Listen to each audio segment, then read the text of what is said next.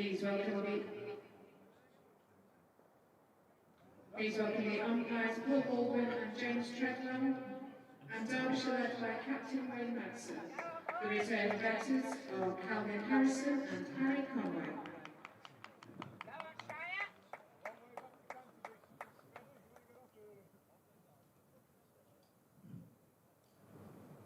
Morning.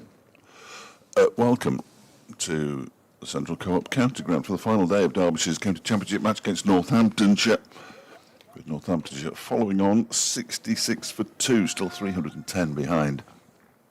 The lights are on. It has rained a little bit this morning, but we are going to start on time. 96 overs today, all the usual 1 o'clock, 20 to 4 kind of caveats. I'm Dave Fletcher from BBC Radio Derby, and this is Andrew Radd from BBC Radio Northampton. Good morning. Something's making a terrible It noise. is. At least it's not the buzzing that we had yesterday that one of our listeners thought was one of us brushing their teeth. But no, morning Fletch, morning everybody.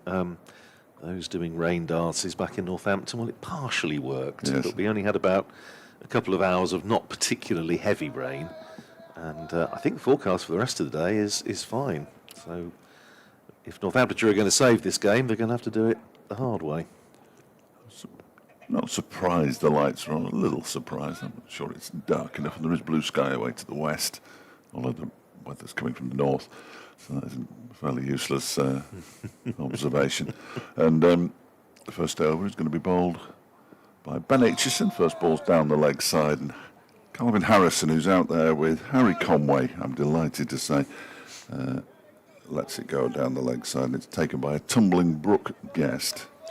I did ask Calvin Harrison last night, and we had a chat with him afterwards, what it's like batting with Harry Conway, and he said, well, it's basically an experience, but it's one I hope to repeat for some time today, yes. So we'll see.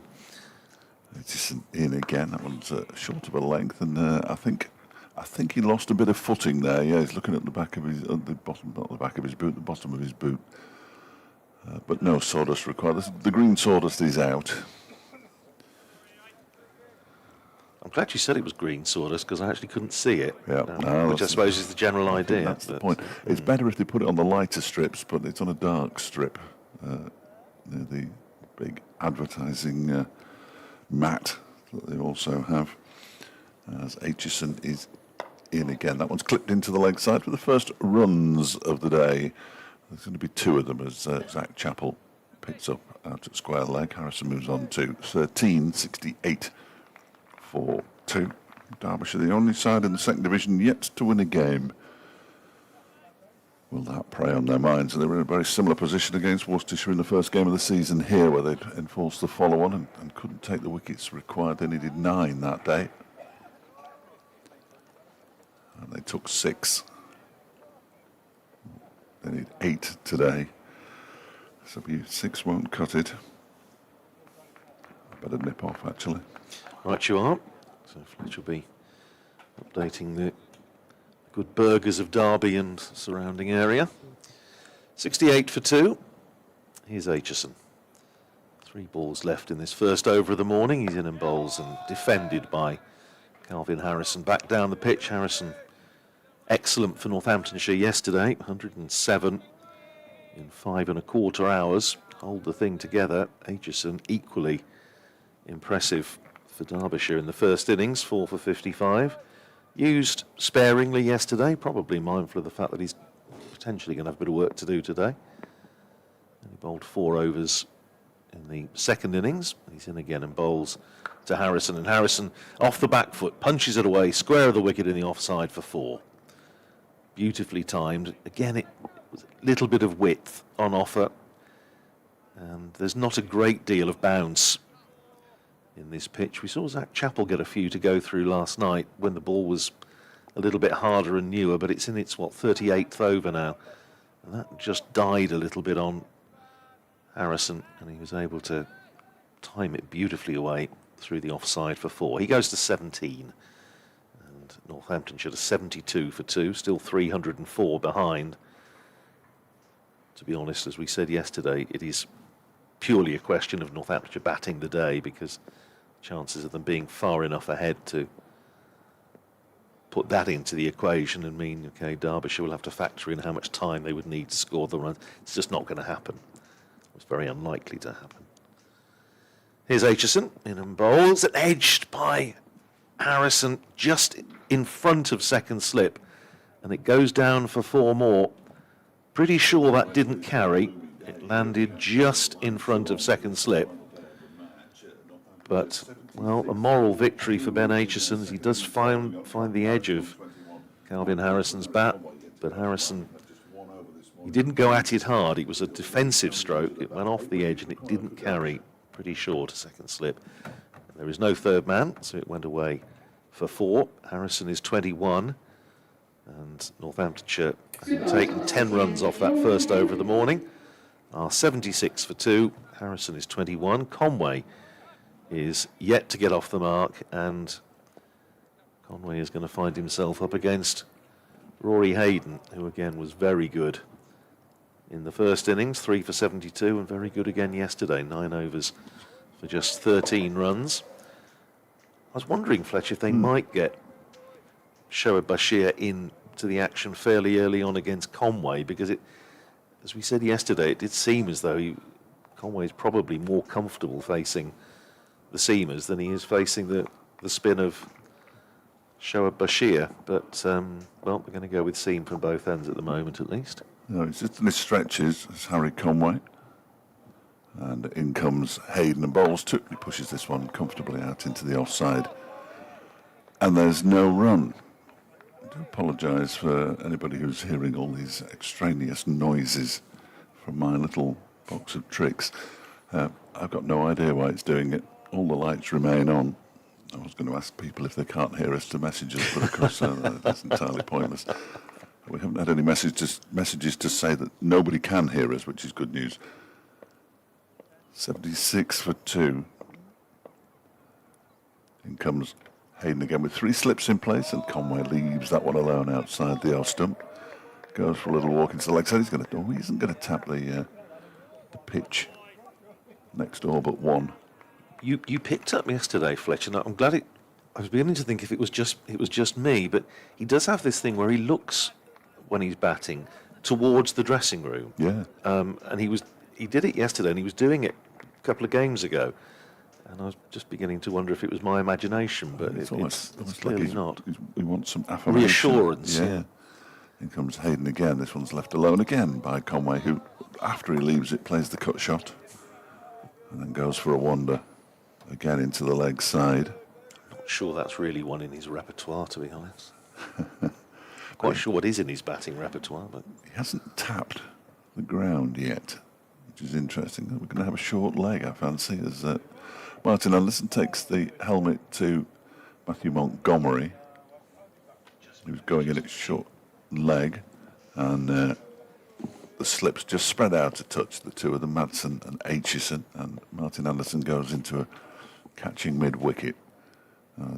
In comes Hayden again and bowls again. Left alone in marvellous fashion by Harry Conway. 18 deliveries he's faced now. Well, his only other outing as night watchman this season was in the second innings against Lancashire, first game of the season, when he'd hung around for a long time in the first innings and put on 60 for the last wicket with Lewis McManus, of which his contribution was 20. But he was night watchman in the second innings and didn't last very long next morning. Oh, and he's edged that one into the ground, just to the right of Wayne Madsen. It was a clear edge, but he did manage to keep it down somehow, Conway. And he's now talking to anybody who'll listen to him. And there is the tap. It's perhaps after a false shot or something like that that he plays that he pats the ground.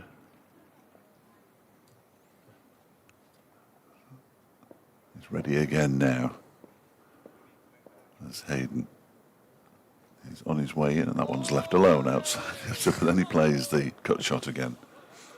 Practices the cut shot. He's got through a maiden over. From Rory Hayden, 10 overs for 13. His figures. Conway has now faced, in fact, 20 deliveries. And he's yet to get off the mark. Harrison has 21, and they're 76 for 2 Northamptonshire, and no damage done so far by the Derbyshire bowlers. That's right. That said, of course, and Darren Lehman was talking about this yesterday, the fact that the edges are not necessarily carrying, and we've now seen 2 this morning that haven't quite carried, with Harrison nicking one just short of second slip, and Conway likewise. Here's Ben Aitchison starting his second over of the morning, and onto the back foot goes Harrison, plays it up towards mid-on. Lewis Rees is there, and there is no run. Plenty of cloud around, but there is some blue sky as well, and as we were saying at the start, the forecast for the rest of the day, I don't think it's exactly going to be tropical beach weather, but it's supposed to be dry anyway. Might even see the sun this Well, afternoon. you never know your luck. Here's Aitchison in and bowls, and Harrison leaves outside the off stump. It's an interesting one last night, Fletch, because we were talking actually in back end of yesterday in commentary about whether batters like to talk to the media if they're not out overnight. Some doesn't bother them, some don't, some coaches don't like it, but Calvin Harrison just came down the steps yesterday and we had a chat with him, and he was quite happy to do so. Here's Aitchison in bowls, and Harrison defends up to mid-on, where Lewis Rees fields, and there's no run. He felt, as Lewis McManus did the day before, that maybe the spin is going to have a role to play today. He was saying, obviously, Shoaib Bashir was challenging, as you would expect, and he said he also praised his old Nottinghamshire club colleague Matthew Montgomery, who he said bowled well. Here's Aitchison in and turned away into the leg side by Harrison, only as far as Zach Chappell, who's just in front of square on the leg side, and there is no run. To see Matthew Montgomery having a bowl on one of the strips on the edge of the square this morning. Oh, I'm sure they'll get through plenty. They will get a second new ball with 50 overs remaining in the match, so that could be quite useful. Absolutely. 2 slips in a gully. Aitchison running away from us. Bowls to Harrison. Big appeal for LBW, not out. Now, I wonder if he got a little nick on that. I suspect that could have been all that saved him, because he was back, unless it jagged back a long way and the umpire felt it was missing. My first thought was, I just wondered if there were two noises there. Anyway, it's not out. It's one of those when you see it from our angle, we're going to get a replay as well now. Let's have a little look. Perhaps going down leg. Going down, yeah. Yeah. It did keep low, did though. keep low, and Yeah. it hit him on the line of leg stump, so the umpire would have said, okay, it's probably going to go down. But, you don't want to be playing back to those. There's Aitchison in, and this time Harrison working it into the onside, and he's going to pick up a single as Lewis Rees comes round from mid-on to field. And that is the end of Ben Aitchison's second over of the morning, and in each of the 3 overs that we've seen, there's been a slightly anxious moment for one or other of the batters. A couple of nicks that have fallen just in front of the slips, and that which was not a bad shout for LBW. Good decision, I think, from umpire Treadwell, but it did keep low, and that is going to be, I'm sure, one of the main threats to Northamptonshire today. 77 for 2. Got some good news and some bad news for Northamptonshire supporters. The good news is that George Scrimshaw has been for a net this morning to practice his batting. The bad news is that George Scrimshaw has been for a net this morning. Take that as you wish. Here comes Rory Hayden. He bowls to Harrison, who pushes this out into the offside. And there's no run. Ian Crooks has already been in touch this morning. You're more than welcome to get in touch with us. Good to hear from you, Ian, on Derbyshire Cricket at bbc.co.uk. You've got one as well, haven't you? Yes, it's the Northampton Cricket at BBC. Yeah. He says, having lamented Derbyshire's performance last week, it's only right that I praise them for a much improved performance in all facets of the game, but particularly with the bat. Guest and Anderson exceptional. It was great to see Jewell back amongst the runs. As the next delivery from Hayden is pushed out into the offside by Harrison, and there's no run. Is it too soon in his career to tip Rory Hayden for great things? Well, we'll just, I mean, it's only his 5th first-class match, but he has done exceptionally well in the 2 that he's played this season. He did pretty well last season as well towards the end. He's looked a real talent in the last couple of matches and can only improve from this point onwards. And obviously from the Derbyshire perspective, he's hoping that they can take the remaining 8 wickets they require. Thank you, Ian. As in comes Hayden and bowls, and that one is pushed out into the offside again by Harrison. Sun desperately trying to poke through. Lights remain on. They're those lights, when you switch them off, you can't switch them back on for half an hour, so they may stay on till lunch. Treasurer will be, or chief executive, or some financial officer, or whatever they have these days will be. There'll definitely be palpitations. Be trying to find where the plug is that they can pull out. Streisand's making an effort, though, isn't it? It is. As Hayden bowls, and that one is pushed into the offside by Harrison, and again fielded by Caleb Jewell. Those, the result yesterday, especially the Middlesex Lancashire one, as you did say, rather thrown the division open. And from Northamptonshire's point of view, I mean, if they needed any extra incentive to battle it out today, apart from wanting to maintain their unbeaten record and just not lose, they get another. If they get the 8 points for the draw, they go back up to second in the group. Hayden bowls Harrison. Well, I'll let you guess what he's done with that one. He's pushed it out into the offside, and it's been fielded by Caleb Jewell. I think that's been every single delivery of this over. The theme. So far. Only one other game in the second division still going on. Gloucestershire now 9 down, 262 for 9, leading Kent by 260 at Bristol, so that's got some promise. Well, a win for Derbyshire would give them 53 points, which could put them ahead of Kent, obviously, depending on what happens elsewhere. Final ball of the over is pushed this time straight back to the bowler by Harrison. And Rory Hayden completes his 11th over by bowling his 6th maiden. 77 for 2 it remains. 299 behind Northamptonshire. The situation in the table, Durham lead with 91 points from 5 games. They are 23 points ahead of Middlesex, who are 68 from 5. Northamptonshire have 65 from 4. Now, if they lose, they only get 1 point, because they only have 1 bowling point, so they would be 66 and they would be 3rd. But were they to get a draw here, the 9 points would put them up to 74, and they'd be 2nd, 17 points behind Durham. So lots for both teams to play for in a very tight division. Now 3 slips rather than 2 and a gully, as Aitchison bowls to Harry Conway, whose defensive stroke is all his own work. It's not quite the Bob Willis curtain rail, but it's the sort of second cousin of it, I think. But his cry of no run was impressive. Yes. I mean, nobody was left in any doubt there as to whether there was going to be a run. He's been watching Marnus Labuschagne or listening to him. 77 for 2. Chilly morning. Bit overcast as Aitchison is in. Bowls, and he's nicked him and he's caught behind.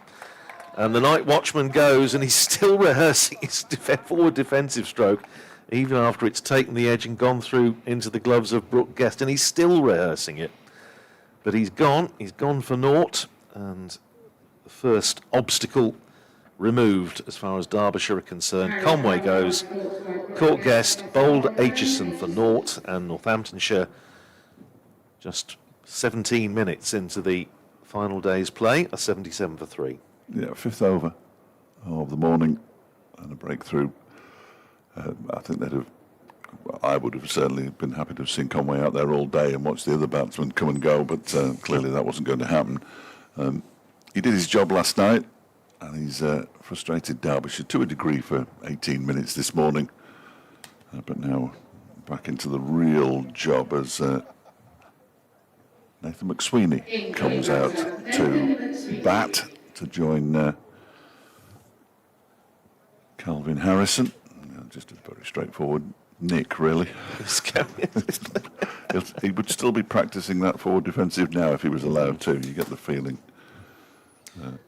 Well, Nathan McSweeney comes in, of course, on a king pair. Having been out first ball in the first innings to Ben Aitchison, caught behind down the leg side. So, well, Aitchison has got 4 balls left in the over to bowl to Nathan McSweeney. And for McSweeney, they've gone with 2 slips and a gully, which is... yes, it is 2 and a gully. They had 2 and a gully for Harrison, but for Conway, they went in with 3 slips. But back to 2 and a gully. 3 saving 1 on the offside, a long leg. Square leg just in front of square, and Lewis Rees there at mid-on. And here's Aitchison, bowl first ball to McSweeney, and McSweeney is off the pair as he steers it down to the left hand of backward point and comes through for a single. Montgomery with the shin pads already on doing the fielding, so McSweeney's off the mark, 1 to him, and Northamptonshire 78 for 3. Encouragement from around the field, as you would expect, and for Harrison, they're dropping square leg back onto the boundary. Shoaib Bashir, with a leap across the pitch, is now going in at short mid-wicket, and now he's being dispatched deeper to an orthodox mid-wicket. Here's Aitchison, in and bowls to Harrison, forces nicely off the back foot, could be 4 runs. It's rattling away through the covers, and it crosses the rope just in front of the players' pavilion. And another nice-looking shot from Calvin Harrison brings him 4 runs. He goes to 26, and Northamptonshire to 82 for 3. I feel obliged to tell you that the new 12th man, who is wearing 18 on his back, is Jack Morley. I'm not entirely sure who he's replaced, if I'm honest. Zach Chappell is out there on the square leg boundary. Hasn't played Championship this year, has he? No, Jack Morley? No, not yet. I think he's going to have to wait until Shoaib's England call-up, if and when that comes. Must admit, he impressed me. One of his early games for Lancashire, and He's a at good Old player. Trafford, he looked a decent bowler. Here's Aitchison to Harrison, turns it away into the leg side, fielded by Bashir at mid-wicket. Yes, it was on an 8th day pitch at Old Trafford, where they'd used it for the Test match, and then, which had been 4 days, and then they used it 4 days, the Championship match. On the last afternoon, I mean, it was still pretty good. It turned a bit, but it was still a decent surface. But I think we both, Scott and I, rather felt he out-bowled Tom Hartley. Here's Aitchison, drops 1 short, so that will explain why they've got deep square out. But Harrison resists the temptation, doesn't take it on, and watches it into the gloves of Brooke Guest. But a successful over for Ben Aitchison. Just excuse all the numbers that you're about to hear, because our line has just dropped to Salford, so I will endeavour. So you don't need to hear that, and you don't need to hear this either. Whatever you do, don't write that down. 82 for 3, Northamptonshire. And Aitchison, 7 overs, 2 maidens, 1 for 21. Northamptonshire 82 for 3, 26 to Harrison, 1 to McSweeney. And having completely interrupted your flow, I'm going to ask you to take over now, because I've just got to follow Sam Fender. Oh, right. It's the first time I've ever done that, and speak to Ian Sky. Yes, I don't have a lot of a flow as a rule, but we'll see what the next over brings. It's Rory Hayden to bowl it, and he's got 2 slips, a gully and a forward short leg, and he's in and bowls. And Harrison solid in defence. McSweeney, rather, beg your pardon. He's solid in defence, pushes it out into the covers where Bashir fields. Madsen at first slip, Aitchison at second. Caleb Jewell, who's today not wearing that very bright, pristine white sun hat. He's got his Derbyshire cap on, and in comes Hayden, bowls, and McSweeney pushing forward, got a decent stride in. There was an appeal for LBW, but not out, says umpire Baldwin. McSweeney goes off for a little wander. Just having a look at the replay of that one. He looked to have a decent stride in. Let's have a look. Yeah, he was close to being outside the line. There was just enough doubt, I think, that umpire would have been guessing to an extent. 82 for 3. Hayden in and bowls, and this time McSweeney is padded up, having gone a long way outside the off stump. There's a throw at the stumps as Baldwin turns down, umpire Baldwin turns down the appeal, and there's then a shy at the stumps to see if they can run him out. It misses the stumps. McSweeney was thinking about coming through for a leg by, but of course they realised that it wouldn't have counted because he didn't play a shot. So Harrison sends him back, and it was all a little bit frantic for a moment. McSweeney getting himself way, way outside the line, but not playing a shot, so slightly dangerous tactic there, you would have thought, considering how straight Rory Hayden has bowled in this match, as his figures would suggest. Now, the keeper's going to stand up, Brooke Guest, which makes sense, as Hayden is in bowls and McSweeney defends out into the offside. Shoaib Bashir comes in from cover to field, and there is no run. Well, it's been a slightly harum-scarum start from Nathan McSweeney, who's had a pretty good start for Northamptonshire in the Championship until his first ball dismissal in the first innings. A couple of hundreds, in fact, back-to-back hundreds for McSweeney. Here's Hayden in bowls too. He defends off, mixture of bat and pad, and it loops dangerously close to Matthew Montgomery at forward short leg. It just drops in front of him. And Brooke Guest couldn't believe that that didn't go to hand. Golly, this is serious working over that Nathan McSweeney is getting here. Test player or not. Here's Hayden. Running in again to bowl to him, and that's better from McSweeney's point of view. He just gets inside the line and turns it round the corner down to deep backward square, and he comes through for a single, so he keeps the bowling. He's 2, Harrison is 26.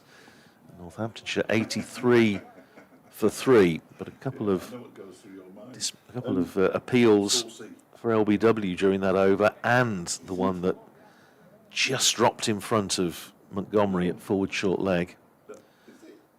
Hardy spectators at either end of the ground, and they really must be very, very committed to the cause if they're there today, because it is decidedly chilly. Forecast suggesting it's going to be quite a chilly week, and it is decidedly drafty out there today.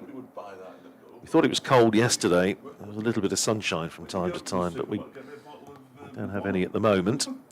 Here's Aitchison in again to bowl to McSweeney, who drops it down almost at his feet. And there is no run.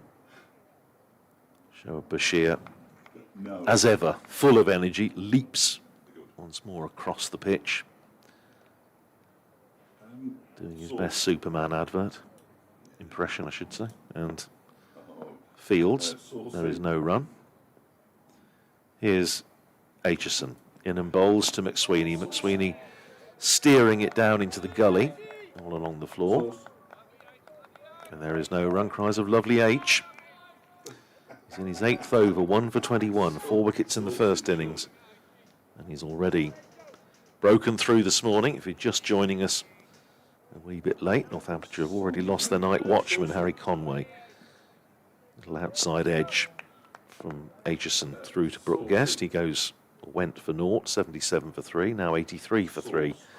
As Aitchison is in, bowls to McSweeney on the back foot, plays defensively up on the onside. And there is no run. In the only other Division 2 match that's going on, that's at Bristol. Gloucestershire all out for 262 this morning against Kent. It means Kent need 261 to win. And they are 6 for no wicket. So if the weather holds, You would think there's every chance of a result there. Have you done? Yes. Source or not was today's quiz. No idea. But we were rushing a bit by the end. He was running out of bed. This morning's condiment quiz.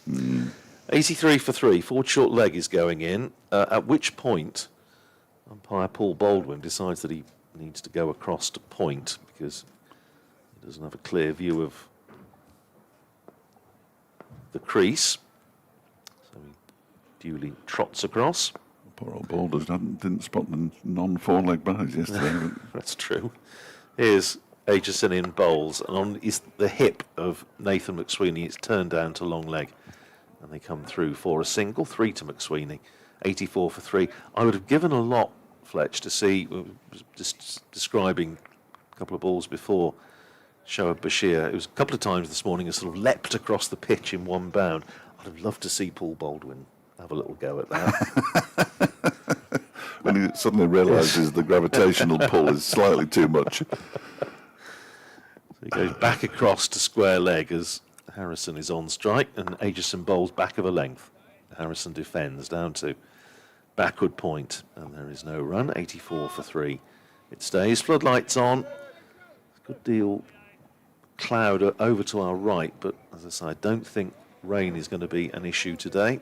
It's forecast to be fine. The only little rider that the forecasters always says, there is always the chance of a scattered shower. Yeah. But I don't think it's certainly nothing imminent, but I suppose conceivable the light might be an issue at some point, although, as you say, I think it's supposed to brighten up this afternoon. Here's Aitchison in bowls, and Harrison again defends back down the pitch. Bowler fields, and Aitchison 8 overs, 2 maidens, 1 for 22, so he's bowled 4 this morning.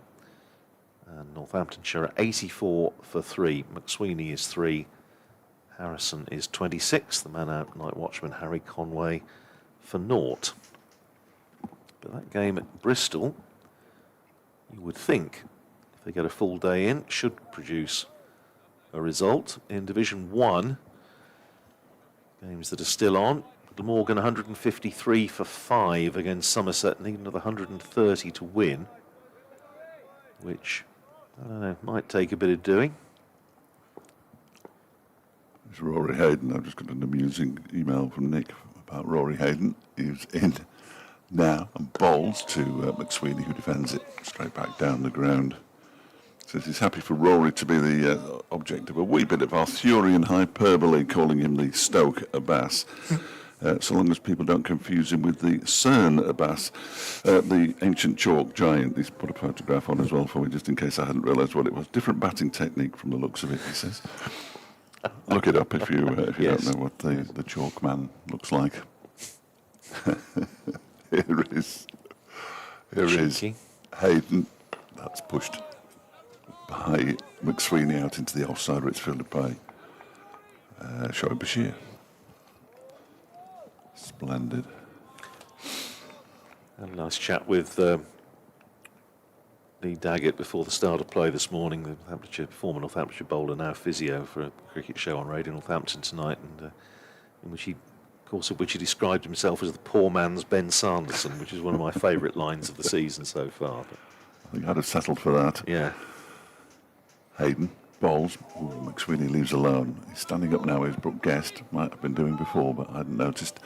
And he takes that as McSweeney leaves alone outside the off stump. Yeah, he came up when McSweeney decided to just have a little shuffle outside the line, and then didn't play a shot. I mean, it's dangerous. I did see the appeal. Dangerous yes. business. It was a long way down. It was a long wasn't way it? down. It got a long way down. But yes. it's an interesting tactic. But I think Brooke Guest absolutely right to stand up. And again, McSweeney pushes it out into the offside. Once again, Bashir does. The feeling, the progressively smaller crowd, sadly, for county cricket, the theme has continued today, I think. A lot of people would have looked at the weather forecast and thought, well, it might be all right, it might not. Perhaps they'll come this afternoon after lunch. But good to see those people who are here being able to watch some cricket from 11 o'clock this morning. 88 overs and 2 balls to go as Hayden is in, and that one is defended again by McSweeney. This time into the onside. Martin Anderson does the fielding. Wayne Madsen has plenty of options at his disposal with Anderson and Chappell, as well as the spin options of Derbyshire and Matthew Montgomery. And fully expect to see him rotate fairly regularly as he strives for 7 more wickets today. In fact, Zach Chappell's already swinging his arms about as Hayden comes in, and that one is defended again by McSweeney into the onside to Anderson to complete the over. Another maiden for Rory Hayden. 13 overs, 7 maidens, 0 for 14. 84 for 3 Northamptonshire. 26 to Harrison, 3 to McSweeney, and they trail by 292. Derbyshire's already had a pat on the back from Wayne Madsen as well. I don't know if that means anything at all. You just never know. Just to go back to those Division 1 games at Trent Bridge, Nottinghamshire 125 for 2 against Surrey in their second innings, so Nottinghamshire 91 ahead. You'd think they struggle to get a result there, but Ben Duckett's 46 not out for those on England watch. Leicestershire 162 for 7 in their second innings against Sussex down at Hove. Here's Aitchison starting a fresh over and playing a miss from Harrison outside the off stump. Really good line from Aitchison. So Leicestershire are just 60 runs ahead with 3 wickets standing, so Sussex in decent position there. Likewise Warwickshire against Yorkshire at Edgbaston. Yorkshire chasing, well, they're not chasing, are they? As we said yesterday. 549 are 108 for 5 against the Bears. So Matt Revis 37 not out there. Here's Aitchison in, bowls to Calvin Harrison, who defends back down the pitch, and there is no run. Harry Brook out to his former teammate, caught and bowled by Jordan Thompson for 26.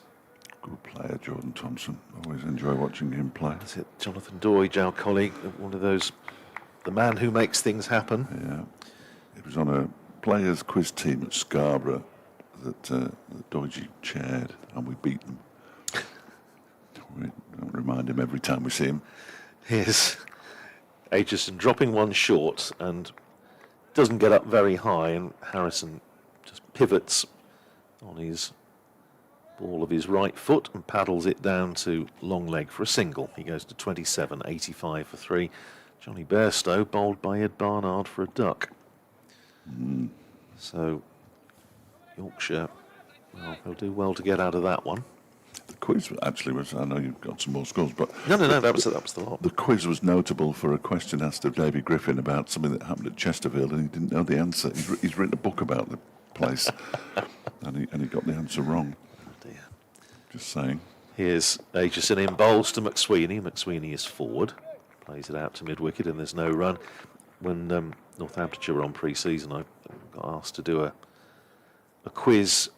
Ricardo Vasconcelos, who was sort of master of ceremonies or social secretary or whatever, wanted a quiz with a question for every member of the squad. The answer, which was so that was an interesting one to do. But I think they're already keen to do it again next year. So the world loves a quiz. Here's Aitchison in, bowls turned away by McSweeney past the right hand of forward short leg down to long leg again for a single. McSweeney goes to 4. Northamptonshire to 86 for 3. I did ask him whether there are any instances of players not getting their own question right, and I'm told there wasn't. I'm told everybody got it, but George Bartlett did admit that he had to think very carefully about his. I think it was when he got 100 for England under-19s, who was captain. Just had to rack his brains a little bit. Here's Aitchison in, bowls, and Harrison defends up to mid-off, where it's fielded by the substitute Jack Morley. And that's the end of the 5th over of Ben Aitchison's spell this morning. 9 overs, 2 maidens, 1 for 24. It's 86 for 3. Harrison is 27, McSweeney is 4. And Northamptonshire still trailing by 290. We've now got 2 substitute fielders on because Amrit Basra for for the first time in this match has come on as a 12th man as well. Is that Northampton's Amrit Basra? Is it? Yes, he's Oh, is it? Yes. Yeah, well, that would be the same. He'll be a key part of the T20. Played well in the One Day Cup last season, had a couple of first-class matches. He played in the game against Glamorgan here that was badly rain-affected, and then played down at Kent in the innings victory down there. So he's never been in a losing side, which is, I'll just hold on to that. As Hayden is in and bowls, that's defended by McSweeney out into the offside. He not only was Amrit born in Northampton, but he went to school at Northampton School for Boys, which is just down the road from the county ground, and his club was Old Northamptonians, which is opposite NSB. So he's very, very much a local boy, but was on the academy, and Northamptonshire didn't offer him anything, as far as I know, so moved elsewhere. Derbyshire from Saka.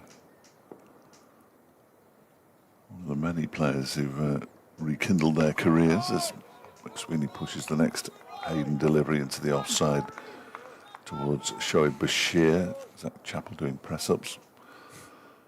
They're painful-looking press-ups. Yeah, I don't know how he does those sideways ones. I've absolutely I mean, the ones he does, which are normal press-ups, are beyond me, but the sideways ones are absolutely ridiculous. Looks like sort of interpretive modern dance at the moment, doesn't it? Oh no, now it's knees up Mother Brown, or the Tiller Girls.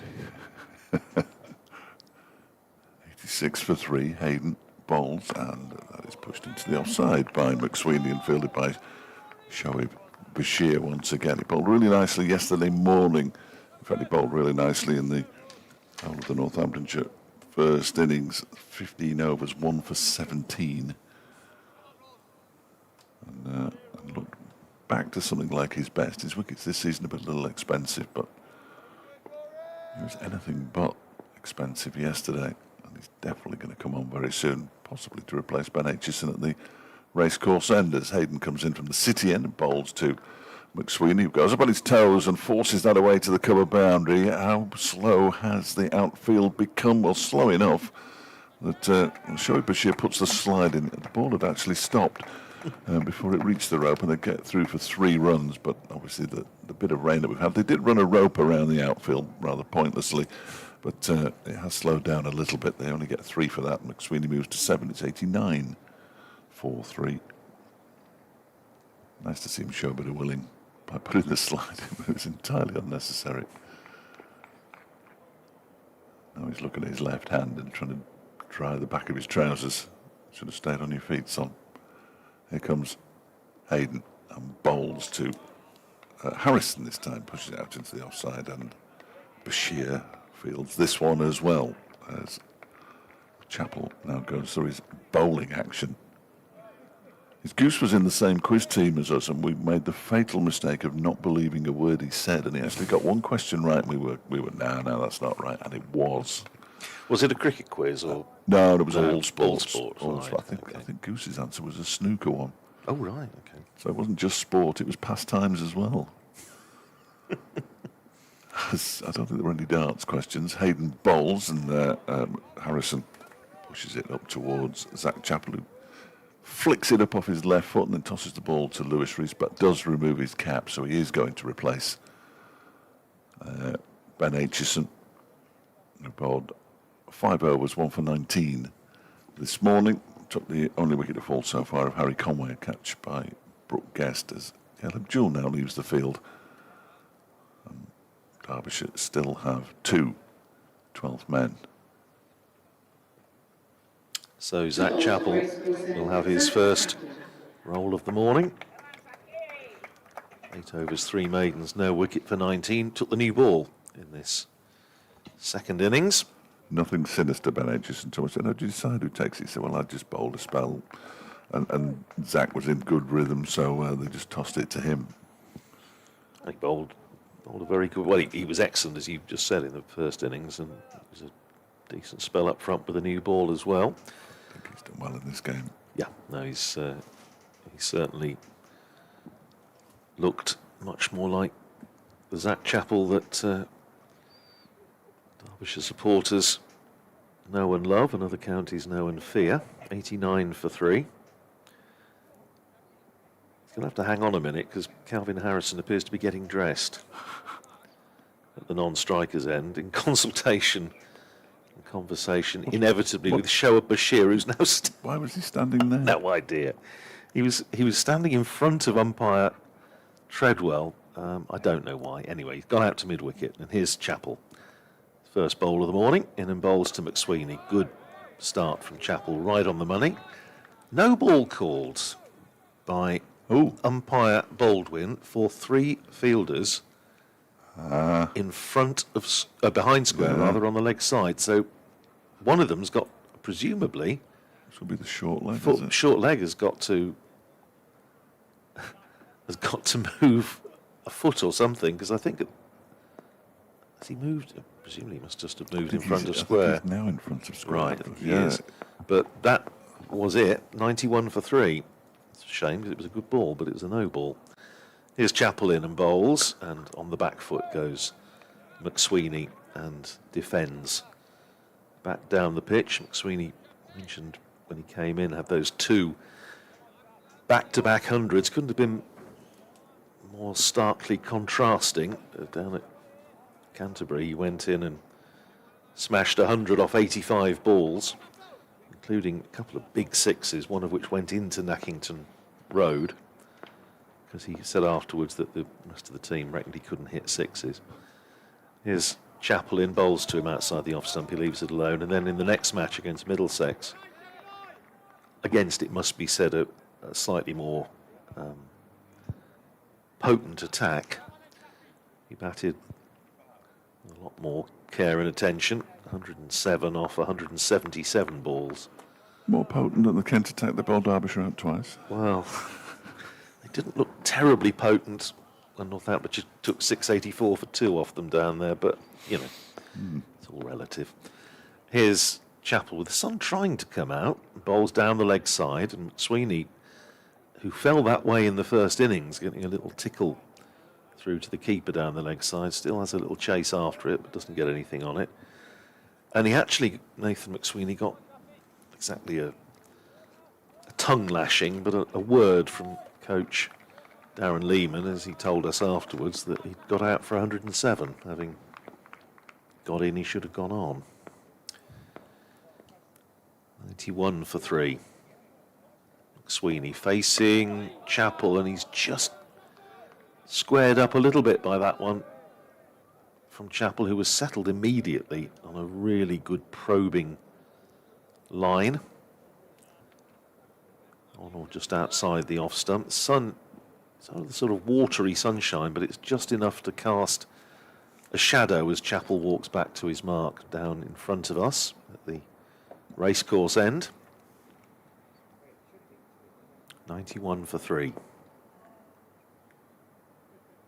Chappell in and bowls and edged by McSweeney, but with soft hands it landed well in front of slip and it's raced away for 4. Wayne Madsen may have got a finger to it, but it's gone down to the boundary. That's a very impressive vault over the advertising board by somebody. Basra. Oh well. He's actually gone under the stand now, if you notice. He's gone under the advertising board at the seat unique stand at the far end of the ground. I wonder which way he's going to come out. He's disappeared. He has gone. 95 for 3, McSweeney to 11. I imagine there's more than one ball under there as well over the years. Yeah, must be all I can see. Here he is. Here he is. We'll have that one. Good man. 95 for 3. So McSweeney played it pretty well, actually. He just relaxed the hands on it, and it didn't anything like carry. But yeah, Madsen's just having a little, slightly rueful look at his finger. I think he did get a finger to it, but not enough, and it ran away for 4. 95 for 3. Chappell to complete the over. He's in and bowls to McSweeney on leg stump, and he clips it away down behind square on the leg side. They'll come back for 2. As it's fielded there. I think, is that Morley? Yep. Yeah, it is Morley down there, because of the left arm throw. Goes in to the keeper's gloves, but plenty of time for the batters to come back for a second. 13 to McSweeney. 27 to Harrison, Northamptonshire. 97 for 3. And Chapel 9 overs, 3 maidens, no wicket for 27. Gets a pat on the back from Derbyshire, which I'm sure is the... To bowl for City End, Martin No, it's not Anderson. actually. It was from Ben Aitchison, which I'm sure is the summit of his career, probably. So Martin Anderson into the attack. Rory Hayden leaving the field after Caleb Jewell returned. So still the 2 substitutes out there. Confusing, isn't it? This is the kind of day when the match referee would be very useful with his board. We've got a slip and a leg slip for Martin Anderson. The leg slip is Ben Aitchison, Wayne Madsen at slip, Matthew Montgomery in catching fairly close, short mid-wicket. Basra is more conventional mid-wicket, long leg, backward point. Jack Morley, Shoaib Bashir in the covers, and then Caleb Jewell for some reason at mid-off, and Lewis Rees at mid-on. As Anderson is in, and that was short and wide and cut away and nicely fielded by Shoaib Bashir, moving to his right and sticking a paw on it to stop it getting past him. Hands straight back in pockets. Missed out a bit there, Harrison, really, because it wasn't a good delivery. Did you know it's Somerset Day today? I didn't. No, I've got nothing. Well, I was just reading the post from Anthony Gibson to say it is Somerset Day. Yes. Anderson bowls. Just a shame it's never been Somerset's day, as that one's pushed out into the offside, fielded by Caleb Jewell, mid-off. Well, I know that feeling. It must be a Derbyshire Day, mustn't There is, yes. Don't, for goodness sake, ask me when it is. When is it, Fletch? No idea. There is a Northamptonshire Day, which is on or around the 25th of October, which is St Crispin's Day, patron saint of shoemakers. Anderson bowls. This one's very straight and pushed by Harrison up towards mid-on. They contemplated a single there. Lewis Rees is wondering why Matthew Montgomery didn't pick the ball up, but he picks the ball up anyway. Flags are nowhere near as... oh no, it's a very difficult sentence to finish this now. They're not fluttering as much as they did yesterday. That'll do. Got out of that one well. No, I'm not sure I did. Here is Anderson bowling, and that's driven into the ground, and on the second bounce reaches Bashir. Well, talking of flags, I've just noticed Somerset Cricket have posted that they've got the Somerset flag, which I think is the... Now, we get into trouble here, because I was always taught that the Somerset emblem was a wyvern, but Anthony Gibson says it's a dragon. It's not a wyvern. Oh, right. Anyway, it's a red one on a yellow background, and it's flying at Taunton. This next delivery is defended by Harrison, back to Anderson. I've just looked up, and it could be any time. September the 22nd. Okay. I just looked up there and I said, I put in Derbyshire Day into the search engine. It came up with Monday the 11th of May, which is today, of course. I think that means, what day is it in Derbyshire? But it is the 22nd of September. Bakewell tarts all round. Who knew? Anderson bowls. That's wide of the off stump, and Harrison leaves it alone to go through to Brookguest, and the over comes to an end. Anderson's now bowled 7 overs. That was a maiden. 2 maidens, 1 for 13. Well, those who love their Shakespeare, Henry V, will know all about St Crispin's Day. Mentioned in the play, it was the date of the Battle of Agincourt. But St Crispin, the patron saint of shoemakers, I'm sure amongst other things, most of them seem to be patron saint of all sorts, they do, don't all they? sorts of things. But Some of them are quite humorous. Yeah. I'll have a look. But yeah, it's often celebrated perhaps the weekend after or the weekend before, but the actual date is the 25th of October.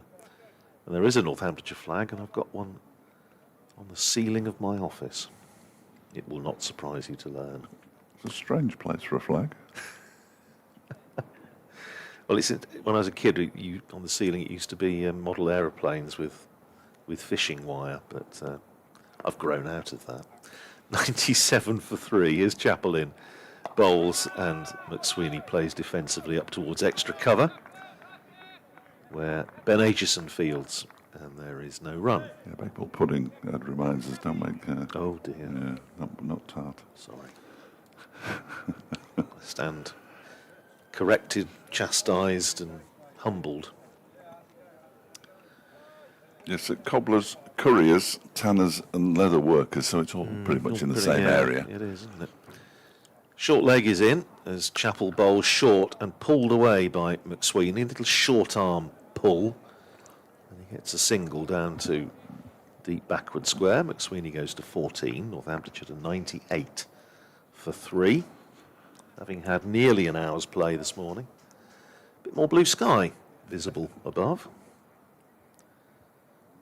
It wouldn't be visible below, would it? Well, all the cloud we can see is gone. Yeah, it has. That's going south. Oh, Somebody dear.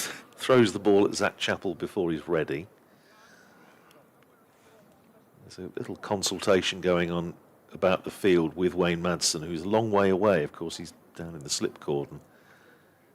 And the sum total of the discussion seems to be Shoaib Bashir coming in a little bit closer, like a catching short mid-wicket, and Matthew Montgomery going just a tad deeper at extra cover, and long leg coming round a bit. So 2 men back on the leg side as Harrison faces Chappell, and Chappell goes full, and Harrison drops a bat on it.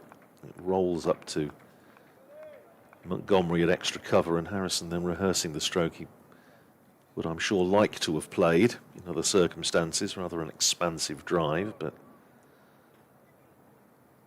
self-denying ordnance of Calvin Harrison. 67 balls he's faced in this innings, to go with the 269 he faced in the first innings. Here's Chappell, in and bowls, turned away by Harrison. Can't get it past Shoaib Bashir, smashing bit of fielding in there at mid-wicket. And Harrison was thinking about a run, and Shoaib had a shy at the stumps, didn't hit them, but a really good bit of fielding in there, 98 for 3. He's a very tall man and he's got some reach on him. He used pretty much all of that reach to get to that one. It was nicely done by Bashir. Chappell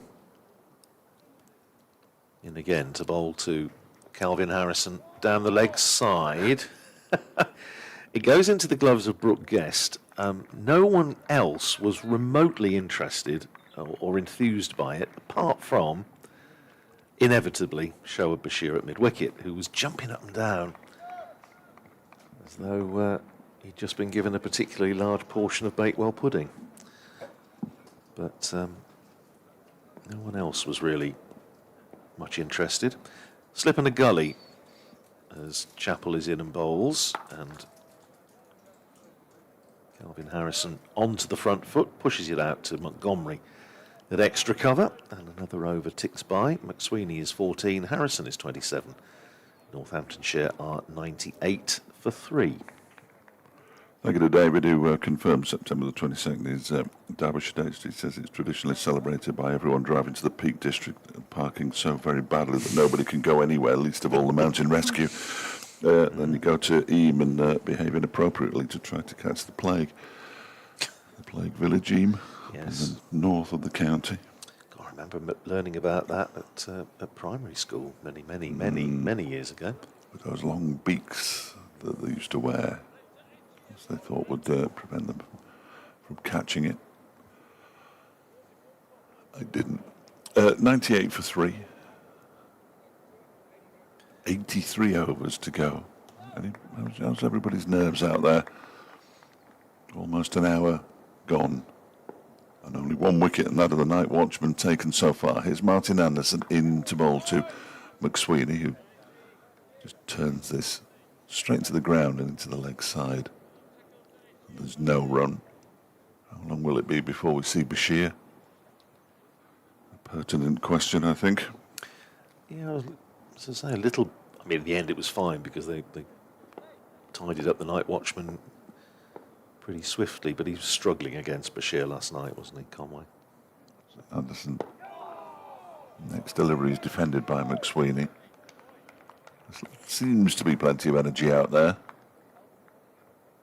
And it's not one of those hot days when energy can disappear really quickly. What it is one of those gloomy days where you're always concerned that at some point the umpires will get twitchy and remove the players from the playing field. And of course, as soon as they go off, we start losing precious overs as Anderson is in and bowls. That one's turned into the leg side. It's actually into the ground. It was well stopped by Ben Aitchison, I think, with his chest. He's there for that exact shot, just in case it doesn't hit the ground. They'll have seen how he got out in the first innings, wouldn't they? Just going after one, a little uppish clip down the leg side, which was caught behind. It's good thinking, really good thinking. In comes Anderson again. That's a full ball that's driven up to mid-off and stopped by the knee of Caleb Joy. Kicks the ground. He's not happy. He's just been done by the outfield. He's not the first. He won't be the last. Kent 24 for 2, needing 261 to win against Gloucestershire at Bristol, and Zach Crawley has been and gone for 17. Ben Dawkins also out for 7. In comes Anderson again and bowls. That's turned into the leg side. Down towards Zach Chappell. He's got a bit of ground to cover. He picks up now and they come back for the second. The throw comes in and they get back comfortably enough in the end.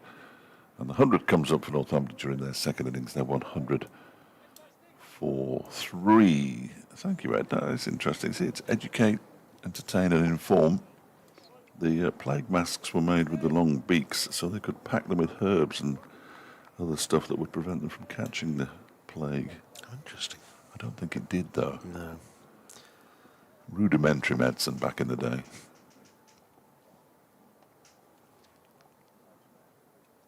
Here comes Anderson to complete the over. Full delivery, dug out well by McSweeney. Straight back to Anderson, and his 8th over of the match, second of this spell, comes to an end. 1 for 15. He has Northamptonshire 100 for 3, 276 runs behind. You will know, Fletch, when you do the interviews that we do sometimes, they're not necessarily the ones about what's happening in the here and now, but you just have a little bit of a chat with somebody. And I was talking, as I mentioned earlier, to Lee Daggett, Northamptonshire physio, and was telling him about an interview I did, must be at least 35 years ago, with Jack Jennings, the former Northamptonshire physio, was also involved with football. He, I think, was physio to part of the Olympic team back in the Commonwealth Games team back in the 60s.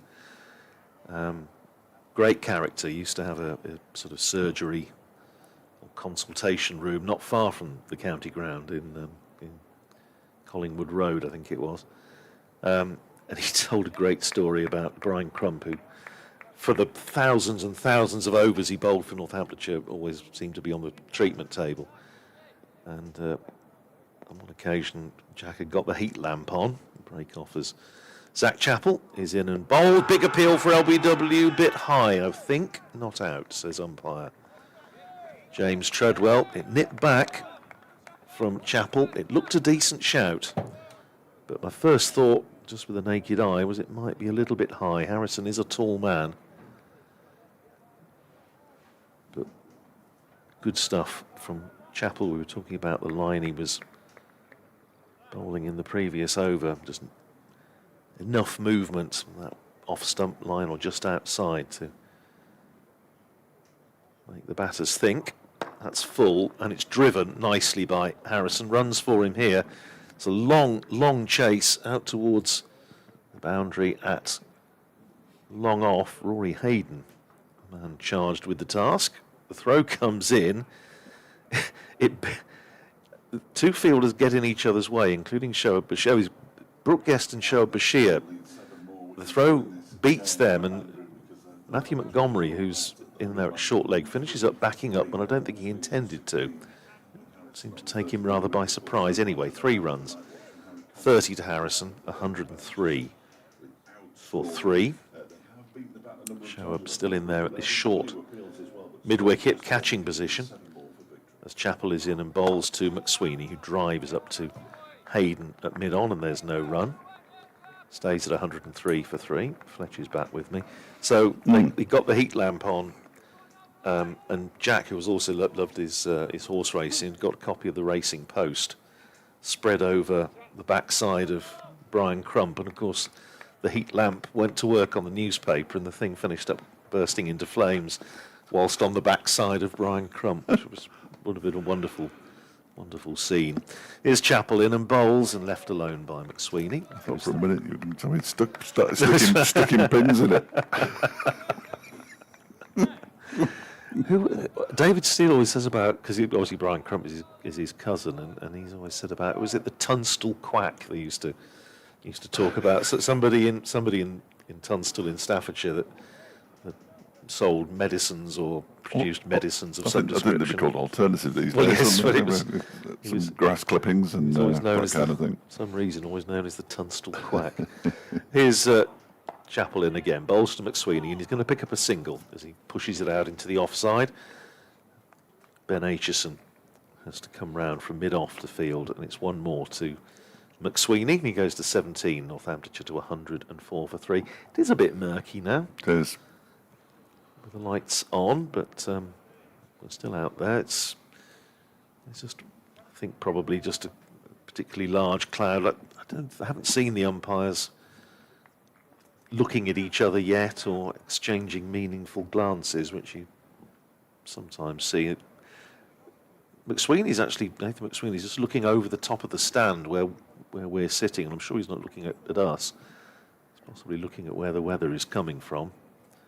I think he's going to look in vain if he's looking for any rain, but I'll say it is a bit murky at the moment. Chappell into bowl this time to Calvin Harrison, last ball of the over. Short, Harrison ducks underneath it, end of the over, 104 for 3, 30 to Harrison, 17 to McSweeney. And, well, the first hour negotiated by Northamptonshire for the loss of just the night watchman, but there are still 81 overs remaining in the day, so a long, long way to go. Doesn't feel that long, really. We have been here before. I'll keep harping back to that game against Worcestershire, but it's difficult not to. If I can find it. So on the last day, Derbyshire needed 9 wickets in that match. Dan Latigan fell short of a half-century. Adam Hose made one, as Anderson is in and bowls a full delivery to Nathan McSweeney. He plays it straight back to the bowler. The big moment, though, was Matthew Waite being dropped on 16 by Lewis Rees. They were still more than 100 behind at that point. Matthew Waite ended up not out 66 at the close. As in comes Anderson again. McSweeney pushes it back down the track towards him. Word from the outside world is that this light is not good, and that will be somebody who's got a light meter on his camera, which tells him sitting in the dugout. I think spin wouldn't be such a bad idea anyway, as Anderson comes in again, and that's edged to the right of Wayne Madsen and down at third man for a boundary for McSweeney, who moves on to 21, 108 for 3, but another edge not going to hand. I mean, it would be worth giving Bashir a whirl anyway, just to see if the pitch is conducive to spin. I asked about the heavy roller yesterday of Ben Aitchison, and he said, I think they've used all their options, and there was only a light roller this morning. That one is a ball bounced there, but down the leg side and turned away by McSweeney down to Chappell for a single, 109 for 3. Interesting. Well, I must admit, from a Northamptonshire point of view, as we said in this game before, you go on the basis of what the opposition would least like, and he was a constant threat, wasn't he? He was always threatening to take a wicket, and yeah, I think he might be useful to get him on.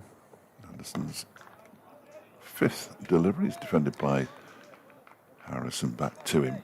Looks to me, and your eyes are probably better than mine, but it looks as though it might just have got a little bit brighter in the last couple of minutes, but Still a little bit murky.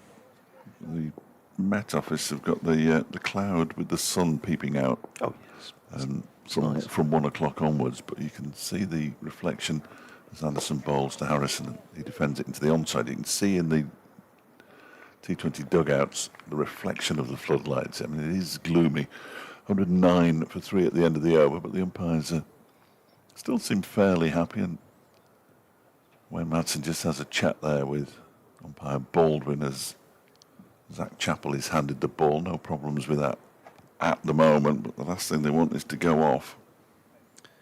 Yeah, that would. Well, it'd be frustrating if, it's like you say. There's no now question of making up any time. If they lose it, they lose it today. So as soon as they go off, that's it. We start losing an over every 2 3/4 minutes. 3 3/4 minutes. Is it 3 3/4? They should let that long.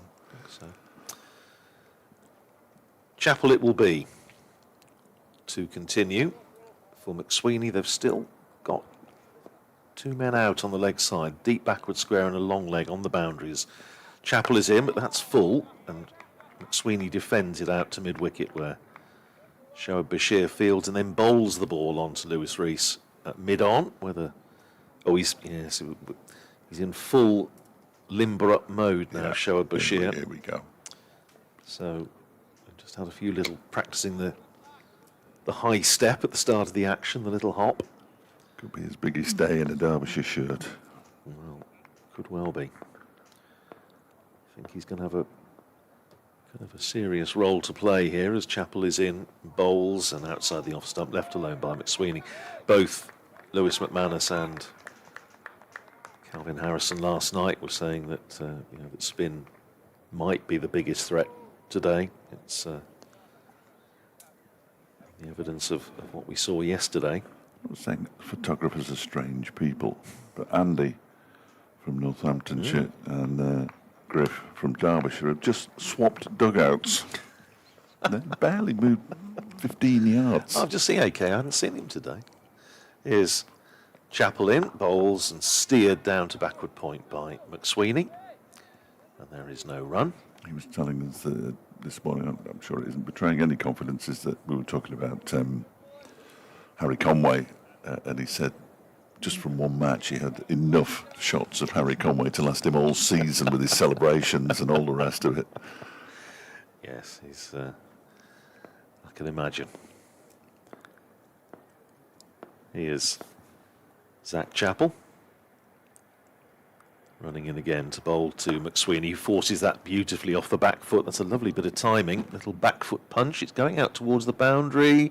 It's a teaser, and it's just beaten Caleb Jewell into the rope in front of the players' pavilion, and it's 4 to McSweeney. He goes to 26, and Northamptonshire to 113 for 3. Remember, still 263 behind, with 79 overs after this one remaining in the day. But as Fletch pointed out earlier, of course, Derbyshire will have a second new ball available sometime early this afternoon, you would think. Turned by McSweeney in front of forward short leg. Sounded like his bat had snapped in half. It was a horrible just noise. Splice, wasn't it, I think? But Chappell, as we saw last night, more than I would suggest any of the other Derbyshire bowlers, is just getting that little bit of extra bounce. We know he's a big tall man and he's very strong, but in the first innings as well, he was getting a bit more bounce out of this surface again than almost anybody else, even with an older ball. Here's Chappell in again, bowls and defended by McSweeney out to Montgomery at forward short leg. End of the over. 26 to McSweeney, 30 to Harrison, and Northamptonshire 113 for 3. And I think it is a bit brighter than it was. Too bright for the spinners, surely. Anyway, we're going to see Shoaib Bashir removes his sweater and his cap. Martin Anderson takes his sweater from by Baldwin. We are going to see Shoaib Bashir, who's got 1 wicket already in this innings. 10 overs, 1 for 12. He managed to bowl Ricardo Vasconcelos off an inside edge. Close to the close of play yesterday evening. picked up 2 wickets in the first innings as well. Finished with 2 for 47 from 26 overs of 5 balls. So here we go, lads. The cry, I think that was Wayne Madsen. Just moving Ben Aitchison a little bit on the mid-wicket boundary. So short leg and a slip. Close-ish catches on either side of the pitch. One will be Anderson, the other one is Jack Morley, I think. Caleb Jewell finds himself down at long on, right on the boundary. And Bashir for the first time today bowls to Harrison, who plays it up towards Caleb Jewell, and they trot through for a comfortable single, 114 for 3. They can afford to put more close catches in. There is little danger at this stage of Northamptonshire actually going past Derbyshire's first innings. Jewell just trots up and is now halfway back at mid-on. McSweeney waits. Bashir bowls to him. He turns that one into the leg side. Nice piece of fielding from Martin Anderson, diving away to his right to make sure the ball doesn't get past him. Bashir really just needs to build some pressure and then turn it square. That'd be the ideal. Here comes Bashir again. That was a short delivery that's turned into the leg side by McSweeney, out towards Aitchison for a single. 115 for 3. McSweeney on to 27. Harrison has 31. They put on 38 in a bit more than 12 overs.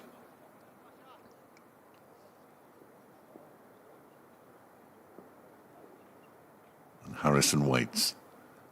Bashir in. Oh, and that one almost sneaked through, and he actually went forward quite a long way to play it off the inside half of the bat into the leg side, and they've sneaked through for a single. 116 for 3. Well, most of his overs from the city end in this match showing Bashir, a couple from the racecourse end. And in he comes again to McSweeney, who very watchfully gets forward, pushes it back to him. We haven't seen any histrionics from him just yet. Nothing has been close enough for him to leap around and put his hands in the air. Won't be long. I don't think it will. Perhaps get the first over out of the way. And he comes and bowls. And, oh, now there we go. There was a little cry from him there. And he walks around with the air of a confident man. And the first over he's bowled today comes to an end at 116 for 3, 27 to McSweeney, 32 to Harrison. Well, if Gloucestershire beat Kent, I mean, by no means certain, the 261 is the target for Kent, 35 for 2. Were Gloucestershire to win that one, then it bunches the table up even more, potentially. Said his bat sounded horrible. Yeah, He's you changed did. it. Yeah. I think it was McSweeney, wasn't it? Yes, it was. Yeah, 12 runs. Changed his bat. Just sounded like it had cracked. Yeah, I think it sounded as though the stroke after that he played, it was sort of right up towards the splice, and it might just have a little crack or something in it. Anyway, it's been replaced, and Wayne Madsen and Zach Chappell locked in conference. It's the leg side field that seems to be the focus of their attention. Suggests he might be going to try and bowl short with a ball that's 55 overs old. That won't be easy for him. No, Merry Christmas. They've got a deep backward square already and a long leg, and they've been in place for a wee while. Forward short leg and Shoaib Bashir catching at short mid-wicket. Here's Chappell in and bowls, and that's again an absolute beauty, and it feeds into what we've been saying, that Chappell, that one absolutely took off past the outside edge, and he just extracting every ounce of life out of this pitch that he possibly can. It's a terrific effort from Zach Chappell. That goes past the edge of somebody who's been out there for a very long time. Calvin Harrison. Chappell runs in again, bowls to Harrison. Harrison on the back foot, plays it down through backward point. They come back for a second. Get there pretty comfortably. 2 more to Harrison, who goes to 34, Northamptonshire to 118 for 3. But I say, were Gloucestershire to win that one, if Derbyshire don't win here, then it really leaves them a little bit down among the sort of bottom 3. Here's Chappell in, bowls outside the off stump, beats Harrison again on the front foot this time. That said, of course, if Derbyshire win here, then they're right up with the rest of the pack chasing Durham. So as I mentioned earlier, if Northamptonshire lose here, just the 1 point will do them very little good. If they were to get away with the draw, 9 points would put them back up to second place ahead of Middlesex. So lots for both teams to play for over the next couple of sessions. Is Chappell in, bowls outside the off stump, and Harrison leaves that alone. Goes through to Brooke Guest.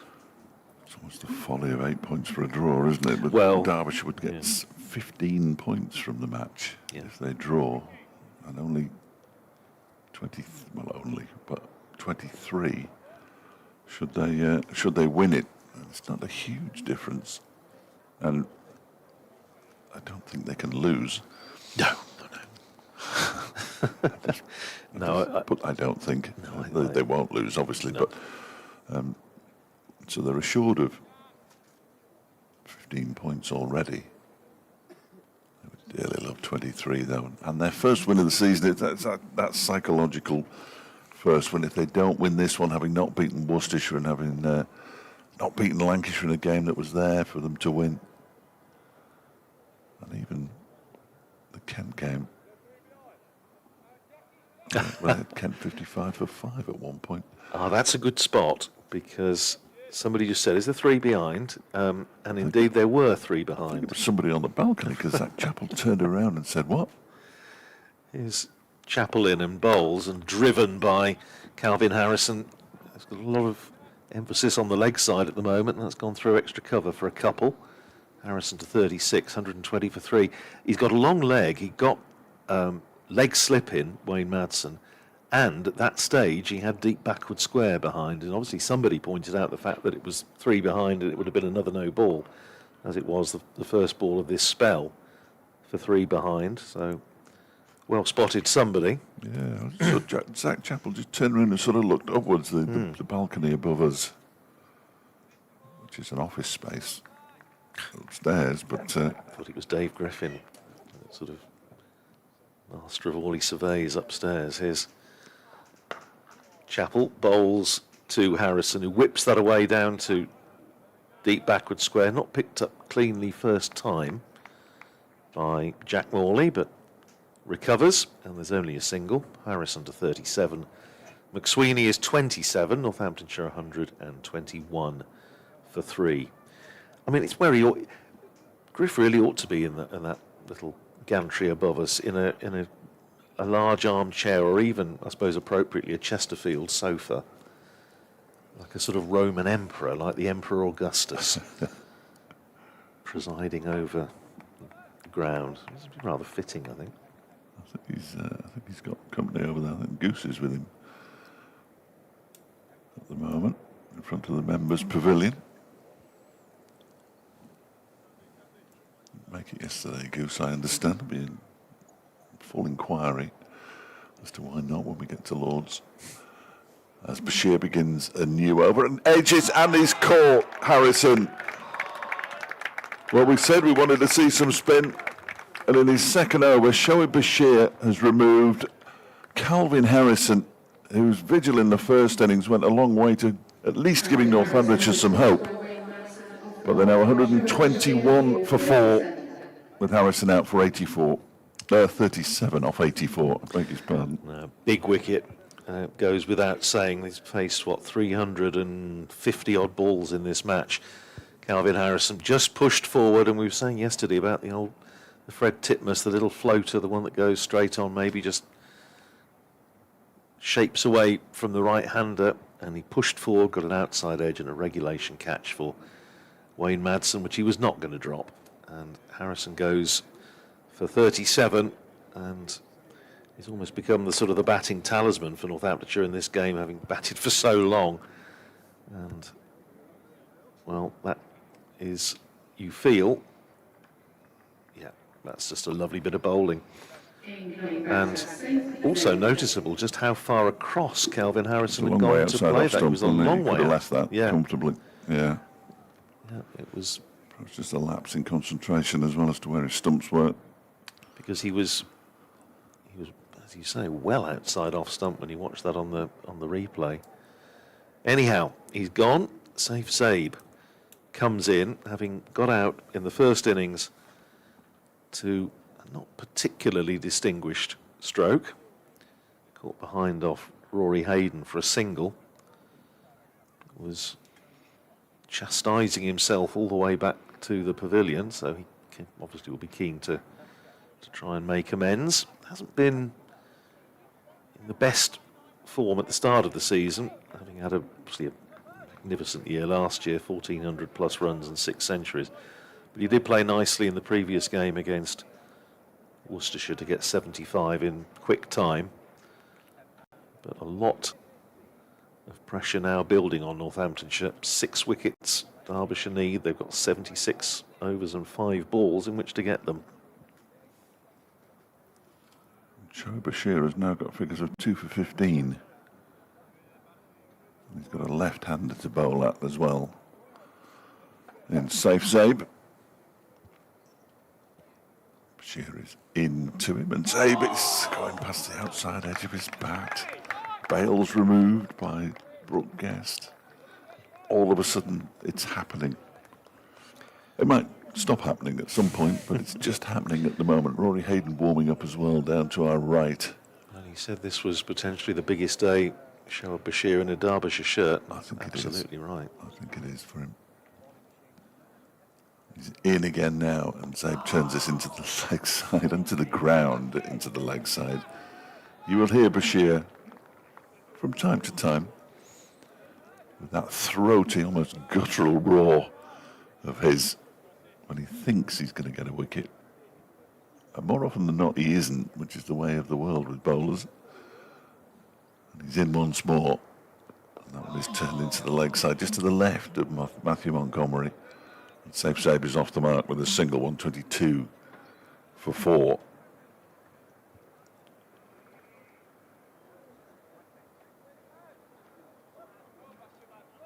Still got the short leg and the slip for Nathan McSweeney. Backward point cover, mid off, mid on, mid wicket, man out on the mid wicket boundary as well, and man backward square on the 45 on the leg side as he bowls to McSweeney, who just dabs this into the offside, backward square, and it's fielded by the skipper Wayne Madsen.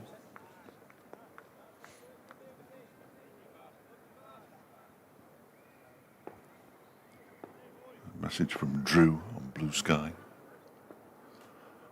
I'll come to that after this delivery from Bashir.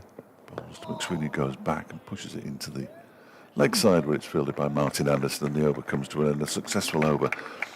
1 run from it, but more importantly, the wicket of Calvin Harrison for 37. Northamptonshire 122 for 4 with McSweeney on 27 and Safe Saib on 1.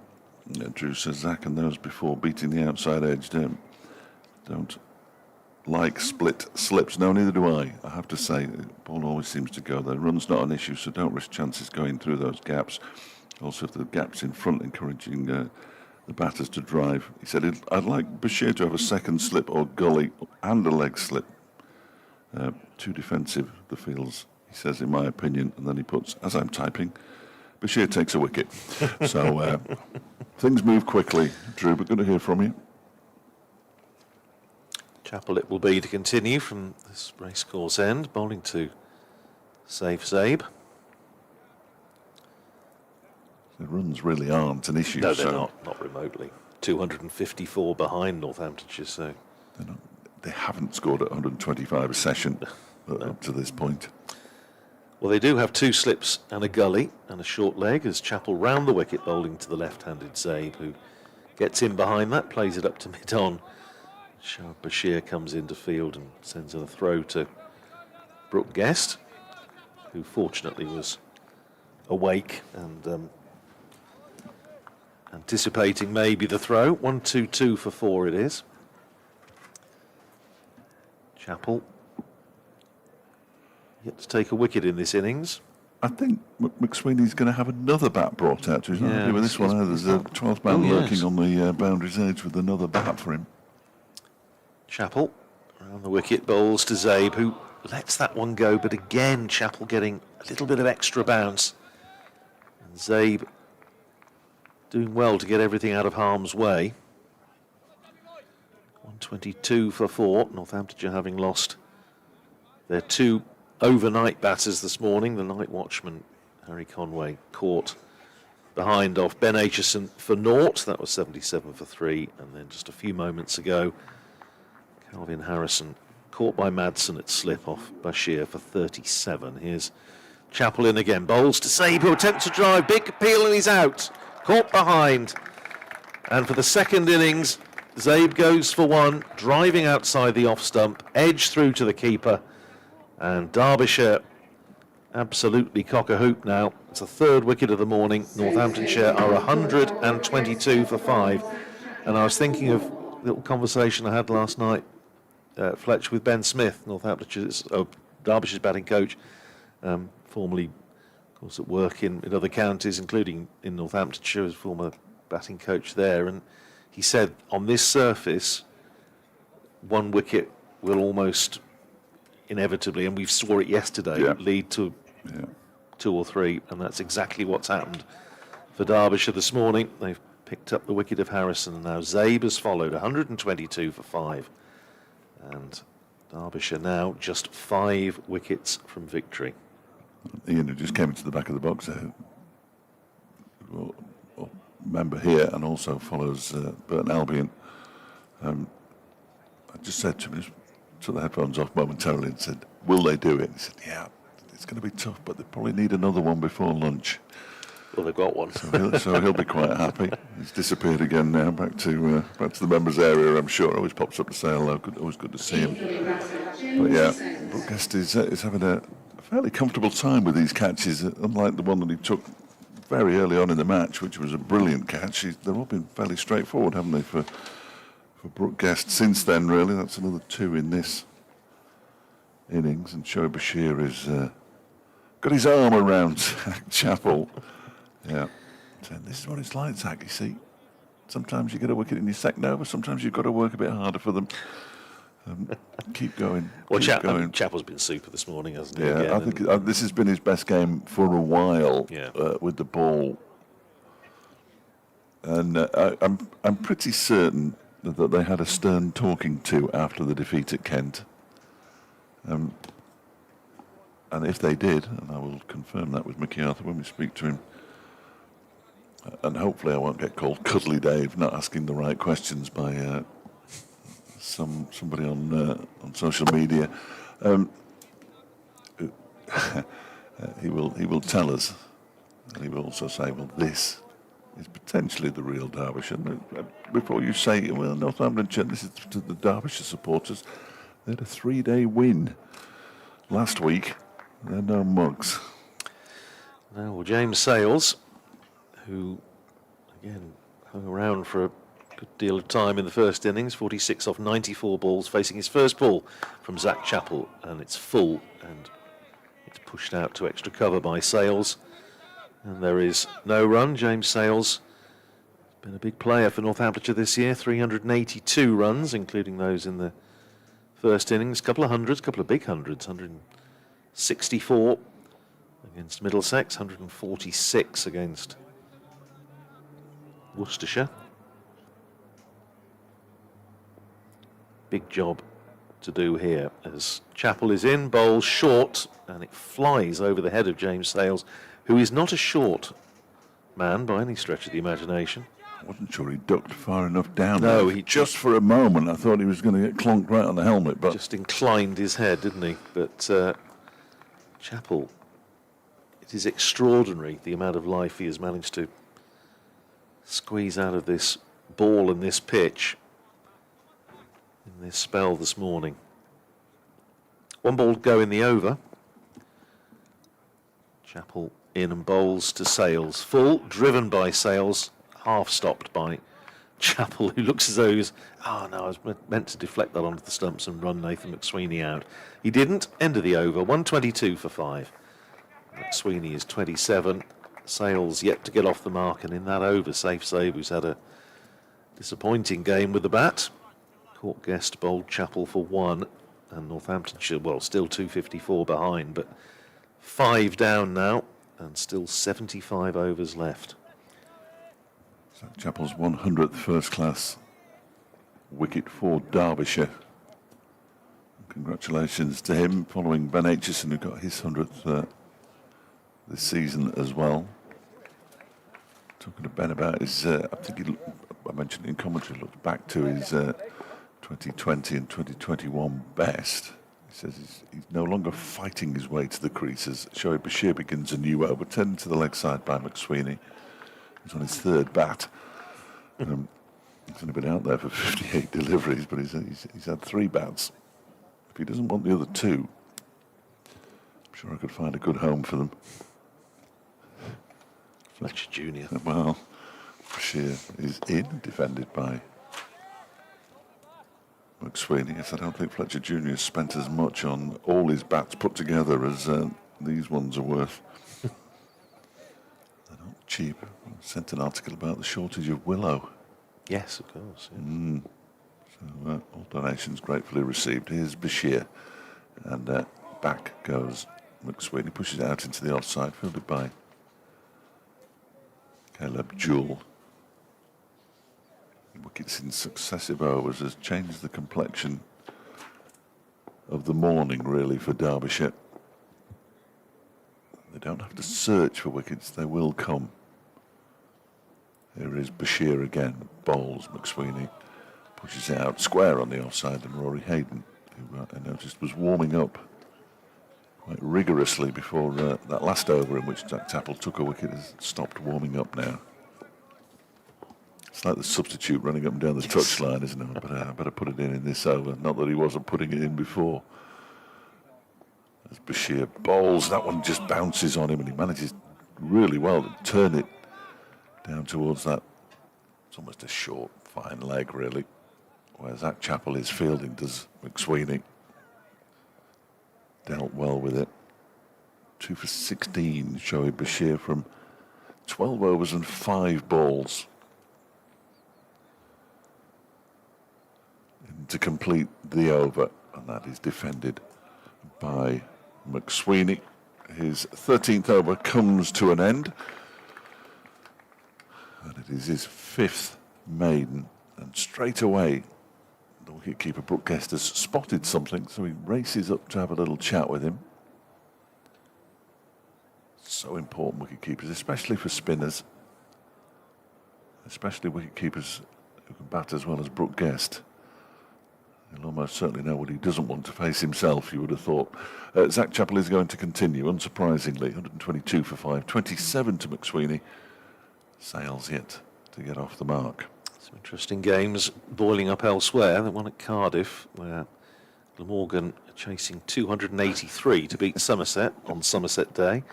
174 for 5, with Sean Dixon in there. 22 not out, but has plenty left in that one, as Chappell running in to start his 15th over of the innings with 2 slips and a gully and a short leg. Bowls to Sales, who looks to drive, gets a thick inside edge out away through mid-wicket. Picks up a couple of runs, but not entirely convincingly. He goes to 2, getting him off the mark. 124 for 5. Fletcher Jr. getting cocky. No need for no need for bats. Averaging 29 at a run a ball. Fair enough.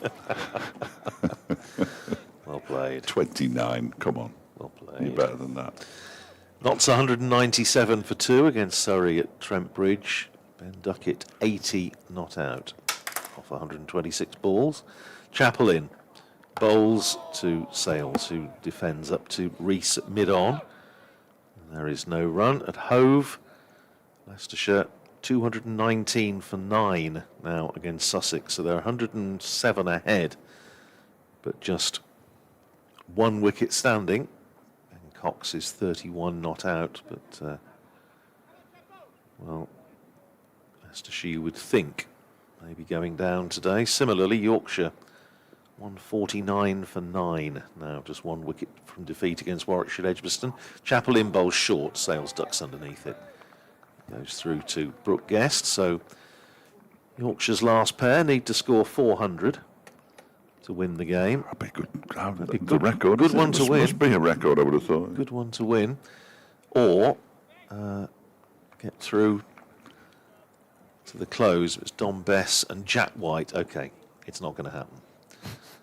I've seen quite a lot of Jack White batting down the years, as you can imagine. It's often entertaining while it lasts, but it doesn't tend to last all that long. Here's Chappell in, bowls to Sales, and Sales defends out into the offside this time, fielded by Shoaib Bashir at extra cover. Kent recovering a bit after the loss of those 2 early wickets down at Bristol. 64 for 2 after being set 261 to win, and to under Mayeye 32 not out off 35 balls. Sam Northeast, who's with him, 4 not out off 33 balls. So he's watching from the other end and enjoying it, I would imagine. Chappell. And again to bowl to James Sales, and James Sales plays it back down the pitch for Chappell to field, and there is no run. Their batting on paper is really strong, though, isn't it? Yeah. I mean, North East returning. Obviously, they'll have Zach Crawley for the whole season, you would expect, and he will find form in the second division of the county championship at some point, you would expect. Mayeye, really good. Ben Dawkins looked he looked useful. He didn't get the scores against Derbyshire last week, but he looks useful. Chappell in again to bowl to Sales, and Sales on the front foot, pushing it up to Shoaib Bashir at extra cover, and that is the end of Zach Chappell's 15th over. 4 maidens, 1 for 43, 124 for 5, 27 to McSweeney, 2 to Sales. We've got about 20 minutes to go until lunch, and Rory Hayden is indeed limbering up, so he may be on for Chappell, I suspect, before lunch. It'd be worth giving him a little burst. He had to take a wicket in this innings, but he's bowled beautifully. 14 overs, 7 maidens, 0 for 17. They're off for light at Bristol. They've just gone off. Ooh. 64 for 2, Kent. They've been jumping up and down. Be a tall man jumping up and down. Bashir begins a new over, turning to the leg side by McSweeney. That'll be the greatest disparity in height of all the commentators, I think, Ed Seaborn and Matt Cole. Yes. They're together this week. Yes, absolutely. I can't think of anybody either taller or shorter. There's this next. Bashir delivery bounces, and he does well to get out of the way of that one, McSweeney. It's gone all the way down for 4 byes. But there was some extra bounce there for Shoaib Bashir. He won't mind that too much. It might, as our correspondent said, not force them, but do you want a leg slip in? Why not have a leg slip? Do we really need a man out on the mid-wicket boundary? He's going to have his wish. I think that, well, that particular horse may well have bolted, but the mid-wicket boundary rider, who was Ben Aitchison, is now coming in because he's a slightly better fielder than Zach Chappell, who's gone out to the mid-wicket boundary. So they've still got the orthodox mid-wicket as well as the leg, as the one on the boundary. And now Caleb Jewell's coming in somewhere. Where's he going? He's going into the Zach Chappell position. It's all change at backward square on the 45 on the leg side. It's as though that one wicket is, that one ball rather, has made Madsen think, yeah, okay. Aitchison's going to Aitchison's now swapping with Caleb Jewell. Umpire Treadwell's decided he might as well join in, and he's gone out into the point region. He can't see through there. He's also looking for 3 behind square, of course, on the leg side, but there aren't at the moment, I can assure everybody. As Bashir bowls and using his feet, McSweeney comes down, meets the ball and pushes it up towards the long on boundary, where it's fielded by Jack Morley, who's still out there. I ought to be looking around to see who's. Harry Kane's not on. Harry Kane, now he doesn't go off.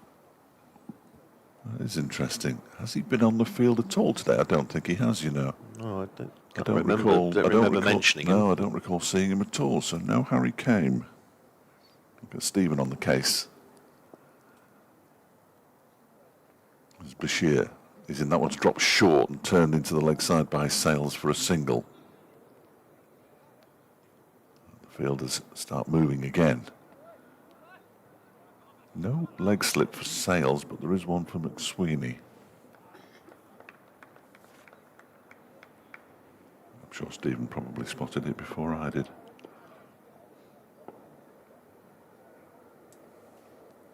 Next delivery from Bashir. McSweeney comes forward and then he rather edgily plays it backward a square on the offside where Hayden fields. 15 minutes until lunch, 72 overs in the day. Derbyshire need 5 more wickets. Northamptonshire 130 on the board, still trailing by 246.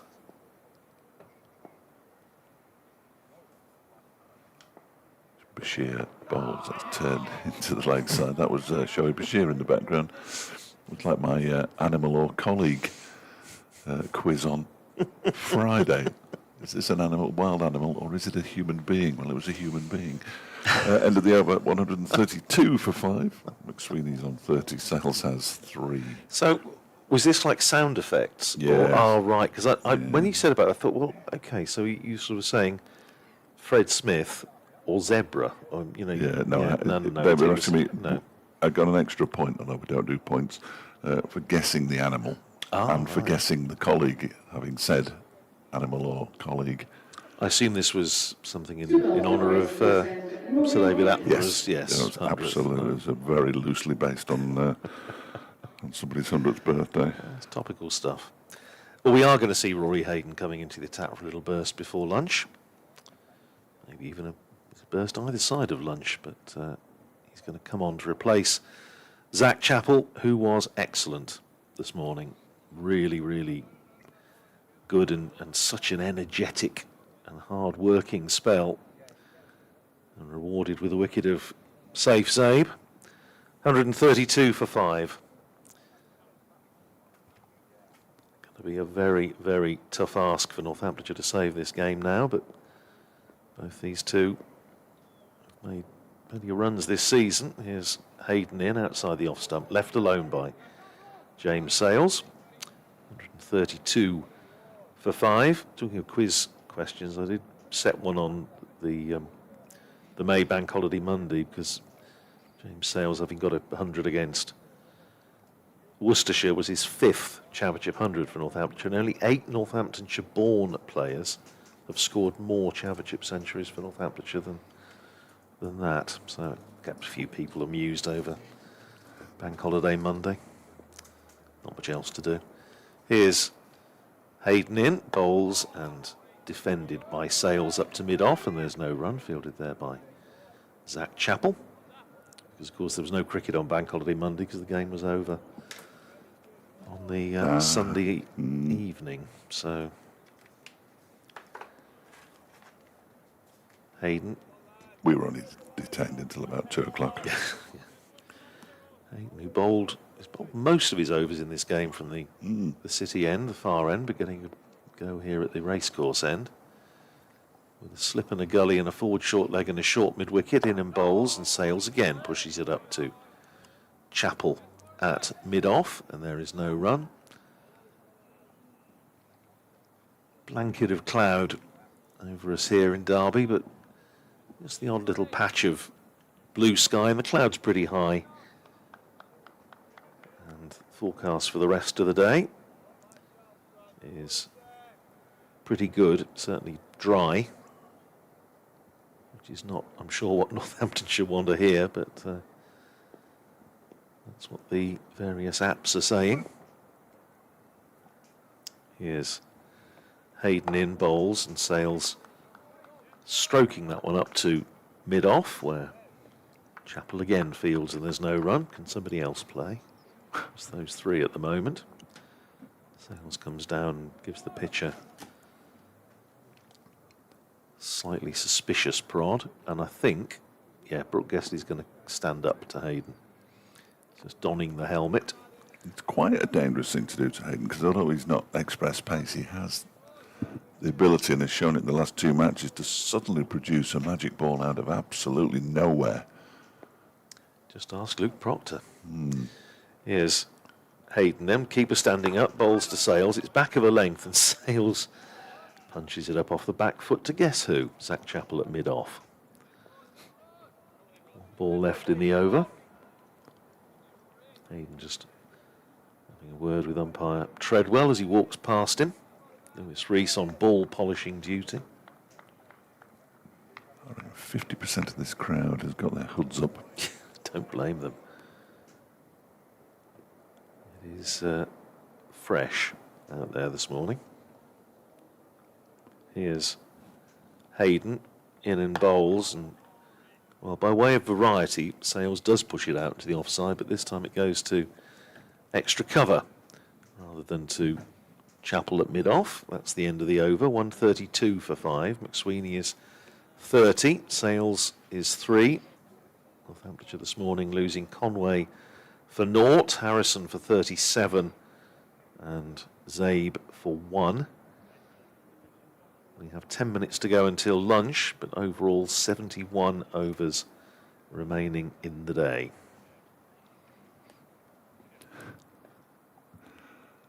You ask questions and you get answers. Apparently there's a bit of a bug going around. Oh dear. So we might see one or two going on and off today. Might have accounted for Harry. 132 for 5. Then Shoaib Bashir from the City end in bowls to McSweeney, who pushes it out into the offside when Madsen does the fielding. Result at Edgbaston. Well, Yorkshire didn't get the 400. Not like it. It's a remarkable game. One huge innings. As Bashir bowls, and it's a little bit short, and it's pushed away by McSweeney. He'll probably get 2 here. Lewis Rees has got to the ball now. Didn't pick it up cleanly, though, actually. Went off his hand onto his boot. And they do come back for 2. McSweeney moves on to 32. 134 for 5.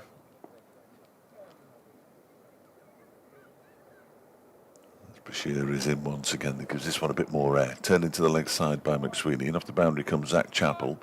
And he came in quickly enough to prevent them from getting back for a second. So just 1 run this time to McSweeney, who moves on to 33.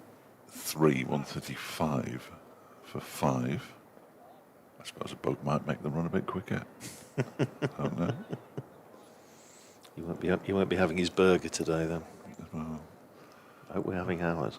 yes, so do I. You could say that Northamptonshire are the ones who need the runs. There's all sorts of places you can go with that, and I won't. Yeah, no. Except that they probably don't. 135 for 5. Bashir bowls, gives that plenty of air. It's driven away nicely by Sales out towards the extra cover boundary. Rees is giving chase. The outfield is definitely slowed up after some rain in the early hours of this morning, and they get back for 3 runs, and Sales doubles his score. He moves on to 6. 138 for 5. Yeah, Yorkshire all out for 171. Jack White last out, I suppose, unsurprisingly, for a single. So Such a strange game. Warwickshire have won by lots and lots and lots. Yeah. 1 big innings in the match. The other 3 all in the 100s. Most peculiar. Bashir to McSweeney. And McSweeney goes forward and defends it out into the offside. Warwickshire win by 377 runs before lunch on day 4. They're in trouble, Yorkshire. Aren't they? Yorkshire and Hampshire, the two big teams. I hate to use that word, but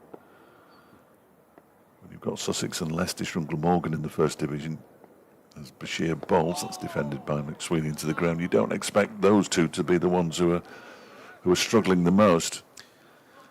I think Glamorgan, to me, have been a little bit of a revelation. I mean, they looked a decent side last year, but they've done extremely well in Division 1 so far, and indeed they are, well, they could turn over Somerset. It's still tight.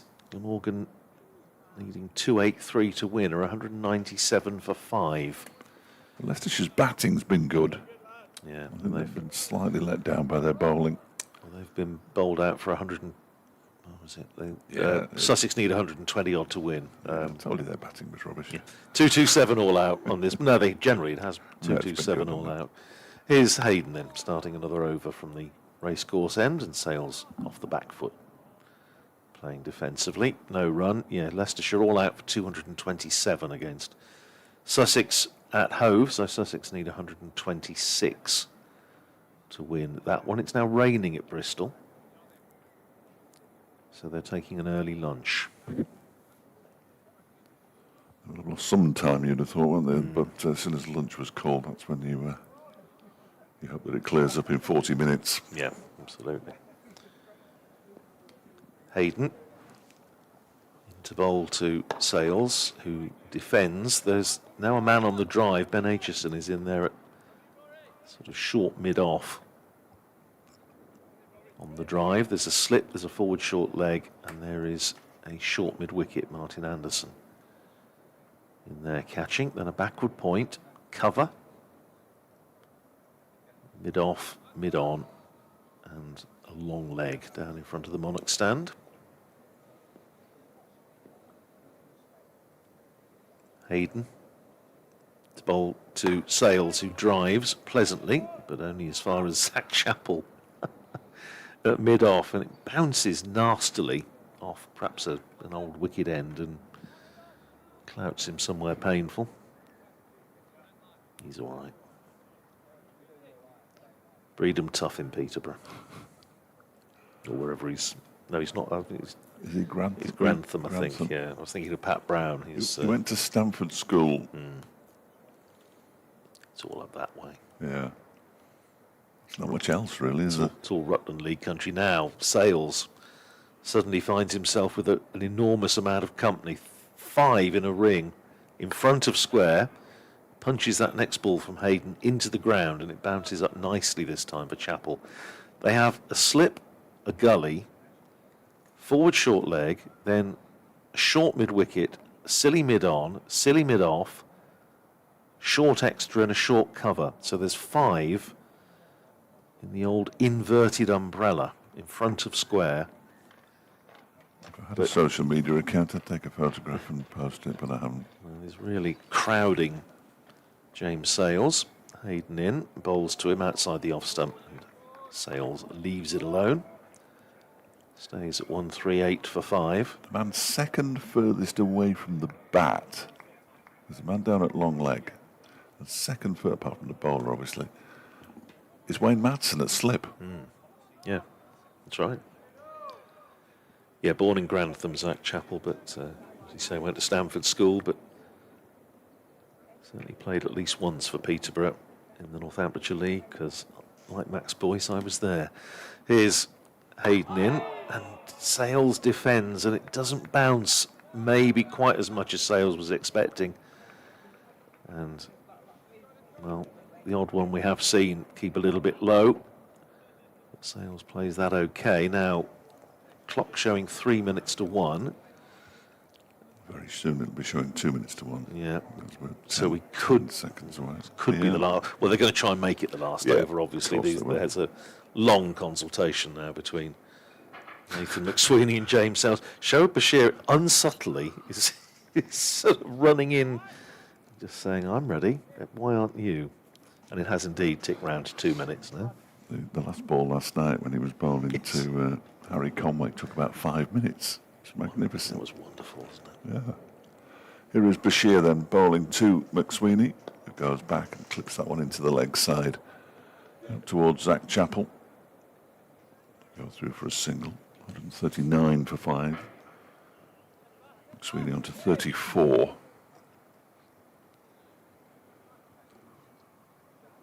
Last night, Ben Aitchison said they targeted 2 wickets yesterday, so the second one was crucial. I think they'll probably be happy with 3 this morning as well, as this next delivery is defended by James Sales out into the offside. He runs back to his mark. Yeah, especially having got Harrison, who was been such a stumbling block in this match. One of the 3 the night watchman, but it's still 3. This one's given a bit more air and driven by Sales up to Lewis Rees. He jogs back to his mark again as Rees returns the ball to him. They're desperate to get another over in. They've got 45 seconds to bowl 3 deliveries. I'm not sure they'll make it. This one is, it's a full delivery. And for a moment I thought he'd got it underneath Sales' bat. He didn't. I don't think I was the only one. There's a couple out there in the middle who thought it had as well. He's in again. Here's Bashir. That one's turned into the leg side for a single, and that could put the tin hat on another over before lunch. 15 seconds to go till 1 o'clock, according to my computer in front of me. He's checking his guard, McSweeney. Yeah, quite right too. I just need to. Well, he's coming round the wicket, so that's fair enough. And the clock does indeed tick around to 1 o'clock. This will be the last ball of the morning session. Everybody in, lads. Certainly Ben Aitchison has gone into leg slip, so Wayne Manson's now decided, because it's the last ball before lunch, we can have a bit of a mess around with the field here. I think Caleb Jules going into that very straight, shortish mid-on position. No, perhaps not so much. He's going as a second mid-wicket, and in off the boundary comes Zach Chappell, who's slightly disappointed because he was very close to the steps. Could have been first in the queue. Last ball of the session then. Good session for Derbyshire. Bashir bowls, back goes McSweeney. He negotiates that successfully, and at lunch, Northamptonshire are 140 for 5. They still trail by 236. That's pretty much an irrelevance. But McSweeney's on 34. They'd dearly love to get rid of him soon in the afternoon session. Sales has 7, likewise really. Derbyshire still require 5 more wickets for their first victory of the season, having taken 3 this morning. Conway for 0, Harrison for 37 and Zaid for 1. And we will be back in 40 minutes to find out whether they can make further inroads. Any spectators who do not respect this request will be removed. Please be aware of players warming up.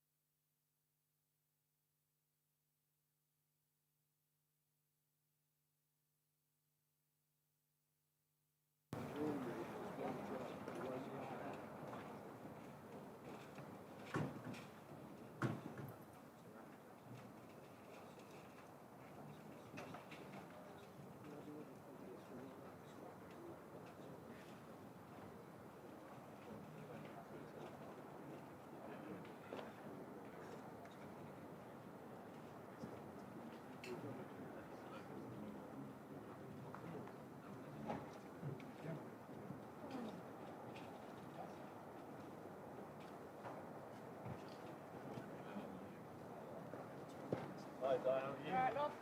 Yeah, good, how are you? Alright. Chilly. I'll catch you on the bed. Yeah, you're alright.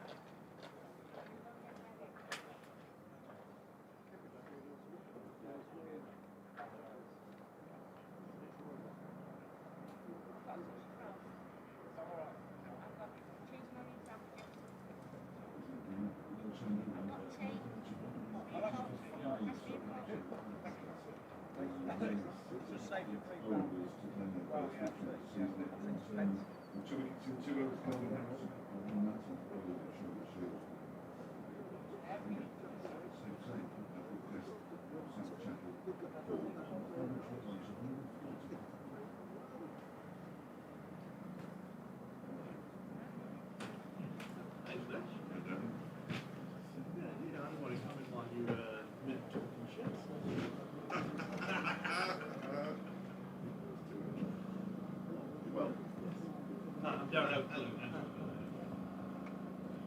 session.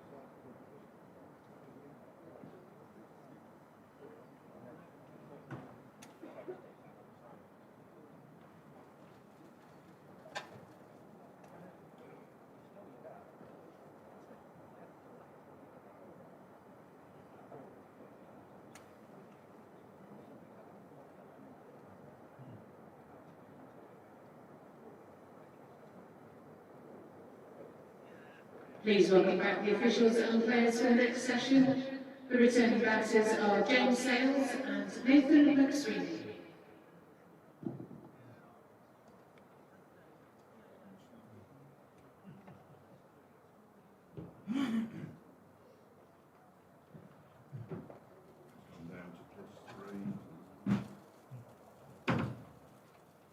Losing points.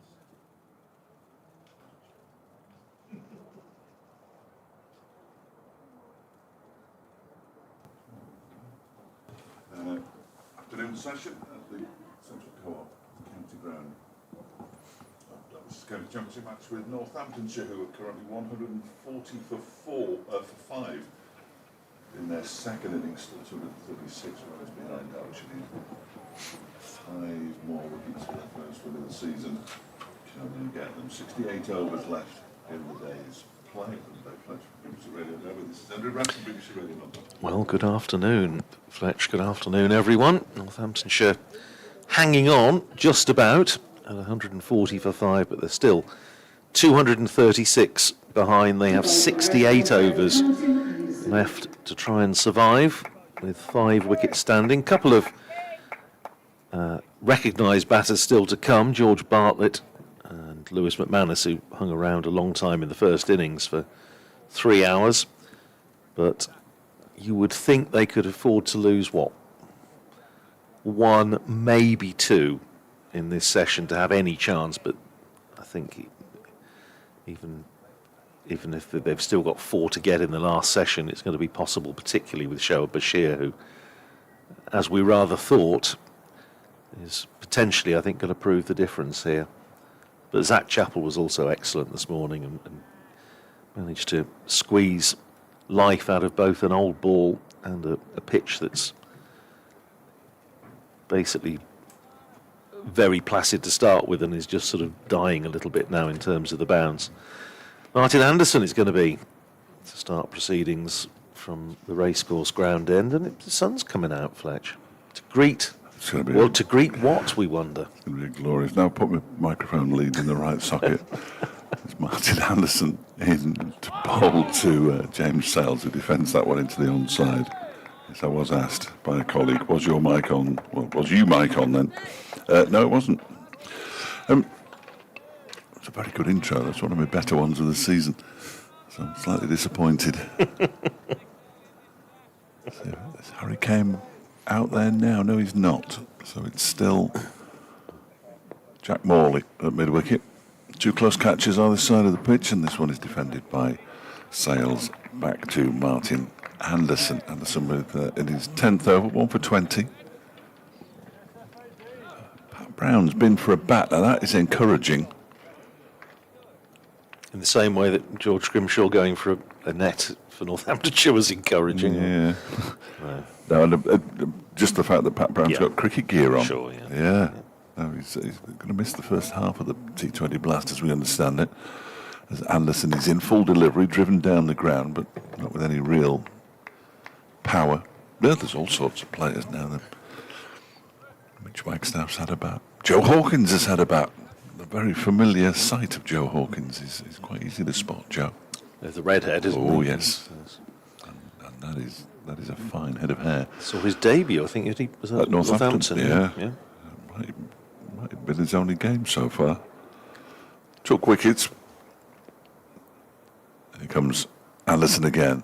They've got the upside umbrella field, and the ball is played straight to Matthew Montgomery, who's the only one with the additional protection of a helmet and pads. Everybody else is just standing there in the firing line. Lewis Rees, Zach Chappell and Caleb Jewell. Bashir goes through his bowling action at backward point. He may be settling in for the afternoon from the city end as Anderson goes in again and bowls. That's another full delivery into the ground. Anderson collects it just in front of Rees. Well, I don't wish to be the sort of harbinger of doom as far as Northamptonshire are concerned, but I did spend at least part of the lunch interval looking at heaviest defeats and last time they lost by an innings here and all this sort of thing. So, sort of information that I hope I won't need to impart, but well, we'll see. Anderson bowls full delivery and again dug out by Sales, played to Matthew Montgomery at one of the many mid-wickets. 140 for 5 and maiden over for Anderson to start the afternoon session. Keep an eye, of course, with what's happening elsewhere, because there's a couple of very, very interesting games boiling up elsewhere. Warwickshire have already won, of course, beat Yorkshire by 377 runs in Division 1 at Edgbaston. But I think a lot of eyes will be on Cardiff, where Glamorgan chasing a target of 283 to beat Somerset are 209 for 5, so they need another 74 to win with 5 wickets standing. Sean Dixon is 46 not out, Ryan Hadley 18 not out off 126 balls, including 114 dot balls. Splendid. Proper cricket. Also, But that could be a very interesting finish there. Shoaib Bashir, possibly the key to this match, you rather feel. He's going to bowl his first ball of the afternoon from the city end with a slip and a forward short leg. He bowls to McSweeney, who clips it up to mid-on, who's fairly deep. And so they're able to come through for a comfortable single. McSweeney goes to 35, Northamptonshire to 141 for 5. Meanwhile at Hove, Sussex, who need 131 to win against Leicestershire, are 12 for 1. Here's Bashir in and bowls short and punched away by Sales, and he may well get 4 for this as it goes out towards the cover boundary, crosses the rope with Rory Hayden escorting it really rather than chasing it, and it goes for 4. Sales to 11, 145 for 5. Still the deficit 231, and more relevantly 66 overs to go after the one in progress. Good deal brighter than it was this morning, though. It's, I'll say, much more pleasant because I think it's still fairly chilly out there, but the light is much better. Edged and caught, and Sales goes. And Shoaib Bashir has a 3rd wicket in the innings. Sales going for a drive, almost, well, not exactly identical dismissal to Calvin Harrison, because Harrison pushed, Sales drove, but either way it took the edge. Wayne Madsen took the catch at slip, and Sales goes for 11, and Derbyshire, you feel, have taken a big step towards wrapping up victory here. Sales goes for 11. It's 145 for 6. And well, we thought that Shoaib Bashir is going to be the key, and I think that's probably going to be the case. yeah, biggest day of his Derbyshire career, short Derbyshire career so far. Shoaib Bashir, final day pitch. Not the hybrid, so therefore more likely to break up, you would have thought. Didn't have the heavy roller on this morning because they'd already used their uses of the heavy roller. And he takes another one. Another slow motion catch. It was, wasn't it? It was remarkable how long it seemed to take to get into Wayne Madsen's hands, but into his hands it went. The skipper held on. And Derbyshire now need 4 more wickets. Sales again, giving himself a hard time as he went off, but well, he saw the way Calvin Harrison went, and say it was less of a forcing shot from Harrison. It was more of a push. That was an attempted full-blooded drive. It took outside edge, and Madsen did the rest. He was quite angry with himself. He was. Well. He was very angry with himself, but he's got plenty of time to reflect on that. George Bartlett comes to the crease. Bashir got him out in the first innings in again, you talk about slow motion dismissals. That was perhaps the slowest motion of the lot. It was just the gentlest of chips to mid-wicket. And Bartlett had made just a single. 145 for 6. Bartlett with 3 balls remaining in the over. Still a slip and a short leg, and Bashir is in, bowls to him, and he defends out into the offside. And there is no run. You feel if Derbyshire got Nathan McSweeney, it could be an early tee with the game over. Although I'm sure Lewis McManus would have something to say about that. Here's Bashir in quicker ball. Forward goes Bartlett, just opens the face, runs it down to Hayden at backward point. McManus 3 hours at the crease in the first innings. Relishes a tussle of this sort, but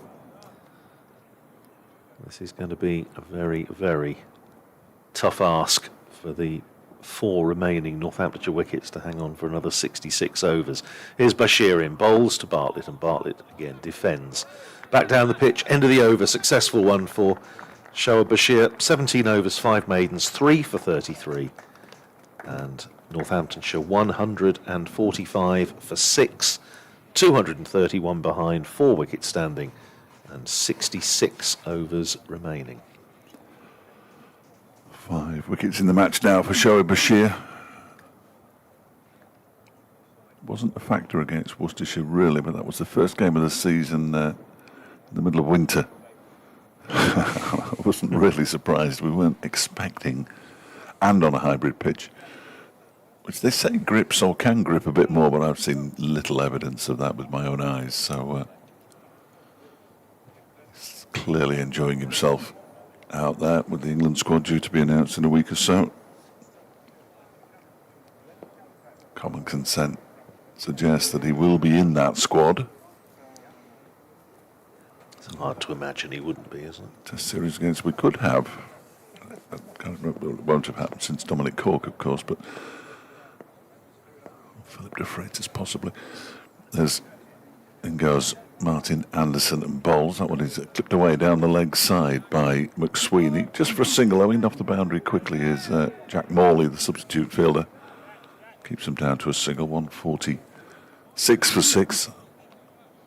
If Blair Tickner, who was in the New Zealand touring squad for the Test series, if he plays, we could have last year's overseas against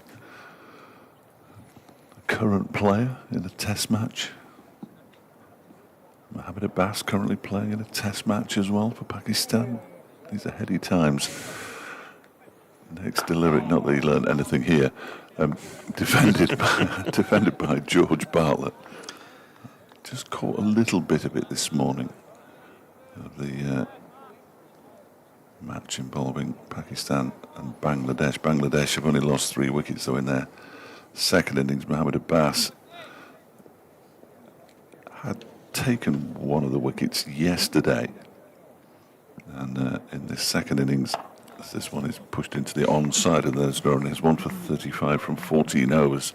Shaheen Shah Afridi and Hassan Ali with the other wickets, but Bangladesh doing all right in that. They're leading by 179 runs going into day 5. It has all the hallmarks of a draw. It does, doesn't it? Probably has since the first session, I suspect. Yes, I think you might be right. Anderson bowls. That's defended by Bartlett out into the offside to one of the 2 fielders. Relatively close catching. Zach Chappell's more of a short mid-off, in the same way that Lewis Rees is a short mid-on, with Caleb Jewell at cover, a short leg, slip and a leg slip. There's only Rory Hayden who isn't inside 20 yards of the bat as Anderson bowls and is defended again by Bartlett out into the offside. Jewell just bends down and picks the ball up. Off for rain at Hove. I think that rain that we had this morning is obviously heading It's certainly going south, yeah. So they've been off at Bristol. They're now off at Hove as well with Sussex 16 for 1. Not needing too many more, so they want to try and get back on if possible. Anderson to Bartlett, who pushes this into the onside, fielded by Resumption. Kevin Howells will have no option but to come to us at some point. You would have thought. Games finishing, games off for rain, bad light. To send him a message saying, we're still playing here, you know. And every chance of a result this afternoon, it must be said, although Northamptonshire will hope that is not the case. 146 for 6. He's at Trent Bridge where there is no chance of a result. I mean, that is the one game that is the absolute nailed-on draw, and again has been for... Yeah, certainly since the end of day 2, but day 1 looked fairly comfortable for batting.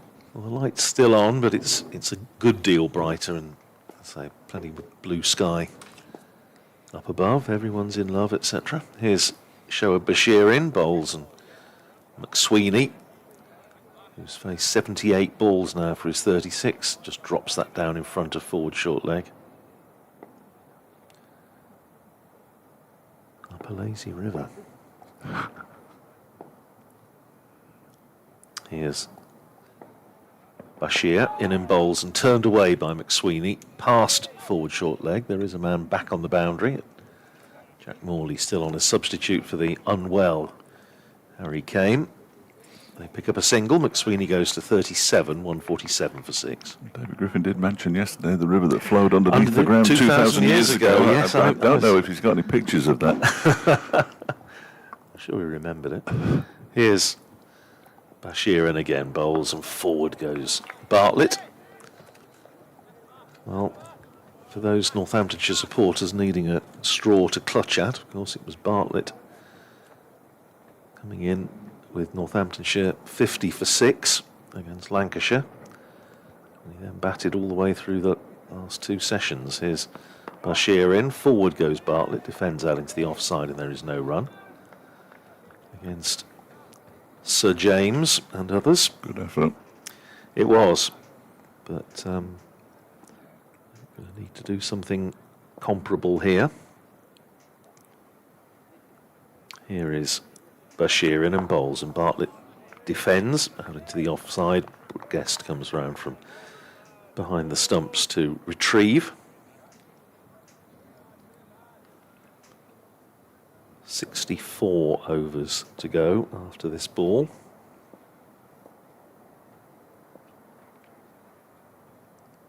Bashir is in, bowls to Bartlett, who again is sniffing the ball, head right over it, quell what spin there is.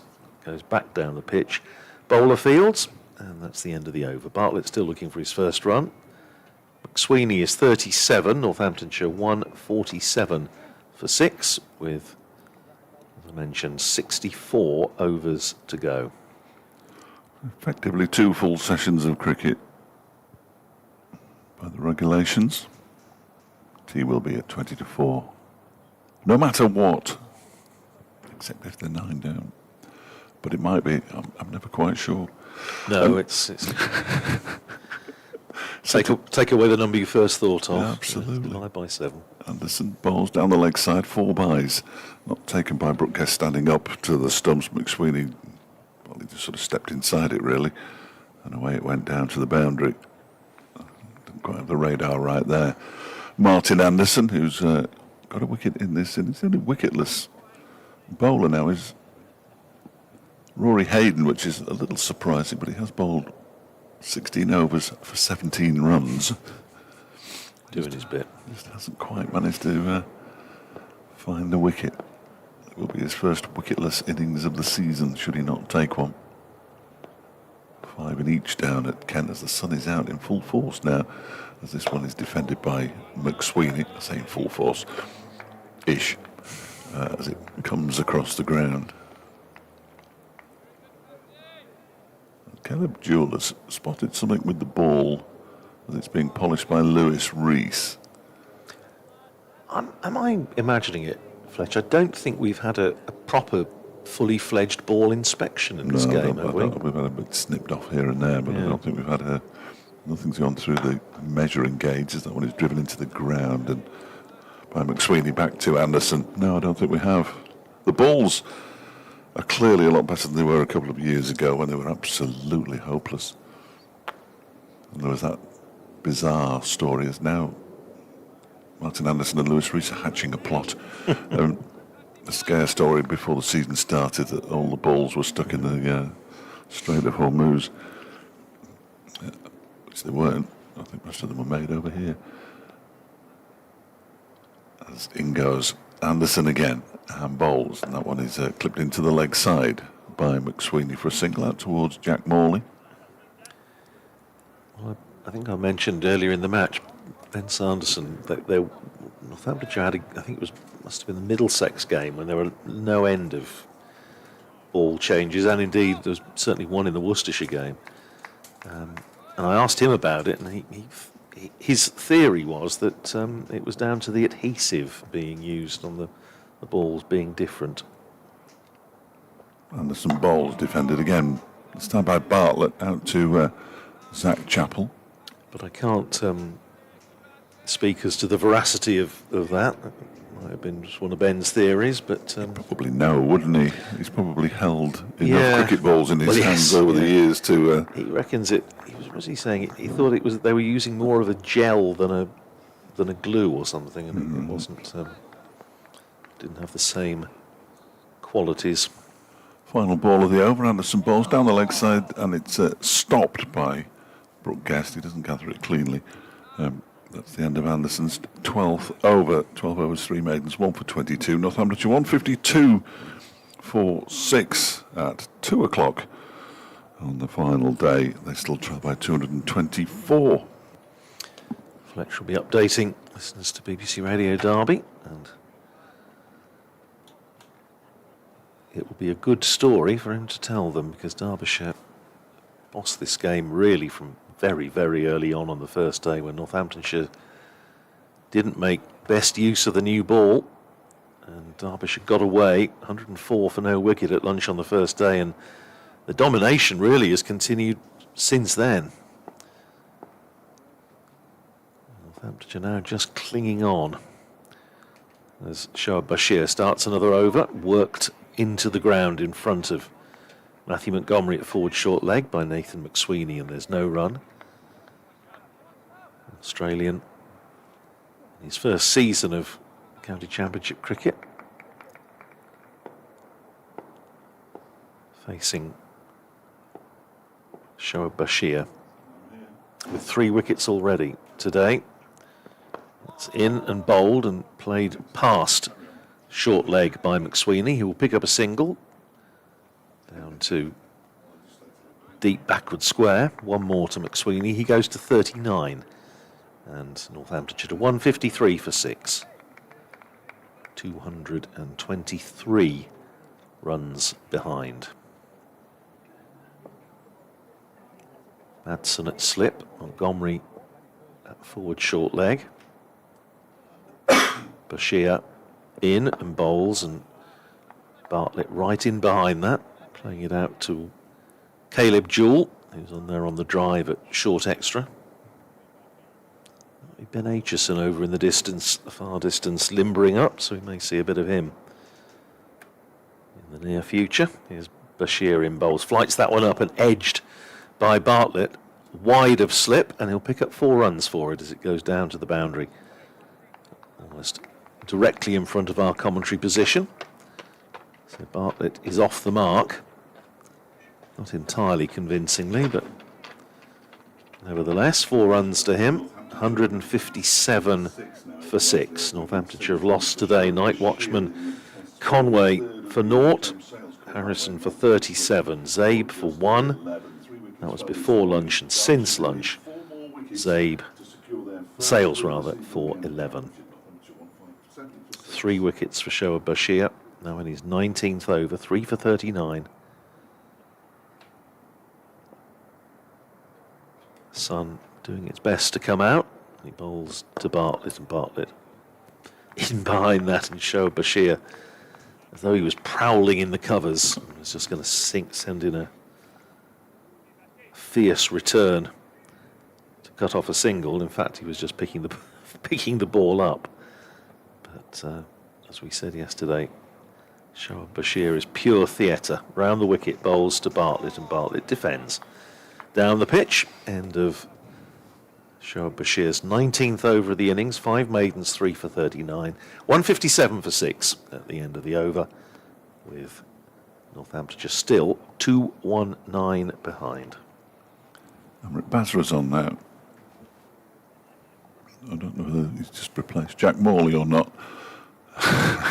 He may well have done. Well, you hope nobody else has gone down with the Yes. with the lurg.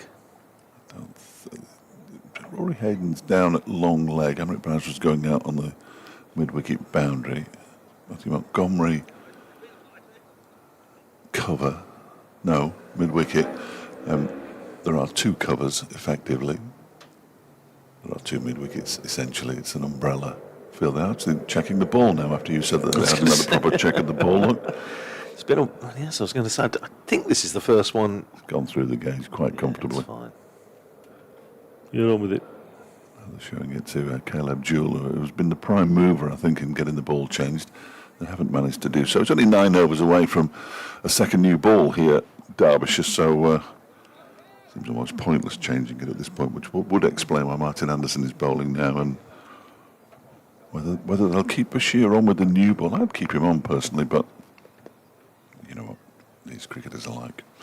Here's Anderson in and bowls. That's down the leg side. McSweeney tries to flick it away. Good take from Bookguest. Whips the bails off.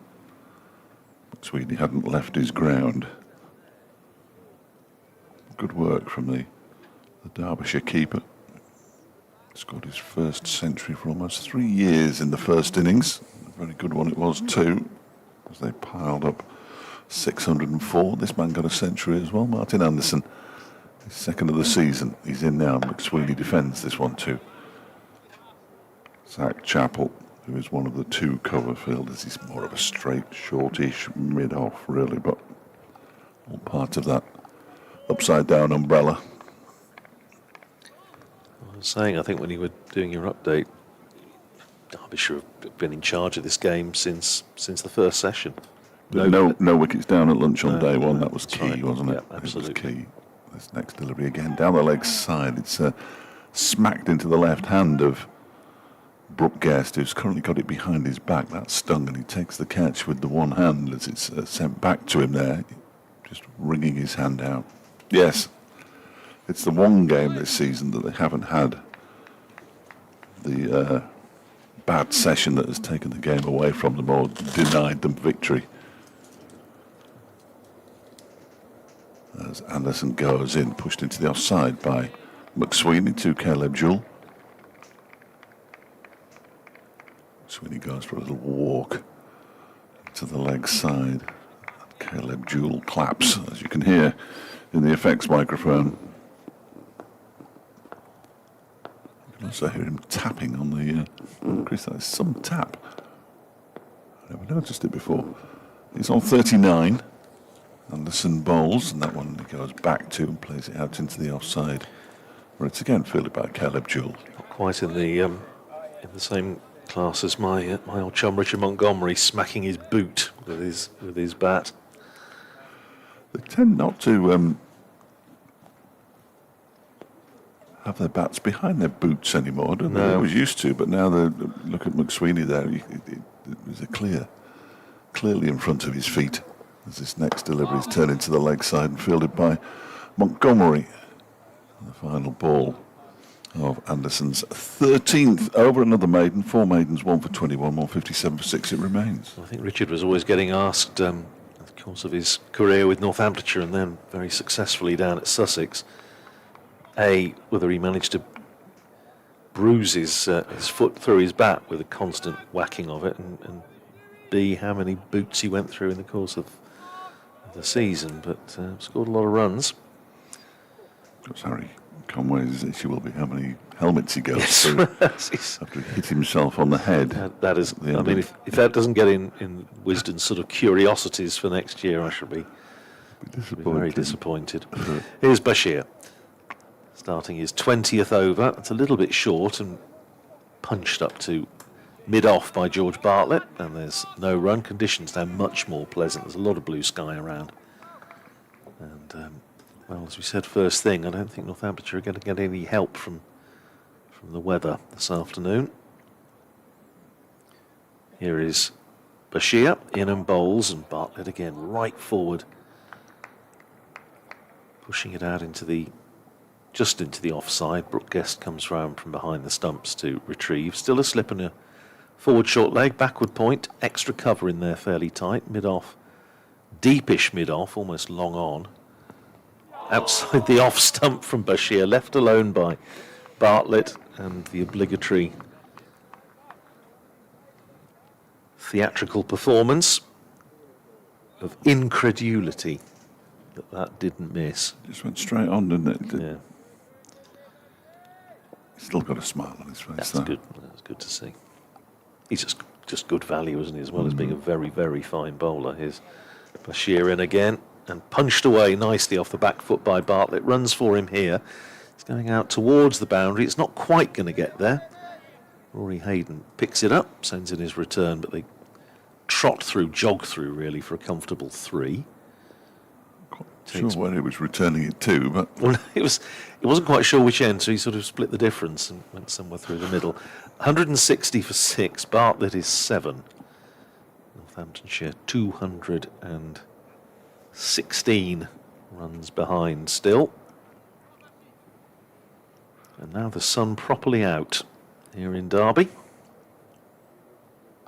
Round the wicket comes Bashir to McSweeney, drives it back, and it eludes Shoaib Bashir, who sticks down his right hand and doesn't manage to stop it. It rolls up to deep mid-on, and they come through for a single. Takes McSweeney to 40, and Northamptonshire to 161 for 6. someone will pick the ball up eventually It's and give it gonna to say- Shoaib. But I think it hit umpire Treadwell on its way in from Ben Aitchison. Entirely accidental, I'm sure. Last ball of the over. Bashir in and bowls, and Bartlett, I think, was in danger of yorking himself. A ball of very full length from Bashir, but he managed to get enough bat on it. It rolled back down the pitch, and the 20th over of the innings for Shoaib Bashir comes to a close. 20 overs, 5 maidens. 3 for 43, 161 for 6. McSweeney is 40, Bartlett is 7. Greg Smith, Northampton's batting coach, just been in the nets with, looking to see who's down there. Not sure at the moment, but obviously they've been having a little bit of practice. 60 overs to go today. A pleasant breeze comes into the commentary box. Justin Broad is certainly one of them. The other might be Louis Kimber, I think. Allison into ball to McSweeney, who dead bats it into the ground. 7 overs, including this one, until the second new ball becomes available. So I reckon about 5 overs before we start to see Ben Aitchison limbering up and Rory Hayden. Hayden's down at long leg at the moment as Anderson bowls a short delivery. That's a nice, well, I was going to say a nice take by Brooke Guest. He actually put it down eventually, but he had to put both of his hands above his head to stop that one. Sweeney had nothing to do with it.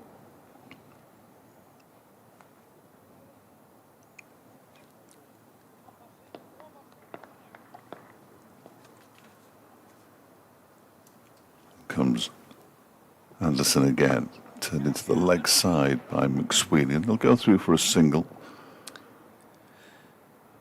to move on to 162 for 6. Afternoon to Anthony Abbott, who's just messaged me, what price another rearguard action from George Bartlett? Well, he's done it once. We'll see if lightning does strike twice. Basra has come in now, so there is nobody apart from Rory Hayden out on the long leg boundary. Very far from the bat. This one's turned into the leg side, and Basra picks it up. See plenty of Basra in the T20, and of course the One Day Cup.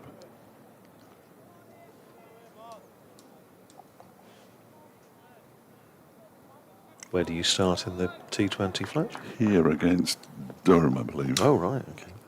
And then the trip to Headingley. As Anderson bowls, that's down the leg side, it's missed the leg slip and gone all the way to the boundary for 4 leg byes. Perhaps Ben Aitchison is starting to think about bowling. I saw him limbering up a little while ago. But, Well, Montgomery's going through his bowling Yeah. action despite the fact he's wearing a helmet, fielding pads and other forms of protection at the short leg. He should just keep them on and bowl like that. As Anderson bowls, it's turned up towards Lewis Rees by George Bartlett. Here comes a helmet. well, those 4 leg byes in that over mean that if Northamptonshire do lose today, they will not lose by a record innings margin against Derbyshire. Because Derbyshire's biggest win over Northamptonshire by an innings margin was an innings in 211 at Chesterfield in 1923. So they've at least avoided that potential indignity. The man who was going through his bowling action is now coming on to bowl. But it might take a while. I was going to say he's sort of Derobing. undressing at the moment, Matthew Montgomery. Chance to have a look at what's happening elsewhere. Glamorgan closing in on that target against Somerset, 220 for 5. They need another 63 to win there at Cardiff against Somerset. Sean Dixon, 57 not out. Ryan Hadley, 22 not out. And they've been in for a good while together. Came together at 134 for 5. So they've put on 86 for the 6th wicket. Still off for rain at Hove, where Sussex are 16 for 1 against Leicestershire, needing a further 115 to win. And at Bristol, they're back on. Kent needing 261 to win against Gloucestershire, a 73 for 3. So Matthew Montgomery into the attack and on driven by Nathan McSweeney up to long on, and there is no run. Sorry, there is a single, beg your pardon. 167 for 6. McSweeney up to 42 off 96 balls. Montgomery in and bowls wide outside the off stump, driven by Bartlett, but straight to Shoaib Bashir at extra cover, and there's no run. It's praise for Matthew Montgomery from his old Notts colleague Calvin Harrison in his close of play interview last night. Said he bowled well in the first innings, and that, well, doesn't bounce a great deal. He just hurries through a little bit, and Bartlett was on the back foot and he just managed to get bat on it. Bartlett on 7, 167 for 6. Montgomery in, bowls to him, flights that nicely. Bartlett defends, drops it out into the offside. Slip and a forward short leg, as we saw for Shoaib Bashir. Montgomery over the wicket, bowls, and that turned a bit. And it took the pad of Bartlett as he pushed forward, but certainly a little bit of spin there for Montgomery. This extraordinary bowling action with his right hand behind his back. And then it emerges and he bowls, and Bartlett tries to drive. It goes down to backward point where Rory Hayden fields. And the end of Montgomery's first over, just a single off it. 167 for 6. McSweeney 42, Bartlett 7. And 58 overs now remaining in the day. Bashir's going to swap to the racecourse end to continue bowling. It'll be his 21st over. To bowl for racecourse end, Shoaib Bashir. Told his captain he wants to bowl with Fletch commentating. Sure. Martin Anderson has left the field, so we now have Amrit Basra and Jack Morley on the field as substitute fielders. like-for-like replacements. Harry Kane and Martin Anderson, who are both very good fielders. Basra is out on the mid-wicket boundary, the only man at any distance from the bat. Jack Morley at cover, slipping a short leg as Bashir bowls, and that is turned into the leg side by McSweeney out towards Basra for a single. 168 for 6. Bashir has his hands on his head. Now, what's happening here? They're asking for something, and I've no idea what. Do they need another helmet? They need another helmet. Wayne Madsen perhaps going to go in at, or somebody going to go in at leg slip, and therefore requiring the helmet under the ECB's insurance policy. Ben Duckett has reached a century. He was going to give it to Jack Morley then, and I realised that I'm not sure that's the best idea anybody's ever had. So he's willing, Jack Morley. He's given it instead to, it's a silly mid-off that they've got actually, and it's going to be Matthew Montgomery who's going to bowl from one end and field at silly mid-off when Shoaib Bashir's bowling, and as a consequence, Jack Morley has come across to the leg side. So they've got silly mid-off slip and leg slip around George Bartlett as Bashir bowls, and Bartlett plays this out into the leg side, and there's no run. A century for Ben Duckett against Surrey. 100 off 168 balls for Nottinghamshire. Bashir is in again, bowls, goes back, does Bartlett, and pushes it out into the offside. They trot through for a comfortable single. 169 for 6. Trouble is they only lead, they don't lead by about 220 odd, which isn't enough to declare and set up a game. No, it's not. And I don't think they would do so anyway. Not at this stage, no. They're like the old-fashioned heavyweights, basically leaning against each other. As Bashir is in, back goes McSweeney, pushes it out into the offside, no run.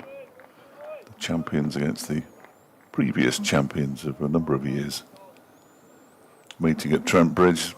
But will it be rope-a-dope, and will one of them come off the ropes and floor the other? It'd be nice if that happened, but you can't see it, can you? No, not It would remotely. be astonishing if it did. 169 for 6 here. Bashir bowls, beaten. McSweeney goes back, and he's a long way again outside the off stump. They just sort of get mesmerised by it and tempted to play at balls a long way outside the off stump, as Calvin Harrison was earlier. Bashir once more. This one's on the leg stump, and it just escapes the man at a backward square leg and goes all the way for 4. Bless him, Rory Hayden did his best, but he was almost like a swimmer diving into a swimming pool, and then started the stroke, but the ball had already gone past him. So 4 off the final ball of the over. McSweeney moves to 47 off exactly 100 deliveries. Bartlett's on 8. Northamptonshire 173 for 6. We've been saying about Shoaib Bashir and how one would imagine there's a very good chance he'll be in the squad at least for the England's first test of the summer. But I see our colleague Richard Gibson, who was here for a couple of days, writing this morning suggesting that Rayan Ahmed might be picked to go along with the off-spinner Joe Root and Jacob Bethel's slow left arm. Is Montgomery starting a fresh over of off-spin to Bartlett, plays it out to extra cover. He's in India, isn't he, at the moment? Yeah. So he's gearing up for a test series by playing T20. Or not playing T20. T20. Yeah, absolutely. Here's Montgomery in, flights that one up, driven nicely by Bartlett, and manages to miss Shoaib Bashir at extra cover. They come back for a couple of runs. Bartlett goes into double figures, 10 to him, and Northamptonshire to 175 for 6. Impressively quick how they got the visa for him to play in the IPL, considering how long it took him to get into India with England. Coincidence, I'm sure. Montgomery in, bowls, and Bartlett defends out into the offside. Details, details. He was one of the players, wasn't he? He was left in limbo. I believe so. Strange. Over the wicket. Montgomery now with a silly point in, and that's just a little bit quicker. And Bartlett again on the back foot, playing it back down the pitch, and there's no run. So we've had a slip and a short leg for a long time. We now have a slip and a silly point right in the batsman's eye line as Montgomery bowls. Again, nice flight from Montgomery. Bartlett defends and then goes for his little prowl over towards square leg, and now silly point. Is that enough there? And he's going to go back to short leg. And Shoaib Bashir coming into the ring. Montgomery in, bowls, and Bartlett again defends, pushes it back down the pitch, no run. End of the over, 175 for 6. McSweeney 47 off 100 balls, Bartlett 10 off 39. Northamptonshire 201 runs behind, so a couple more runs and there's likely to be a pitch invasion to greet the arrears ducking down under 200. What a moment that will be. 12th man bringing some pads out for Amrit Basra, who looks like he's going to field very close to the bat. I think the 12th man on this occasion, because they've got a lot of them on the field, is Matt Stewart, who's been scoring runs in the second team. I think it's him. He's got the tabard on. I've yet to see him, but he's no, he's taking wickets in the second team. That's what he's been doing. 5 for 36 in a recent game. Except that game was towards the end of last season. I don't know what I'm talking about, really. I think it's him. Henry will tell me otherwise. Here is Bashir then. In and bowls to McSweeney. The ball goes out into the offside, but it'll be picked up by not Montgomery. Caleb Jewell, who's got the fielding pads and the helmet on there. Basra is in at short leg. And he bowls, and that one is played straight into Caleb Jewell by McSweeney.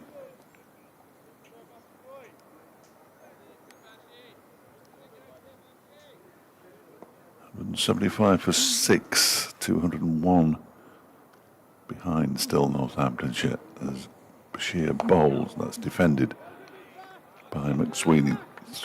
2 overs after this one. And the second new ball, or is it 3, will be available too. McSweeney waits. Bashir into him now, and that one is again with a long stride defended into the offside by the Australian.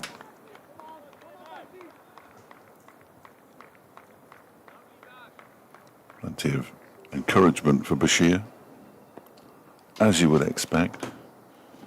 The former England Test spinner. Now that Richard Gibson has spoken, this next one is defended by McSweeney. They don't usually write stuff like that unless they've heard something. The national boys. Whereas I just say the first thing that comes into my head most of the time. You and me both. Bashir to complete his 22nd over. That one is clipped into the leg side. It just eludes Matthew Montgomery. So Jack Morley, who loses his cap, which is fairly unusual,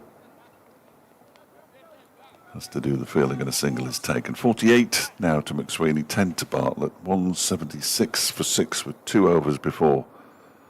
Derbyshire will get a brand new ball. And Martin Anderson returns with his non-bowling boots on. And that may well spell the end for Jack Morley. It was going to take a while to get off because he was on the other side of the field. Glenhawken within 50 now, 233 for 5 against Somerset in Cardiff. Could spoil the Somerset Day celebrations if Morgan managed to get home. 176 for 6. Some grumpy people going over the bridge, weren't there? Just for a change. 176 for 6. McSweeney facing Matthew Montgomery and turned by McSweeney straight at Montgomery at forward short leg. Now I wonder where that's hit him. In terms of whether he got hands anywhere near it. Not sure he did. Just a ricocheted off his shins, I think. Again, turned off the back foot by McSweeney into the ground this time. It bounces up to short leg. Now, Madsen, having seen that, Wayne Madsen is going to, I think, bring another close catcher in. Indeed he is. So, Amrit Basra. I think he's had a bit of a trim. He might have done. I haven't seen him for a little while. His hair was much more, much wilder than that last year, from memory. So now a short leg and a leg slip and a slip for McSweeney, who defends this next ball from Montgomery into the ground, bounces up for forward short leg to field. Montgomery in and bowls quicker, turn between leg slip and forward short leg down to Zach Chappell, who is saving one just behind the square on the leg side. Montgomery bowls to McSweeney, who takes a step down the pitch and clips it out to mid-wicket, but no run. One ball of what will be, one imagines, the penultimate over with this ball. Montgomery is in, and again down the pitch comes McSweeney. This time just blocks it back to the bowler. The over ends, 176 for 6. Northamptonshire 200 adrift. Ben Aitchison starting to limber up out in the deep, so one imagines. I can't see any reason for Derbyshire not to take the new ball, I suppose, unless maybe they get a wicket in this over. 176 for 6. I think they've got to take it, haven't they? I would have thought so, yeah. Good afternoon, Tim Singleton, up in sunny Saddleworth, listening in. Derby along. 80th, excuse me, the 80th over of the Northamptonshire innings. Bashir bowls, and it's Bartlett defending into the ground. Fascinating to watch Caleb Jewell when he's fielding in close to the under the helmet with the pads on it. He taps the ball towards the stumps a lot. If he gets the opportunity, that one is defended, and there he goes again. Actually hits the stumps on this occasion. Does Jewell.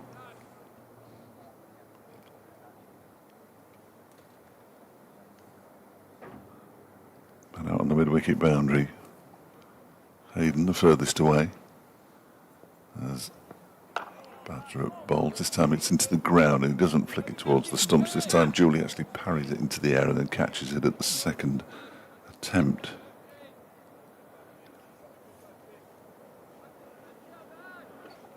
Three balls until we're dazzled by the new ball's gold lettering. Bashir bowls back, goes Bartlett, pushes it into the ground and over the shoulder of Caleb Jewell. Silly mid-off.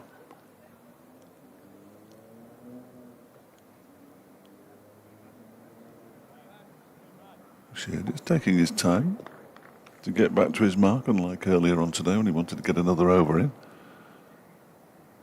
And he comes in and bowls a flatter delivery that's met with the full face of Bartlett's bat. Presumably knows he's going to be taking a break from the attack at some point after this ball.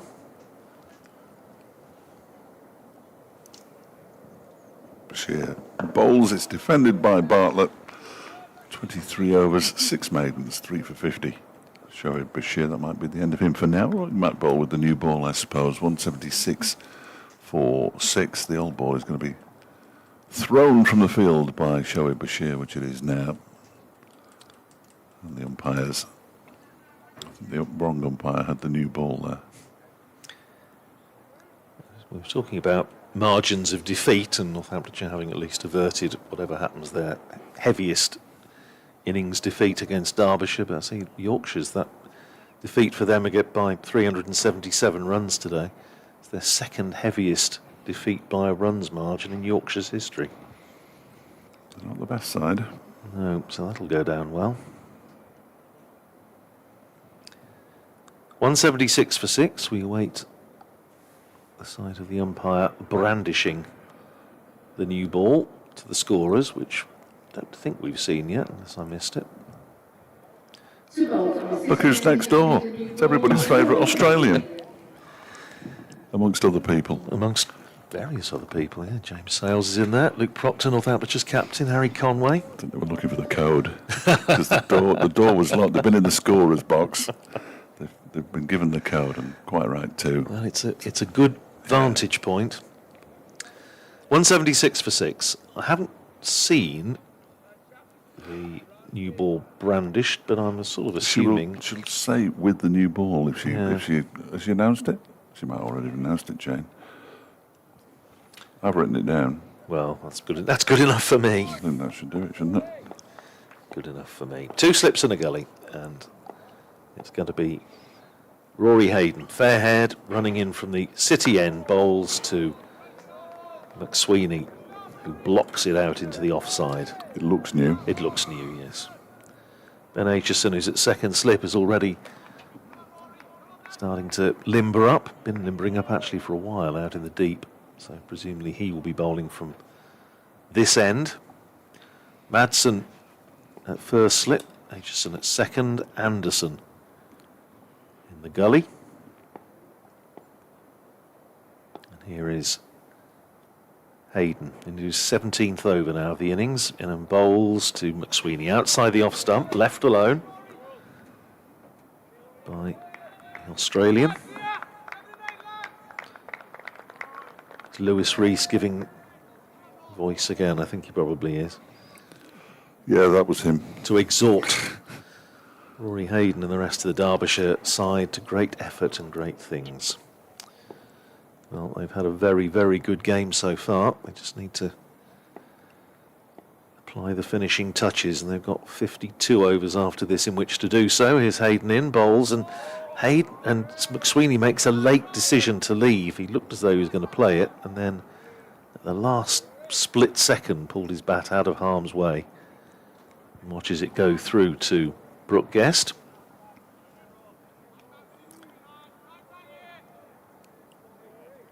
Much more blue sky around now. Weather coming, I think, from more or less sort of northwest, I think, today. Here's Rory Hayden in again, bowls wide outside the off stump and left alone by McSweeney, taken by Brooke Guest coming in front of Wayne Madsen at first slip. Tim Singleton did describe Saddleworth as sunny, and if it's coming from there, then we're okay. No, I think, as I said, there's nothing on the radar, and believe me, I've been looking for a little speck of blue that there might be, but no, I think I was last week at Kent, but there was absolutely no chance. No, as I say, I don't think there's any prospect of any rain this afternoon. Here's Hayden in again, bowls, and again wide outside the off stump, and again left alone by Nathan McSweeney, who, having gone first ball in the first innings, has shown commendable application to the cause here. 48 not out of 117 balls. Not quite in the Calvin Harrison bracket yet, but Northamptonshire need him to bat for a good deal longer. You will be if he's still there at the end. Well, absolutely right. Here's Hayden in again, bowls, and this time McSweeney does play it, just drops it down into the offside. Derbyshire hurtles in from cover to field. No, sorry, it's Amrit Basra who hurtles in from cover to field. Hair is a bit longer. 176 for 6 at the end of the first over with the second new ball, safely negotiated. 48 to McSweeney, 10 to Bartlett, and it is indeed, after a long period of limbering up, going to be Ben Aitchison to bowl from the racecourse end. I can confirm they have another substitute fielder who is not an Aaron Donald, despite what it says on the back of his sweater. I think that's Matt Stewart, but Henry hasn't got back to me yet. I'm sure he will, if he's listening. He's talking them through his innings the other day in the cup game, isn't he? Yes. It's confused Jane. If I write his name on this bit of paper. You wouldn't believe this is all so high tech. You have thousands of pounds worth of digital equipment, and Fletcher's writing notes to hold up to the scorer next door. Jane's asked as well. Marvellous. Aitchison in to begin his first spell with the new ball, the second new ball, played into the leg side by Bartlett. Quite got to the point where we're shouting bowler's name out of the window, but it's sort of along those lines. Yes, oh dear, we've all been there. And we're just, even when you're the home scorer and it's the home teams, but who's this? I've never seen him before. Never seen him before. That's right. Seen him. Is he new? Aitchison in to bowl to Bartlett, who pushes this out into the offside, down towards backward point. Basra fields, but they get through for a single. Bartlett moves to 11, 177 for 6. 2 slips and a gully, point, mid-off, short leg, mid-on, mid-wicket, and a long leg. And the mystery man is at mid-wicket.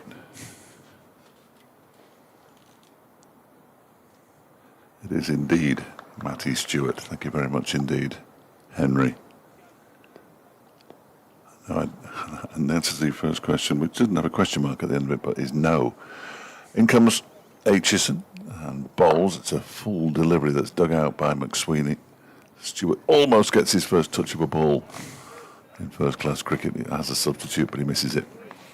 And Lewis Rees picks it up. Single taken. 178 for 6. He's trying to fool everybody by having the number 12 and the name Donald on his back. Of course, he's just borrowed an Aaron Donald sleeveless sweater, and he might not be out there for very long. So it's nice to give him a name check. As this next delivery is defended into the onside from a long way outside the off stump by George Bartlett. Well, were he to take a catcher's substitute, he could pass into Derbyshire cricket folklore. Everyone would want to know all about him. It's like that guy, was it in the test in the 1930s, Sid Copley, took a catch for England. A member of the Notts ground staff came on and took apparently a very good catch and was suddenly the sort of celebrity of the... Didn't get to do Traitors or the Jungle, but... If only. Stewart's going to have a deep backward square leg now as this one is pushed into the offside. They're going for a quick single. Basra will have a shot at the stumps and misses, and there's dust everywhere as McSweeney dives to make his ground. It can't have missed by much. There are at least 3 sets of hands on head. And they do scramble through for the single. McSweeney, I'm afraid, is now a terrible mess. There is dust all over his top and his trousers. Northamptonshire's captain, who's sitting just the other side of the glass from me, we were exchanging what I think is known as meaningful glances there. That was tight. Certainly was, and he's a good fielder, Basra. Well, he certainly was when he was on Northamptonshire's academy. I'm sure he hasn't been spoiled since. No, I think improved, if anything, I would have thought, but by Saka. Obviously. Stewart has been brought back in from the cold. He's now at orthodox mid-wicket as this next delivery is leave by McSweeney. And now he wants some new gloves, I fancy. He won't be happy with the gloves that have just been scuffed to high heaven, and that's the end of Matt Stewart. So well done to him. As Zach Chappell comes back onto the field, 179 for 6 at the end of the over. Aitchison 10 overs, 2 maidens, 1 for 27. Derbyshire, they still need 4 more wickets. And they now have 51 overs in which to get them.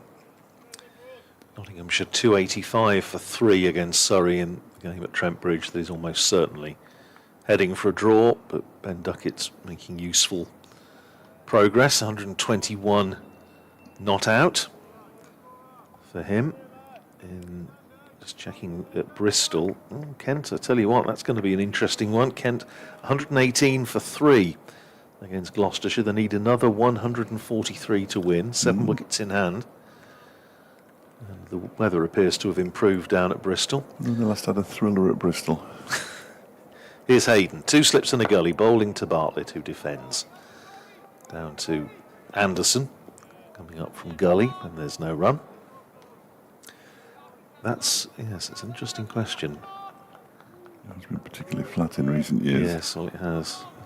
Northamptonshire managed to lose a game there last year, which I have to say looked impossible to lose from the situation that they were in and the amount of time that was left, but it was a bit dispiriting, that one.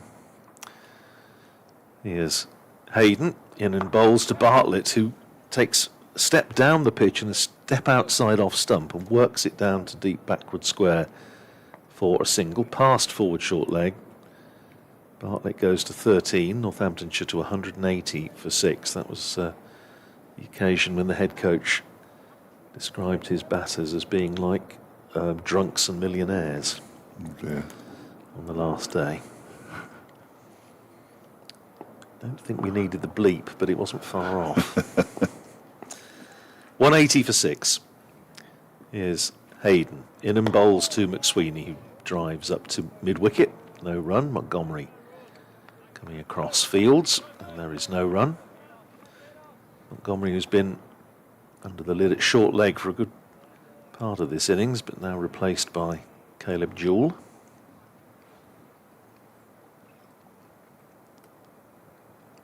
Tea roughly halfway through the session now, so halfway through the day. Here's Hayden. In, bowls outside the off stump, left alone by McSweeney. So 50 overs will remain after this ball, I think. Is that last ball gone up? Yeah, that's right. It says 4. I thought that was the 5th ball of the over. Maybe not. Quick on the computer there. Jane. Counting to 6 has never been a strong point of mine. Helps though. Well, here's Hayden to bowl the 5th ball of the over. And it's outside the off stump and it's left alone by Nathan McSweeney.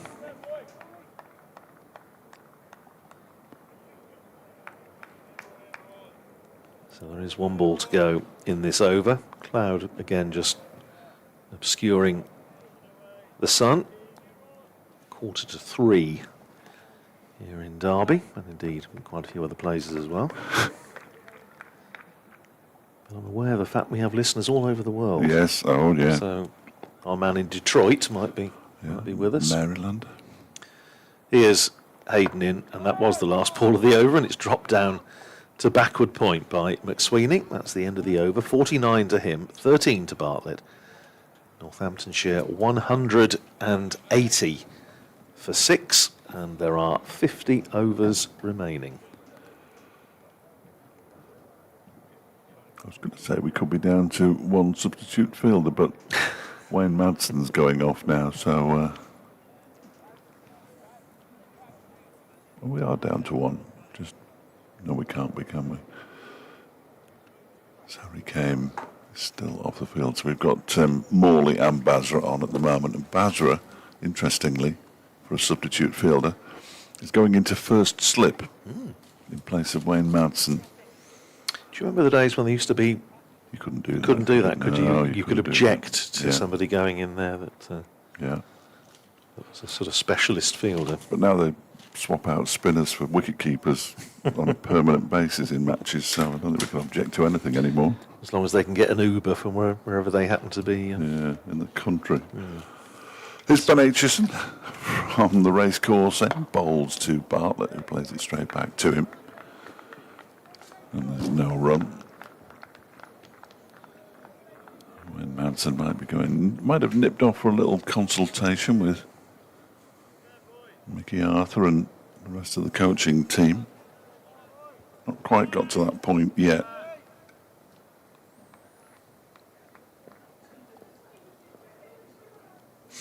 But it will get there eventually. There's Aitchison bowls. That's driven down the ground. Nice shot. It's not going to go all the way to the boundary, though. It'll be chased down by Lewis Rees, and Bartlett picks up 2 more. And moves on to 15. Or does he move on to 13? No, he moves on to 15. 182 for 6.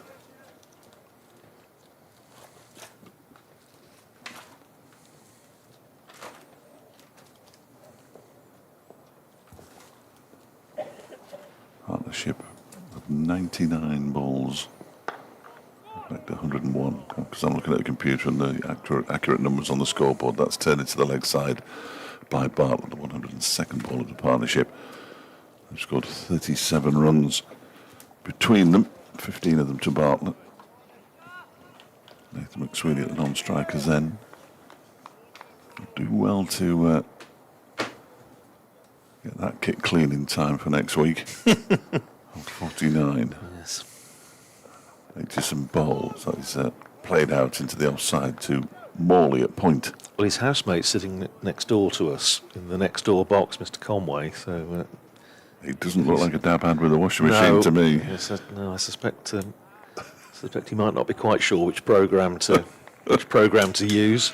Although I would like to see him do it. It's a sort of cartoon series, isn't it? Harry does ... Aitchison in bowls. That's turned into the leg side by Bartlett this time, up to Lewis Rees. This is a good resistance from Northamptonshire at the moment. 182 for 6. Last ball of Aitchison's over. Number 11 about to be bowled. This ball is just 4 overs old, though. I keep saying it tends not to do anything immediately. This one is pushed into the offside. They're going to go for a single here. Morley catches up with the ball. Bartlett moves to 16. Northamptonshire to 183 for 6. And McSweeney will once again be at the non-strikers end on 49. 49 overs to go in the day's play. And Rory Hayden, 18 overs for 18 runs. 18 overs, 10 maidens, no wicket for 18, which is terrific stuff. And he's going to bowl his 19th over from the City end. The old Pentagon roundabout, not absolutely chocker yet. I imagine give it an hour, it might be fun. Yeah, we don't want to be leaving the ground at 5 o'clock. No, well, I'd settle for that on a number of counts, but, but we'll see. 183 for 6, 49 overs remaining. Martin Mason in Motown is with us. That's good to know. Good to have you with us. Detroit. Yeah, good to have you with us. What about those Tigers, eh? I'm not sure how the Detroit Tigers are doing at the moment. Oh, I thought you meant Leicester Tigers. I thought that was a dig. After No. After they turned Northampton Saints over. I'd never do that. No, I know you wouldn't. Griff would, but he's still getting at me after the Derbyshire winning the county championship in 1936. Well, yes. Well, quite right too. It'll be interesting when he writes an article about it. Look forward to reading that. Here's Hayden in bowls, and onto the back foot goes Bartlett. Keeper standing up now, Brooke Guest, and he plays it up to mid-off, and there is no run. Yes, there's a piece in the offing, I think, from the pen of D. Griffin Esquire about that terrific championship win for Derbyshire in 1936. I'll just read the first paragraph, and then the rest of it will be behind a paywall. He's threatened to send it to me anyway, so... the Detroit Tigers are in the AL Central, a division in which most teams have a losing record. Here's Hayden in and bowls to Bartlett. Just gets a little bit of extra bounce, and Bartlett does well to keep it down. Just got a little bit big on him. And I think it's done his bat absolutely no good. We saw this with Nathan McSweeney earlier. I think he's on his third bat of the innings, isn't he? Yeah, he's And on he's his now- third bat, and Well, he's now gesturing. Bartlett wants his second. Well, He wants to change. He wants to change it now. immediately. Just Yeah, asks Wayne Madsen, who says and the no, umpires, no objection. the umpire, Paul Baldwin, is just getting in the way of Rory Hayden, who I think wasn't aware of what was going on, and he thought he might sort of come steaming in. And Well, McSweeney's going to take this as an opportunity to do something. He's got problems with his bat grip. yeah, I think there's an awful lot of I think he's taken it off. I think there's an awful lot of mess after that dive into the crease at the far end. Yes, he's removed the grip completely. Oh God, I need somebody with a cone then Yeah. to get it back on. He's going to need a new grip. Have you ever managed to do that?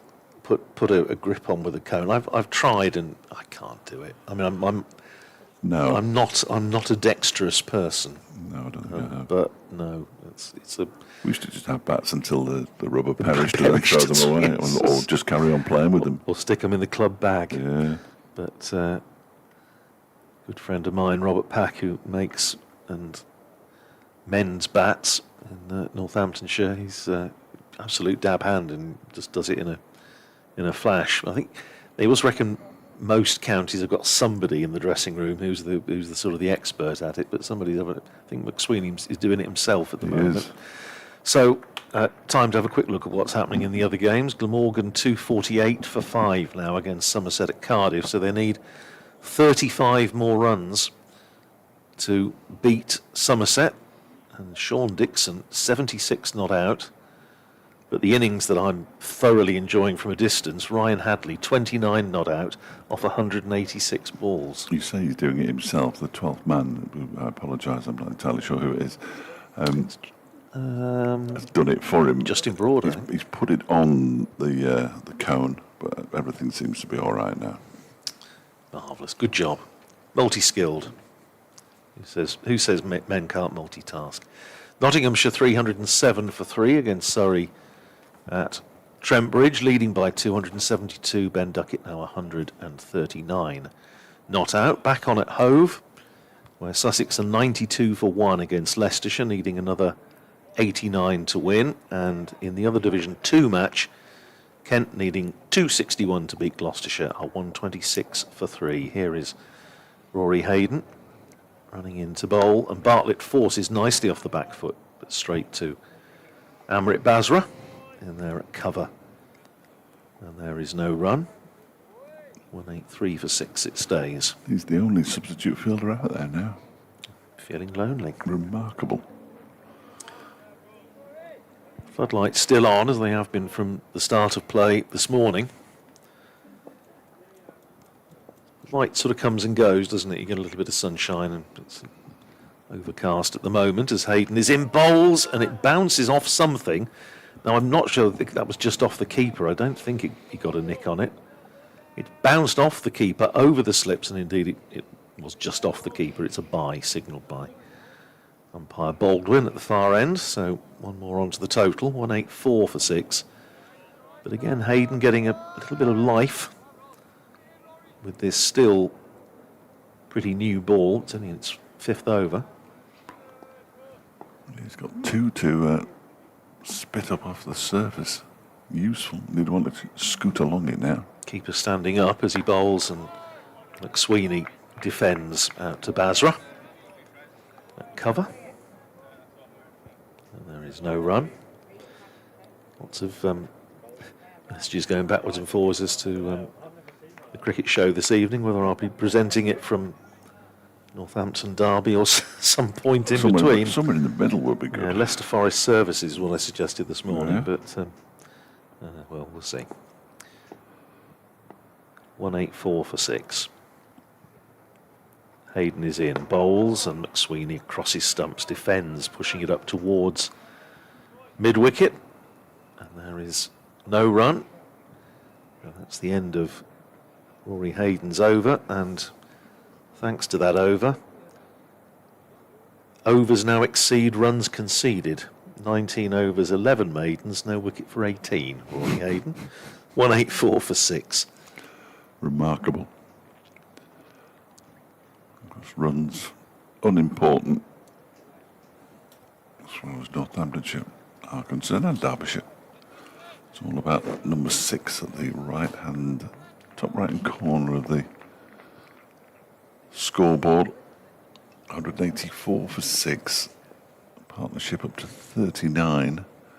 Aitchison is in, and he takes a couple of steps into the offside, so Aitchison chucks one down the leg side, and it's taken by Brooke Guest. And there's no run.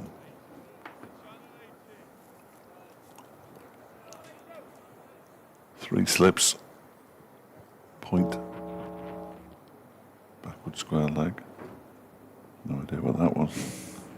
Oh, there's some more. It's weird. Ooh, almost chops on Bartlett. Goes up on his toes, trying to play it out into the offside, and it just takes the bottom edge into his foot, I think. And away it goes. I couldn't tell whether that was a noise that you could hear or just a noise that I could hear. No, yeah, I heard it as well. I don't know what it was. Every day a new adventure in here, isn't it? I can also hear Dino at the moment as we approach the 3 o'clock news. There's Ben Aitchison. Runs away from us and bowls, turned into the leg side by Bartlett. Fairly comfortably. It's getting slightly irritating, all these noises, but I can only apologise if it's spoiling your enjoyment. And if it is the only thing that's spoiling your enjoyment, I have to say how pleased I am. Here is Aitchison. He's in and bowls. He gets up high on his toes to play that backward square on the offside. Bartlett. And comes down and prods the pitch in a couple of little places.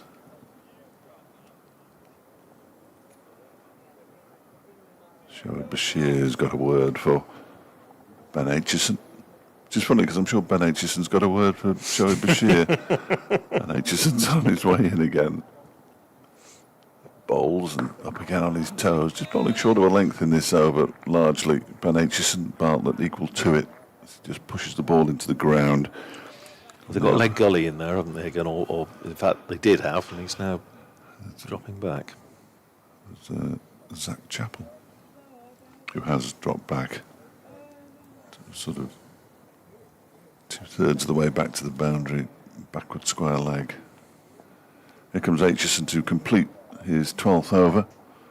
Bowls to Bartlett, who's struck on the pad, but only after it had hit the bat. Ball dribbles out into the offside. The over comes to an end at 12 overs. 3 maidens. That's not ticked over yet, but I'm sure that was a maiden. It's not going to tick over either, so we'll just gloss over that. 1 for 30. His figures: 184 for 6. 3 maidens. There we go. We would be getting very irritated if we were down at Hove at the moment because they're off for rain again, having been back on for a few minutes. They're now off again.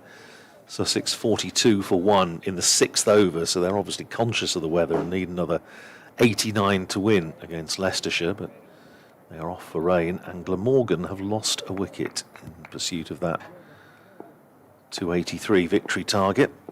6th wicket stand has been broken. Here's Hayden in and bowls to McSweeney, who drives up to mid-on, and there's no run. He stays on 49, 184 for 6, and it's Sean Dixon, who was perished for 76 after a 6th wicket partnership with Ryan Hadley worth 114. Glamorgan need another 30 to win, 253 for 6 at Cardiff. Here's Hayden in his 20th over, in and bowls, and McSweeney defends solidly back down the pitch. And there is no run. And Kent 127 for 3, needing another 134 to beat Gloucestershire at Bristol. To under Miyeye 66 not out. Has he slowed down? A little bit, yes, but Still decent rate of strike now. Bit of pressure on McSweeney with a forward short leg and a silly mid-on and a short mid-wicket. But McSweeney blocks it out. Up to mid-off and there's no run. Been on 49 for a while. Not that I would imagine that'll worry him over much. Captain, of course, of South Australia. And that capacity has won the last 2 Sheffield Shields. The last one, extraordinary victory in the final from a game that they looked to have lost. Here's Hayden in, bowls edged and just, I think, just in front of Aitchison at second slip. It's gone for 4 and it brings Nathan McSweeney his 50 off 130 balls. Don't think that carried, but I'll have a little look. But it was an edge from Hayden, and Ben Aitchison looking somewhat crestfallen, giving it the double teapot at second slip. He put down a right hand, and it's just a question of if it carried. My feeling with the naked eye was that it didn't. No, I just thought it sort of hit the ground just before he could get his hand down to it. But it was a false shot, but it takes McSweeney past half century. Hayden in bowls and he turns that one away down towards fine leg. There is a chase around the boundary and the ball wins it and it goes for 4. Back-to-back boundaries for McSweeney, the latter rather more convincing than the former. 57 to him, 192 for 6. Derbyshire down there at long leg threw himself to the floor in a desperate attempt to keep the ball from crossing the rope, but couldn't quite manage to do so. 10 out of 10 for effort, though. Well, as ever. Deficit 184. 2 slips and a gully, and still these 3 men catching on the leg side as Hayden is in, bowls, and McSweeney blocks it out into the offside, with Amrit Bazra coming in from cover to field. 192 for 6. At the end of the over, 57 to McSweeney, 16 to Bartlett. Northamptonshire have 46 overs remaining. McSweeney's 50 off 130 balls. I was just comparing that to Calvin Harrison yesterday, 50 off 149 balls. So he's positively raced to the half-century mark.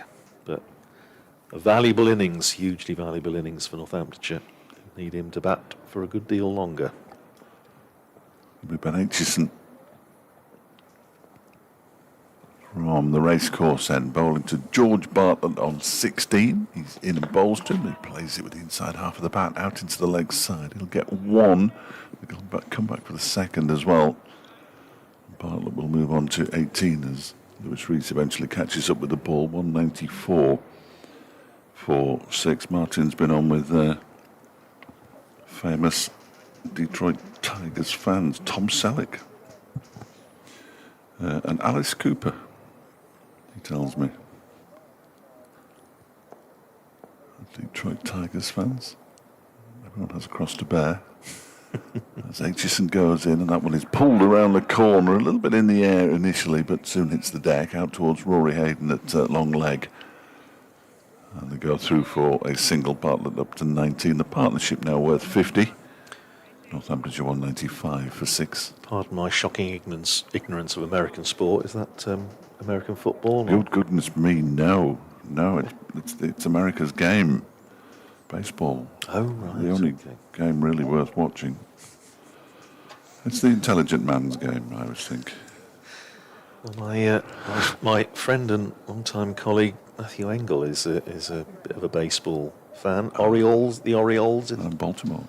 Yeah. I love baseball. Listened to a game last night.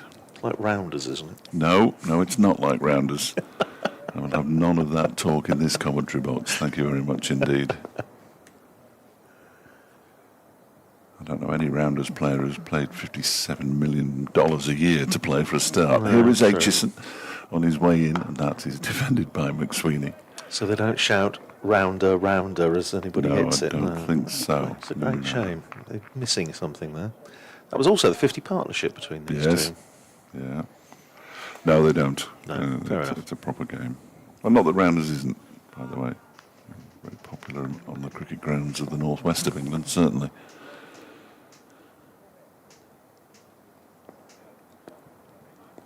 Here comes Aitchison again. To Nathan McSweeney, who takes his bottom hand off the bat as it just spits up at him a little bit. It'll get a single here, but that will have just numbed a finger or two, I think. Yes, I think it will. Interesting fact, baseball... Well, I'll be the judge of that, but carry on. Baseball was played at the county ground in Northampton at Wantage Road during the Second World War, and cricket wasn't. Because Northamptonshire, although they played a lot of games in the wartime, played most of their home matches at the brewery ground up at Spinney Hill, Northampton Brewery Ground, and they didn't play cricket at the county ground. It's just in. That one, Zoe tries to leave it and it hits him. George Bartlett. So a couple of balls here that have slightly misbehaved, or not behaved as the batters expected them to. Interesting-ish. Because the pavilion was requisitioned by the fire service, so they couldn't use it for cricket. But I think it was American and Canadian service personnel who did play rounders there. Not rounders, but no, absolutely. This one's turned down the leg side, is it? No, it doesn't make contact. It's taken by Brooke Getz. It's the end of the over 196 for 6. Yeah, there was a ground in Derby where they played baseball, but I can't remember what it was called. Oh, yes. They were British champions back in the day. Pride. No, yeah, not Pride. No, not Pride. The one before that. Yes. Yeah, this was a very popular game in Derby back at the turn of the 19th and 20th centuries. Well, they've played all sorts at the county ground. Indeed, it had it when it was originally laid out. We're not going top trumps on what they played at the No. I'll win that one. I know you will. When they played, when they sort of laid the ground out in the 1880s, they had a running track. It actually staged the 3A's athletics championships 3 times. Okay. They had to get a huge amount of cinders to go in and sort of lay the track. Here's Hayden, starting a fresh over to McSweeney, who defends out into the offside, fielded by Basra in the covers. I'll see your 3A's championships arrange you an England Football International and an FA Cup final replay. And of course, horse racing with the finishing post just over there to our left, with a long one of 5 straight miles in the country. Yeah, I'll settle with that. That's still no blue plaque for any of them. No. Ridiculously, but there we go. Though there is that magnificent Derbyshire timeline at the far end of the ground, Yes. which is so impressive. 3 slips now and a leg slip as Hayden is in and bowls, and McSweeney again defends. He has plenty of company. 3 slips, leg slip, forward short leg, short mid wicket, silly mid on. And now I think they're swapping. Basra's coming in at leg slip. A little fist bump. I think that Shawad makes Bashir sense. goes out into the covers. Yeah, I think that makes sense. So Basra, who has got a terrific pair of hands, is now in there at leg slip. Here's Hayden in and bowls outside the off stump, left alone by McSweeney. Keeper standing up, good take by Brooke Guest. I suppose Northampton Racecourse, where of course Northamptonshire used to play before they moved to the county ground. Obviously that staged horse racing until 1904, when they had a bad accident there at Kelmarsh Stakes, and the jockey club pulled the plug, said it wasn't safe. There had been, I think, quite a few accidents, but they did all sorts of things on the racecourse as Hayden is in, bowls, and driven, well, off a thickish outside edge, well wide of the slip cordon by McSweeney. There is no third man, and it runs down to the boundary for 4. McSweeney to 62, and the 200 up for Northamptonshire. 200 for 6. Still 176 behind. But they had all sorts in the racecourse. They had public executions going way back, which I don't think they've ever done here, but it's possible. No, I don't. Not yet, anyway. And they also had the international heat of Jeux Sans Frontières. Oh, really? On the racecourse. Excellent. Back in the 70s. 1974, I think. Got to be careful with that, though. Yes. Here's Hayden in, bowls and nudged into the onside by McSweeney. Passed forward short leg, and there is no run. And I remember it because I was on holiday at the time. We were down in Bournemouth, I think, where we used to have a couple of weeks in the summer. So I missed it, and I think one of my sisters got me the pennant, like a souvenir pennant. It was just on Frontier, Northampton, 1974. Heaven knows what happened to it. I haven't still got it, but It's not on your ceiling. no, it's not room for it. Not with the Northamptonshire flag. Here's Hayden in, bowls, and McSweeney again defends out to short mid-wicket. No run. McSweeney is waving to somebody. What on earth does he want now? Lee Daggett, the physio, is trotting out with something. 200 for 6 at the end of the over, 62 to McSweeney. Painkiller. 19 to Bartlett, yeah, might be. That was a nasty one that It was. took him on the glove. Yeah, a bit of spray, I think, and perhaps a painkiller. Lee Daggett, and I'll give another shameless plug for the cricket show this evening. Is there a cricket show? There was a cricket show this evening at Oh, 6 no o'clock idea. No on idea. BBC Radio Northampton. There's an interview with Lee Daggett. Yeah, the painkiller's going down. So, well, Northamptonshire, I hope that's nothing too serious for Nathan McSweeney. Thank you, Tim. When I said I couldn't remember the name of the ground they played baseball on in Derby, I knew what it was. Yes. But thank you anyway. Michael, Derby County started their life here.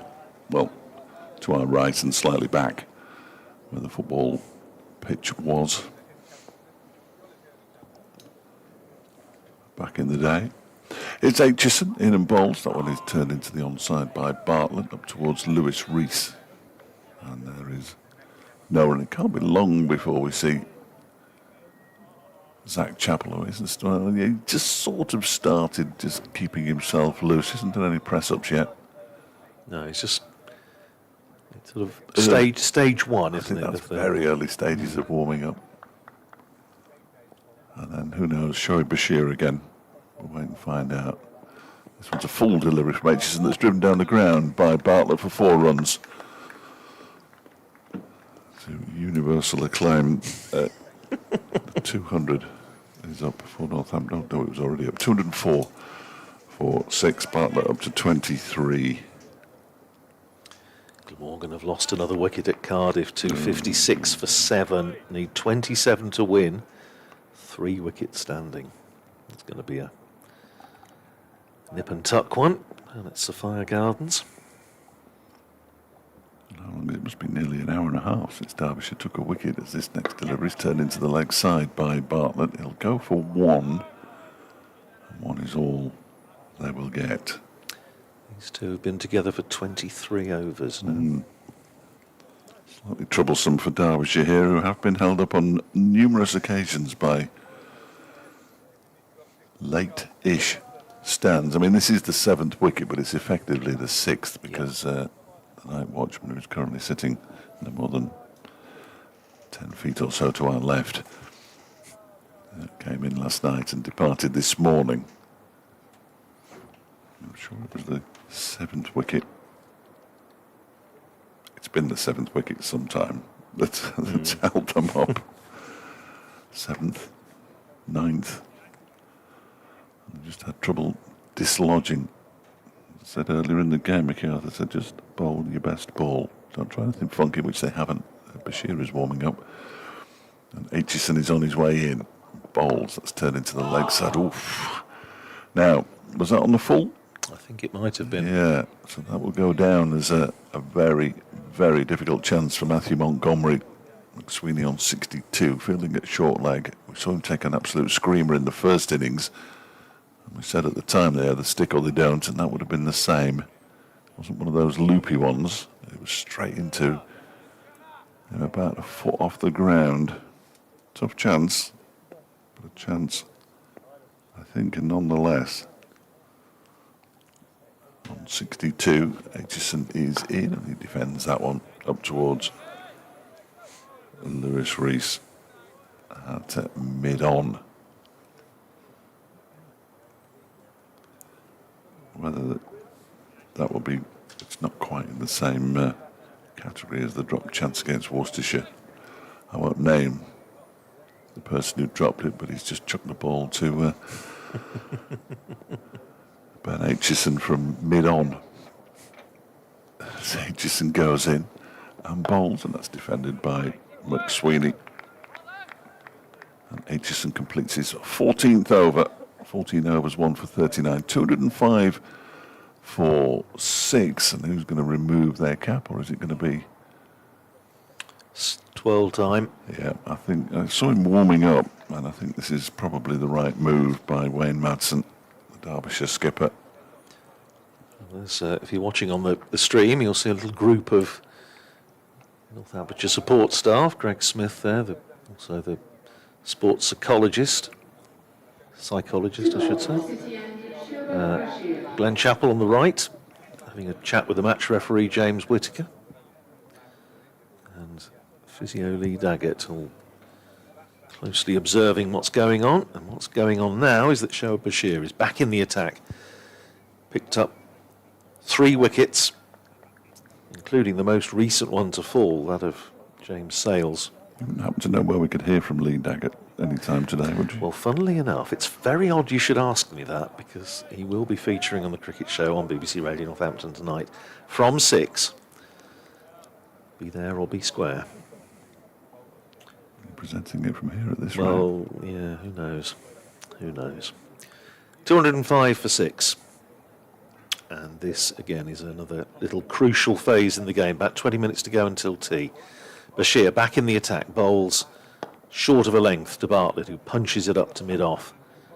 And there is no run. Bartlett 24 off 75 balls now. As the sun bathes the ground, floodlights still on. And Bashir is in and bowls, and that bounces, and Bartlett plays it well. It turned and bounced,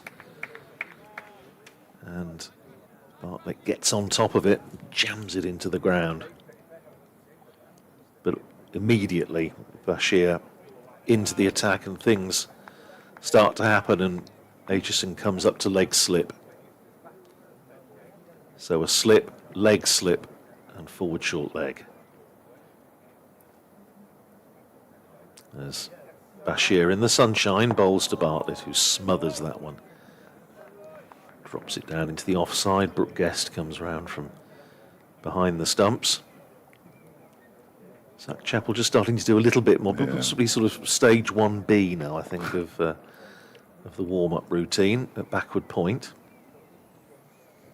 Bashir in again, bowls and turned by Bartlett between leg slip and forward short leg. It was in the air for a split second, but it eluded Ben Aitchison's left hand. There's a couple of instances already this over. We thought at the start of the day that Shoaib Bashir would be the main threat, and I think that is certainly the case. Shoaib in bowls, and Bartlett props forward, plays it out into the offside.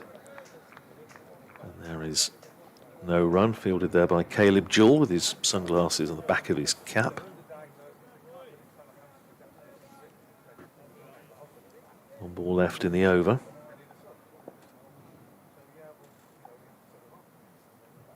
With that familiar little hop, Shoaib Bashir is in bowls, and this time Bartlett right behind it, playing it back down the pitch. That is the end of Shoaib Bashir's 24th over, 7 maidens, 3 for 50. It's 205 for 6, and there are 42 overs remaining, and about 18 minutes to go until tea. Just in a first over, and it is going to be Zach Chappell replacing Ben Aitchison, who bowled 5 overs for 15 with the new ball. At the racecourse end.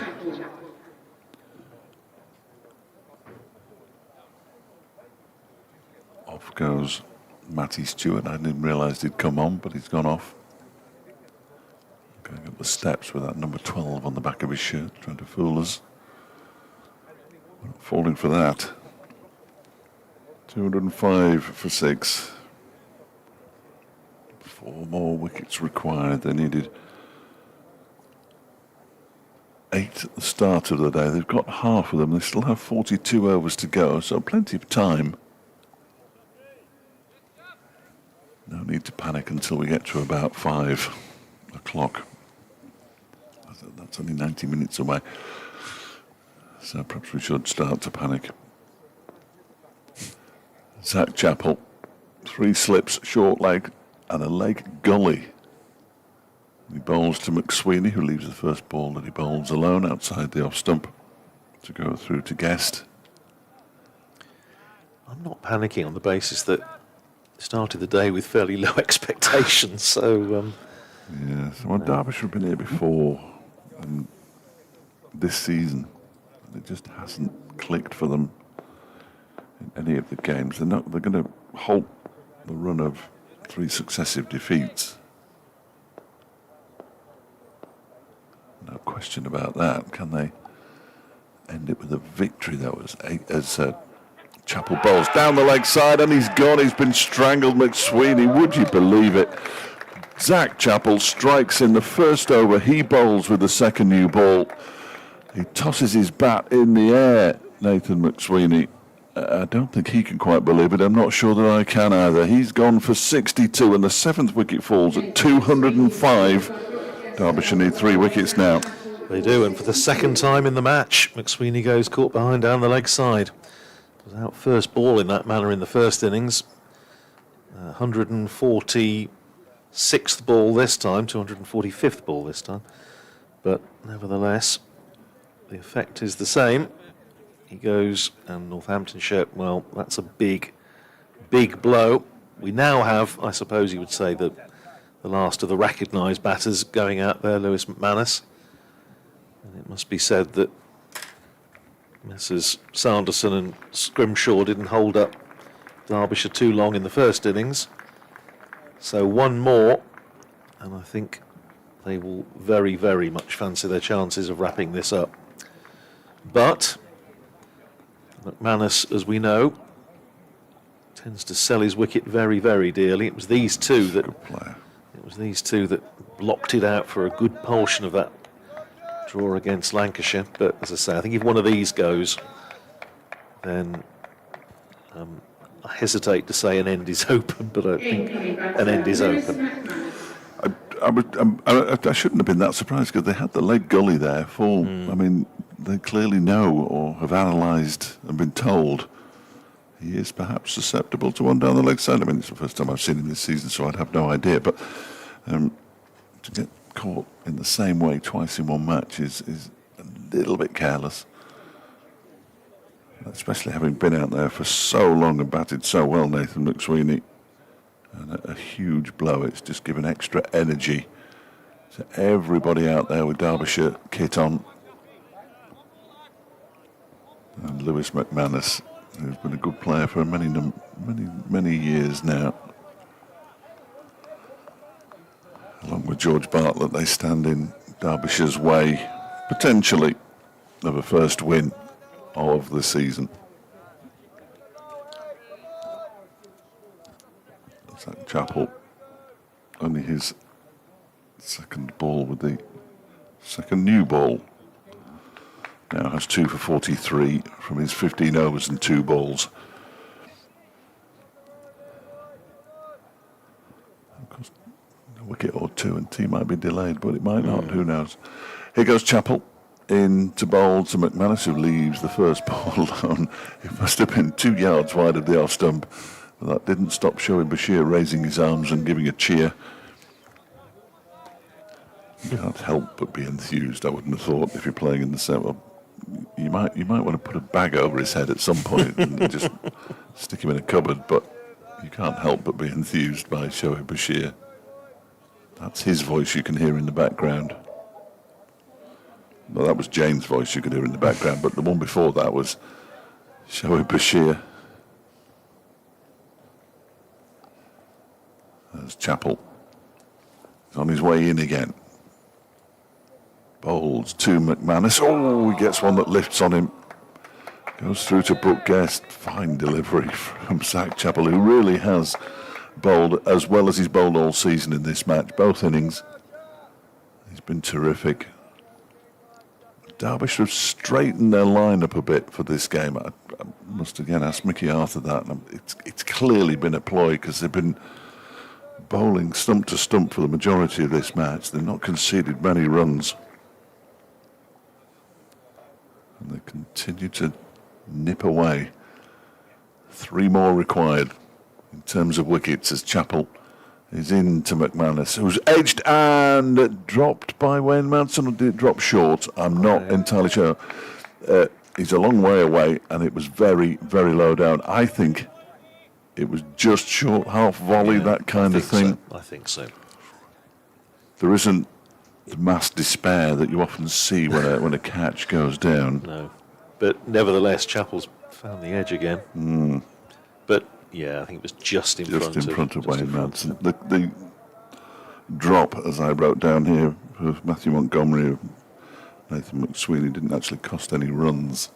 The runs are important. Didn't cost much time either. As Chappell is in again, and McManus gets behind this one and pushes it out into the onside. A very, very fine over from Zach Chappell. His 16th of the innings, his 5th maiden, 2 for 43. His figures. McManus yet to get off the mark, having faced those 4 deliveries following the dismissal of Nathan McSweeney. He's on naught. George Bartlett has 24. Northamptonshire 205 for 7 with just over 10 minutes to go until tea. Yeah, that over bringing the crowd. Is not too many of them, but they made their appreciation heard for that terrific over from Zach Chappell. 205 for 7. I was just thinking, Fletch, think back 2 years on this ground when the roles were reversed and Northamptonshire were pressing for victory on the last afternoon. And did it rain? No, it didn't. Oh, No, it didn't rain. Derbyshire was 7 down at tea and held on 9 down with a catch going down in the last over off Ben Sanderson. So it's another straw I'm clutching to. No, it's made me more nervous than I was before. Sorry, I didn't mean to do No. Very different set of circumstances. But anyway, Stephen says he took it on the bounce. Yeah. Wayne Madsen. Thank you, Stephen. it looked very much like that. Not least because of the way he was sort of getting his head was back, which is Yes, the case when yeah. you're sort of taking it on the half volley, Said it was going to bounce up and knock his teeth out. as you would be. Absolutely.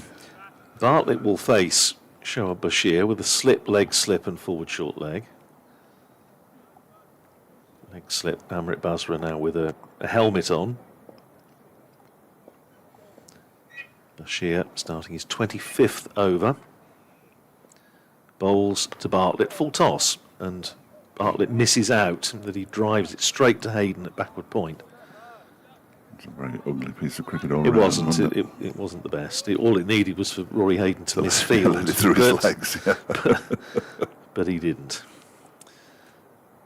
Over the wicket comes Shoaib again and finds the edge of George Bartlett's bat. It's gone past slip. It's running down towards the third man boundary. Hayden in pursuit. Sends in his return and they come back for a couple. Bartlett to 26. Northamptonshire to 207 for 7. Lewis Rees imploring Wayne Madsen to put a second slip in with 169 runs to play with. I'd be tempted myself, but he hasn't been. Here's Shoaib in, bowls, and off the back foot goes Bartlett, plays it back down the pitch, and there's no run. Now, I mean, there are 40 overs to go, so Northamptonshire have to score at 4s. They're scoring at 2s. To even clear the arrears by the last over. It's not going to happen. No, it's not. That might be a message that Mickey Arthur gets across to the team at tea. Here's Shoaib in, bowls, and Bartlett pushes forward. I hope. It rolls up to mid-wicket, where Ben Aitchison fields. 2 balls left in the over. Bashir in and bowls, and driven by Bartlett, but without any timing, just scuffs it really into the ground, and it rolls up to a capless Zach Chappell in there at mid-off. Derbyshire to complete his over. Bowls to Bartlett, and Bartlett defends. Back down the pitch, end of the over, 25th over of Derbyshire. 7 maidens, 3 for 52, 207 for 7, 26 to Bartlett. McManus yet to get off the mark, and Northamptonshire have 40 more overs to try and survive, with about 6-7 minutes to go till tea. Yeah, we've survived 56 so far today. Loss of 5 wickets so far. Can't help but feel Nathan McSweeney's was an important one, and the next one is equally crucial. Lewis McManus and George Bartlett, to be followed by Ben Sanderson and George Scrimshaw. I think I'd be happy to let Harry Conway have another go, actually, as a 12th. For entertainment value. Yeah. On the proviso that if he doesn't get out, Derbyshire still win. Here goes Zach Chappell then. 2 for 43 from his 16 overs so far. He bowls to very wide, and it's signalled wide to Lewis McManus. It's the first wide of the innings. To go with the 1 no ball. 22 extras, but only 2 of them down to the bowlers, I fancy. There have been 2 no balls from Zach Chappell, in fact, because there was the square leg one. There must have been a front foot one that I don't remember. And now a wide.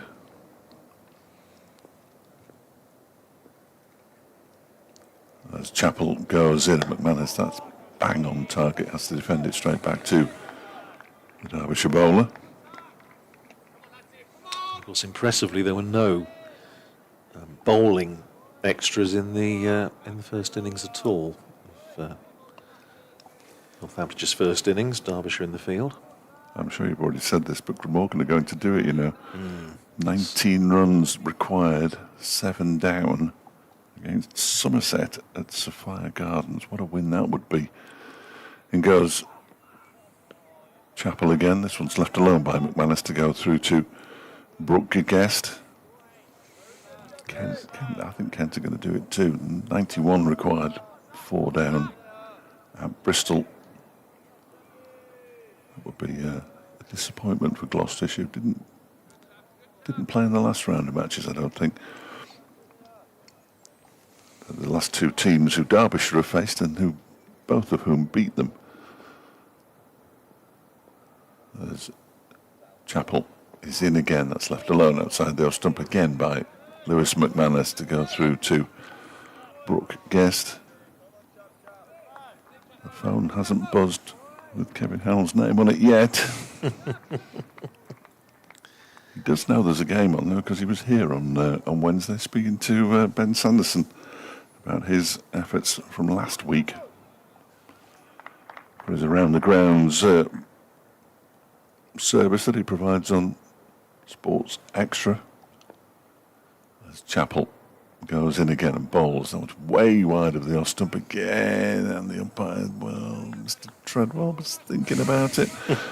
Took one hand out of his pocket and kept his other one in there. He's got away with it.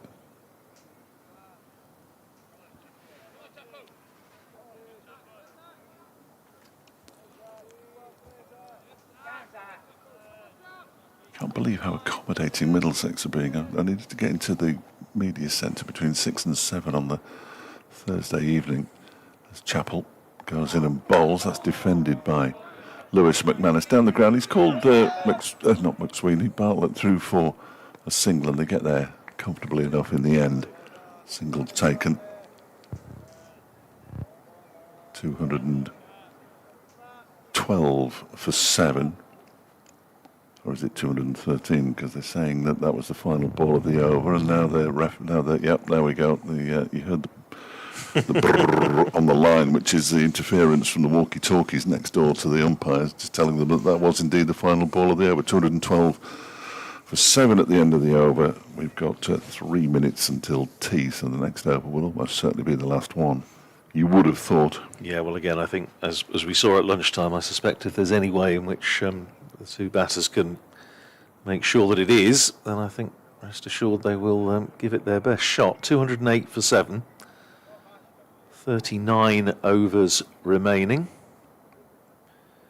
No prospect of a tea time deluge. So, as we've been saying all day, really, Northamptonshire, if they are going to save this match, are going to have to do it entirely through their own skill and resilience.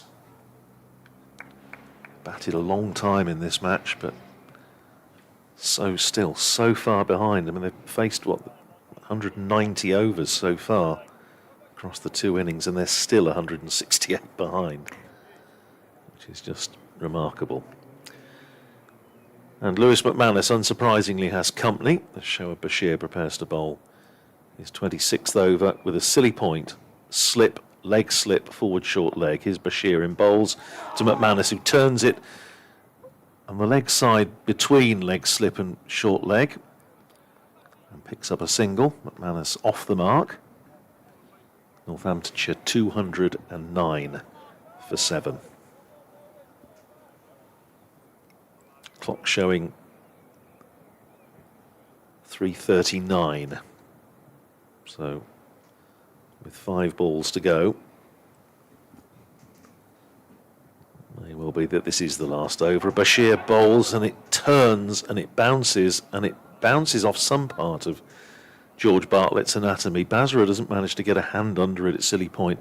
Not sure there was any bat involved, although Bashir is looking a little disappointed. Hard to tell from here what it came off. Bashir flights that one right up, and it's a full toss, and it's slapped away by George Bartlett. It's running out towards the boundary. Is it going to get there? It's a teaser, and it just creeps over the rope before Glenn Chappell can catch up with it. Not that Chappell was exactly giving it full bore in pursuit, but Glenn's brother, Zach. Zach, sorry, bro. No. Did I say Glenn? Sorry. No. Do beg your pardon. They could easily have snuck another sub on. They've had that many. They've had some that we didn't even recognise earlier on. Northamptonshire senior assistant coach, I don't think would probably be one of them, but you never know. I don't think he'd have chased it. They're going to have somebody else to do it. 30 to Bartlett, 2:14 for 7, I beg his pardon. Here's Bashir in bowls and defended by Bartlett back down the pitch. And there is no run. 3 balls, I think 3 balls to go in the over. 2 balls to go in the over. Board is caught up. Bashir in again, bowls short and gives Chappell the opportunity. Bartlett the opportunity, I should say, just to get on the back foot and punch it out into the covers. Chappell fielding in there at mid-off. There is this big inviting gap through the offside, with a slip and a silly point, backward point, and a mid-off. And this could well be the last ball before tea. Here's Bashir in, it turns and bounces again, but Bartlett plays it well into the ground, fielded at short leg, and that is tea. So Northamptonshire will take this match into the final session, and we have that situation that, as I say, we were recalling a moment or two ago from 2 years ago when the boot was on the other foot and Derbyshire was 7 down at tea and managed to save the match. Whether Northamptonshire will manage to do the same, we shall find out, Fletch, within the next hour or so. Yeah, it could go to the wire. You don't want to miss it. You don't want to miss it. We'll be back in 20 minutes. I hope you are too. 38 overs left in the day.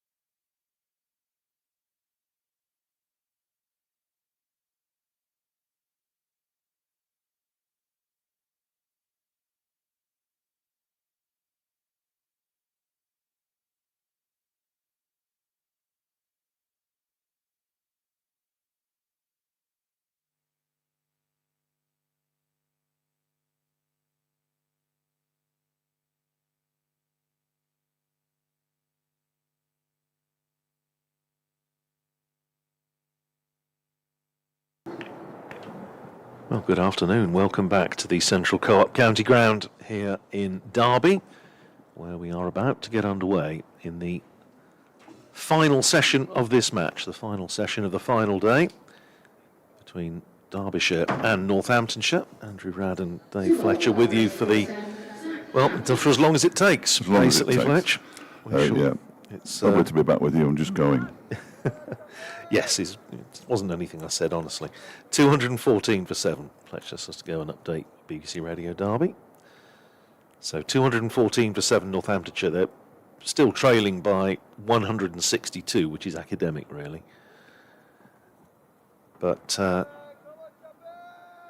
more importantly, as far as Northamptonshire are concerned, they need to cling on to these last 3 wickets for another 38 overs. From their point of view, of course, Derbyshire looking to claim those 3 wickets, secure victory, their first of the season, and climb the table. 214 for 7, Shoaib Bashir and Zach Chappell, the pick of the bowlers, I would say, so far in this innings. Bashir 3 for 57, Chappell 2 for 45. And these are the last 2 recognised batters for Northamptonshire. And it's Lewis McManus facing the first ball of the session from Zach Chappell down the leg side and taken by Brooke Guest. Chappell bowling from this racecourse end. He's been outstanding in the match and in this innings in particular. He alone, almost among the seamers, seems to have really come to terms with this surface, and without visibly banging it in, he's just managed to get some real life and lift from this pitch. And he's been a constant threat. Wickets of Zabe and McSweeney this afternoon as Chappell is in, and that's turned away by McManus for the first runs of the session. It goes down to deep backward square, and McManus picks up a couple of runs. He goes to 4, and Northamptonshire to 216 for 7. Only Ben Sanderson and George Scrimshaw to come, neither of whom detained Derbyshire for very long in the first innings. No. Sanderson can hang around. I'm not sure that's really George's forte. Here's Chappell in and bowls to McManus, who defends out to Lewis Rees at mid-on. They have 3 slips, a backward point, short extra cover, forward short leg and a leg slip. And a man down on the boundary, down by the Monarch stand. Deep backward square and a point. I think George's levers, if anything, are too long for him to survive any length of time. He can certainly hit the ball a long way. But Never exactly exudes an air of permanence. Here's Chappell in again, bowls to McManus. Plays it out in the onside and there's no run. Father Gary, good afternoon. Back home after a week away, cup of tea in hand and a couple of tense hours ahead listening to our commentary. For those 8 points for the draw would be a massive bonus for Northamptonshire. Well, they would. But it's going to be a tough ask. If we're still here in 2 hours' time, I would agree it will be very tense, but still 37 overs to go after this one. Here's Chappell in, bowls to McManus. Pushes it past short leg. And there is no run. Matthew Montgomery under the lid. Floodlights are still on, of course, as they have been since 5 to 11 this morning. no idea. But the light is absolutely fine. There's no prospect of rain. We'll cross that one off your list if you're listening at home in the rows of the Shires, thinking that the weather might come to Northamptonshire's aid. Well, it's not going to. Here is Chappell, in and bowls outside the off stump, left alone by McManus. Again, good carry from Chappell. But that's the end of the first over of the session. 1 down, 37 to go. 216 for 7, Northamptonshire. 4 to McManus. And 30 to George Bartlett. Chappell, 18 overs, 5 maidens, 2 for 47. And understandably, it will be Shoaib Bashir to continue from the City end. 3 for 57 from his 26 overs, bowled 7 maidens in there. Not quite as impressive as Rory Hayden's 11 maidens in 21 overs. He hasn't picked up a wicket in this second innings, but he won't care if they get these remaining 3 that they require for their first win of the season. 216 for 7. Silimidov, short leg slip, and that one is turned by Bartlett back towards the bowler. And there is no run. I wonder when the tension will really ramp up. It's a long way from home. This is a fairly long sprint for the finish line. 36 overs, 37 overs. Bashir bowls, defended again by Bartlett. Tell you what, that game at Cardiff, gosh, 270 for 8. Ooh. 13 to win, Glamorgan, 2 wickets for Somerset to win. I think they'll do it. This next delivery is floated up by Bashir. He has a real go at it, Bartlett. Silimidov, I think is Amrit Basra. To leap out of the way of that one as it speared towards his shins. Yeah, Matthew Montgomery's under the lid and Caleb Jewell is at mid-wicket now as Bashir bowls, and that one hits something. Basra goes down, doesn't catch it, sprawls across the pitch on a length. Nicely done. And there's no run. 2 balls to go. 216 for 7 it remains. In goes Bashir, and this time Basra does do the fielding. Lobs it back to the off-spinner, who could still claim his first Derbyshire 5 foot.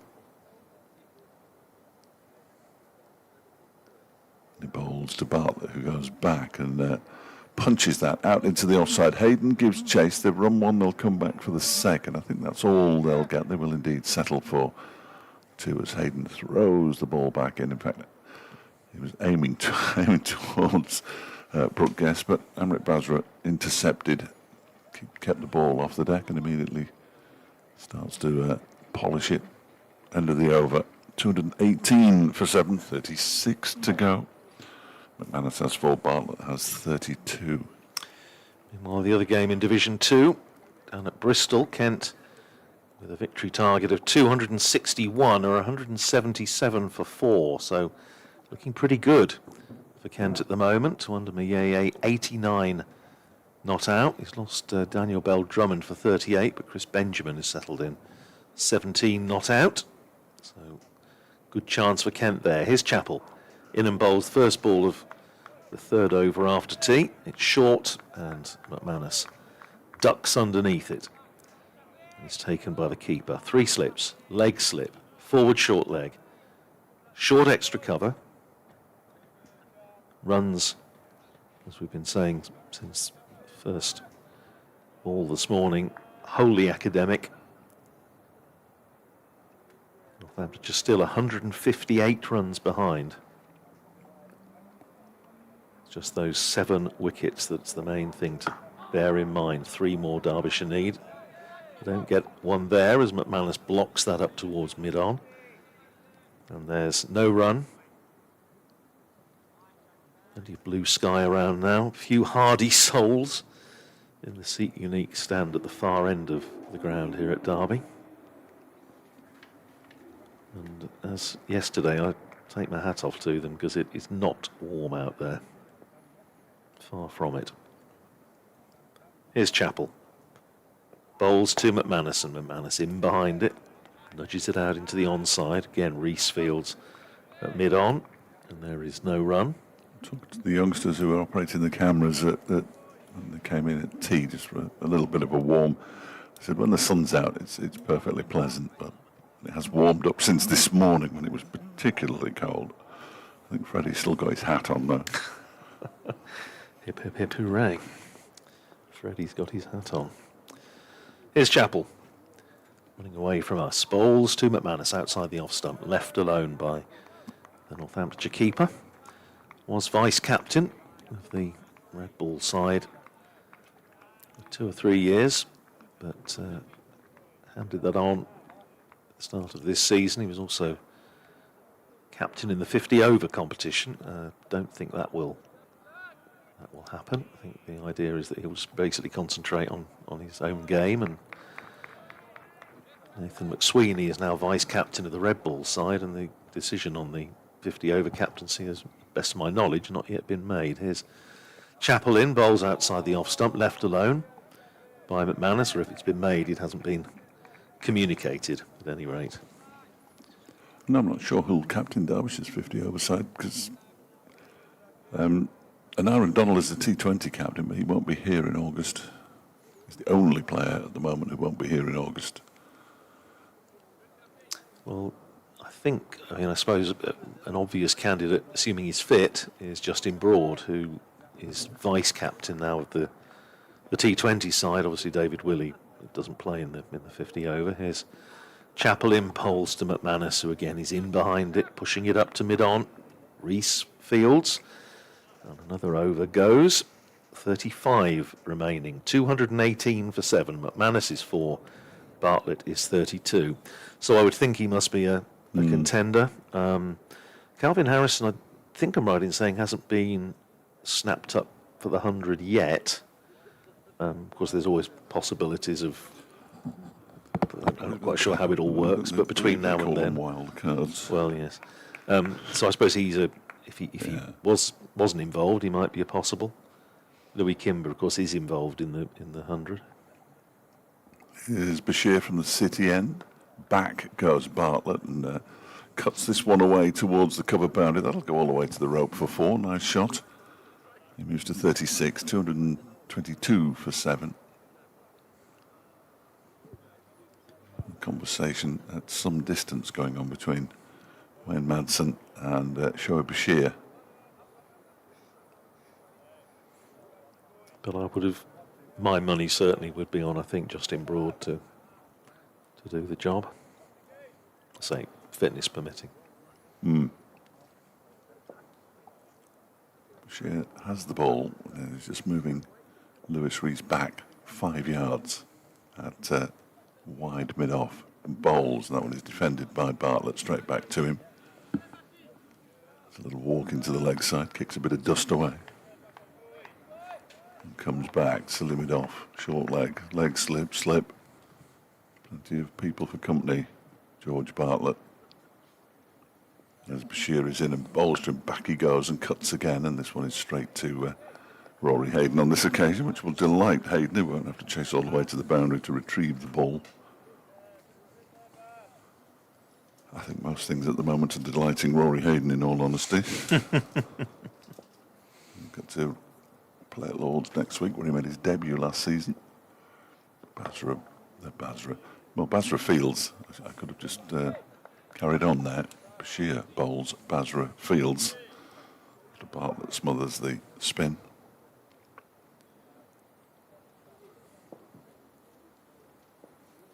And here comes Bashir again. Gives this one, sort of darts it in a bit, but it's a bit short. And Bartlett just plays it straight. Once again to Amrit Basra. And now he's going to come around the wicket to George Bartlett.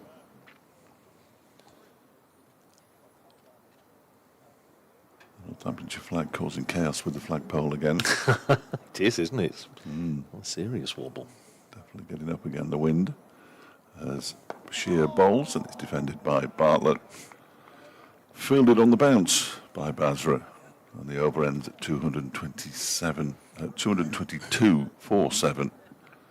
With 34 overs to go. Could be only a matter of time before Shoaib Bashir suggests one hand, one bounce to Basra at silly point. 222 for 7. More likely to be the ECB that suggests Yes. that, but Well, indeed. So Northamptonshire have batted for longer than they did in the first innings. They were bowled out in the 96th over in the first innings. Here they've batted 99. As we mentioned earlier, it is staggering to think that after batting 195 overs, they're still 154 behind. Here's Chapel bowls to McManus, who defends, out into the offside. And there is no run. The other remarkable thing, bearing in mind the weather forecast coming into this match, when you're sort of saying, well, yes, it's a bit dodgy on this day and that day, I think we've lost a grand total of 4 overs, which was the bad light on day 2. Yeah, 2 6 o'clock finishes. Yeah. For goodness sake. Well, batters conferring about something. Zach Chappell not exactly pouring the ground at the racecourse end, but ready to run in again. He's 20th over, bowls and back of a length. McManus is in behind it. Pushes it out into the offside. I was just thinking about the partnership between these two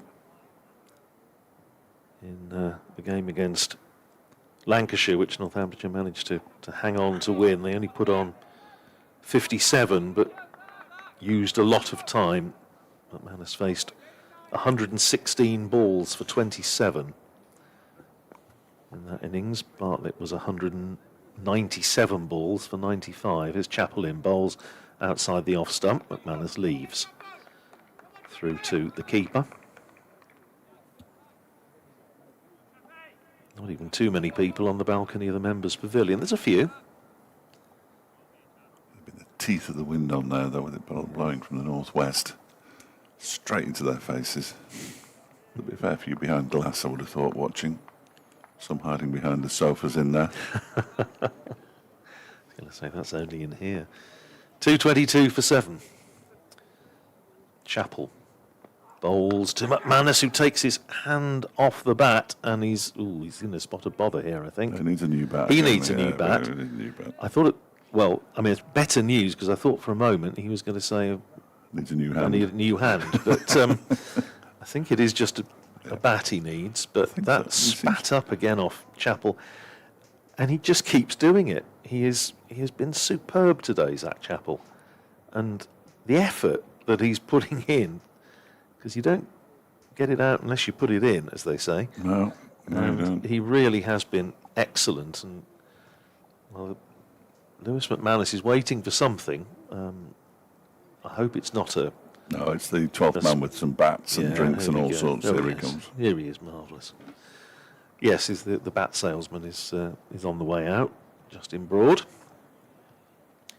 So he's carried more bats this afternoon than anybody I think I've ever seen on a cricket field. McSweeney got through 2. He was on his 3rd, wasn't he? Has Bartlett... I think this is his first change, but he put the new rubber That's on, right. didn't he? The new grip on. Yeah, and McManus has now changed bats. Well, yeah, his hands are okay, though, as you say. That's the main thing. You used to have those balls in some lower echelons of club cricket. When I used to play in said lower echelons of club cricket, you used to call them bat breakers, didn't they? There's rather cheap balls that used to... like concrete, That's wasn't right, it? they used to crack into the... They lasted a long time, though. Well, they did. That was why the whole point teams used them. the whole point of them. Sunday cricket, you could make one last, I don't know, 3 games probably, but they didn't do bats a lot of good. Bat changed. McManus faces Zach Chappell, and again he's in behind it, defends, and it's fielded by Amrit Basra in there at silly point, short leg slip. 3 slips. Chappell with 1 ball to go in this over. Turns down below us and runs in to bowl to McManus, and McManus gets one that nips back, keeps a little bit low, but he gets bat on it. It rolls up to Lewis Rees at mid-on, and the end of another over. 2:22 for 7. Bartlett 36, McManus is 4, and there are 33 overs left in the day's play, and indeed in the match. To see if Northamptonshire can cling on and get those extra 8 points that Gary was talking about, that would push them back up to 2nd place in the table. Glamorgan nearly there against Somerset, 280 for 8, so they need 3 runs to win, with 2 wickets standing. Back on at Hove as well. Yes. The progress is relatively slow. Since they came back, they only need 82 though, Sussex, so they should be able to get those runs, assuming they can stay on the field for any longer than 5 minutes. Derbyshire is 29th over of the innings, 3 for 63, bowling to George Bartlett. With a slip and a leg, slip and a short leg, and he pushes this out into the offside, backward of square. Wayne Madsen at slip does the fielding. The dullest game in the history of county championship cricket grinds on at Trent Bridge as Bashir bowls a loopy one, a little bit too full really, and it's pushed away into the offside by Bartlett out towards Lewis Rees. Do you mean match of the round? 370 for 4, Nottinghamshire in their second innings, leading by 336. They're going to get as close to 5 o'clock as they can and declare. As Bashir is in, and that one is turned into the leg side by Bartlett into the ground. Applause coming from Martin Anderson at mid-on this occasion. Basra in the fielding pads is at cover now. As in comes Bashir again, and that's pushed out into the offside. In comes Hayden from backward point to do the fielding. 3 wickets required, 32 overs and 2 balls in which to get them. These two crucial for both sides, really. As Bashir bowls, it's turned into the ground, into the leg side, fielded by Van Aitchison at leg slip with the helmet on.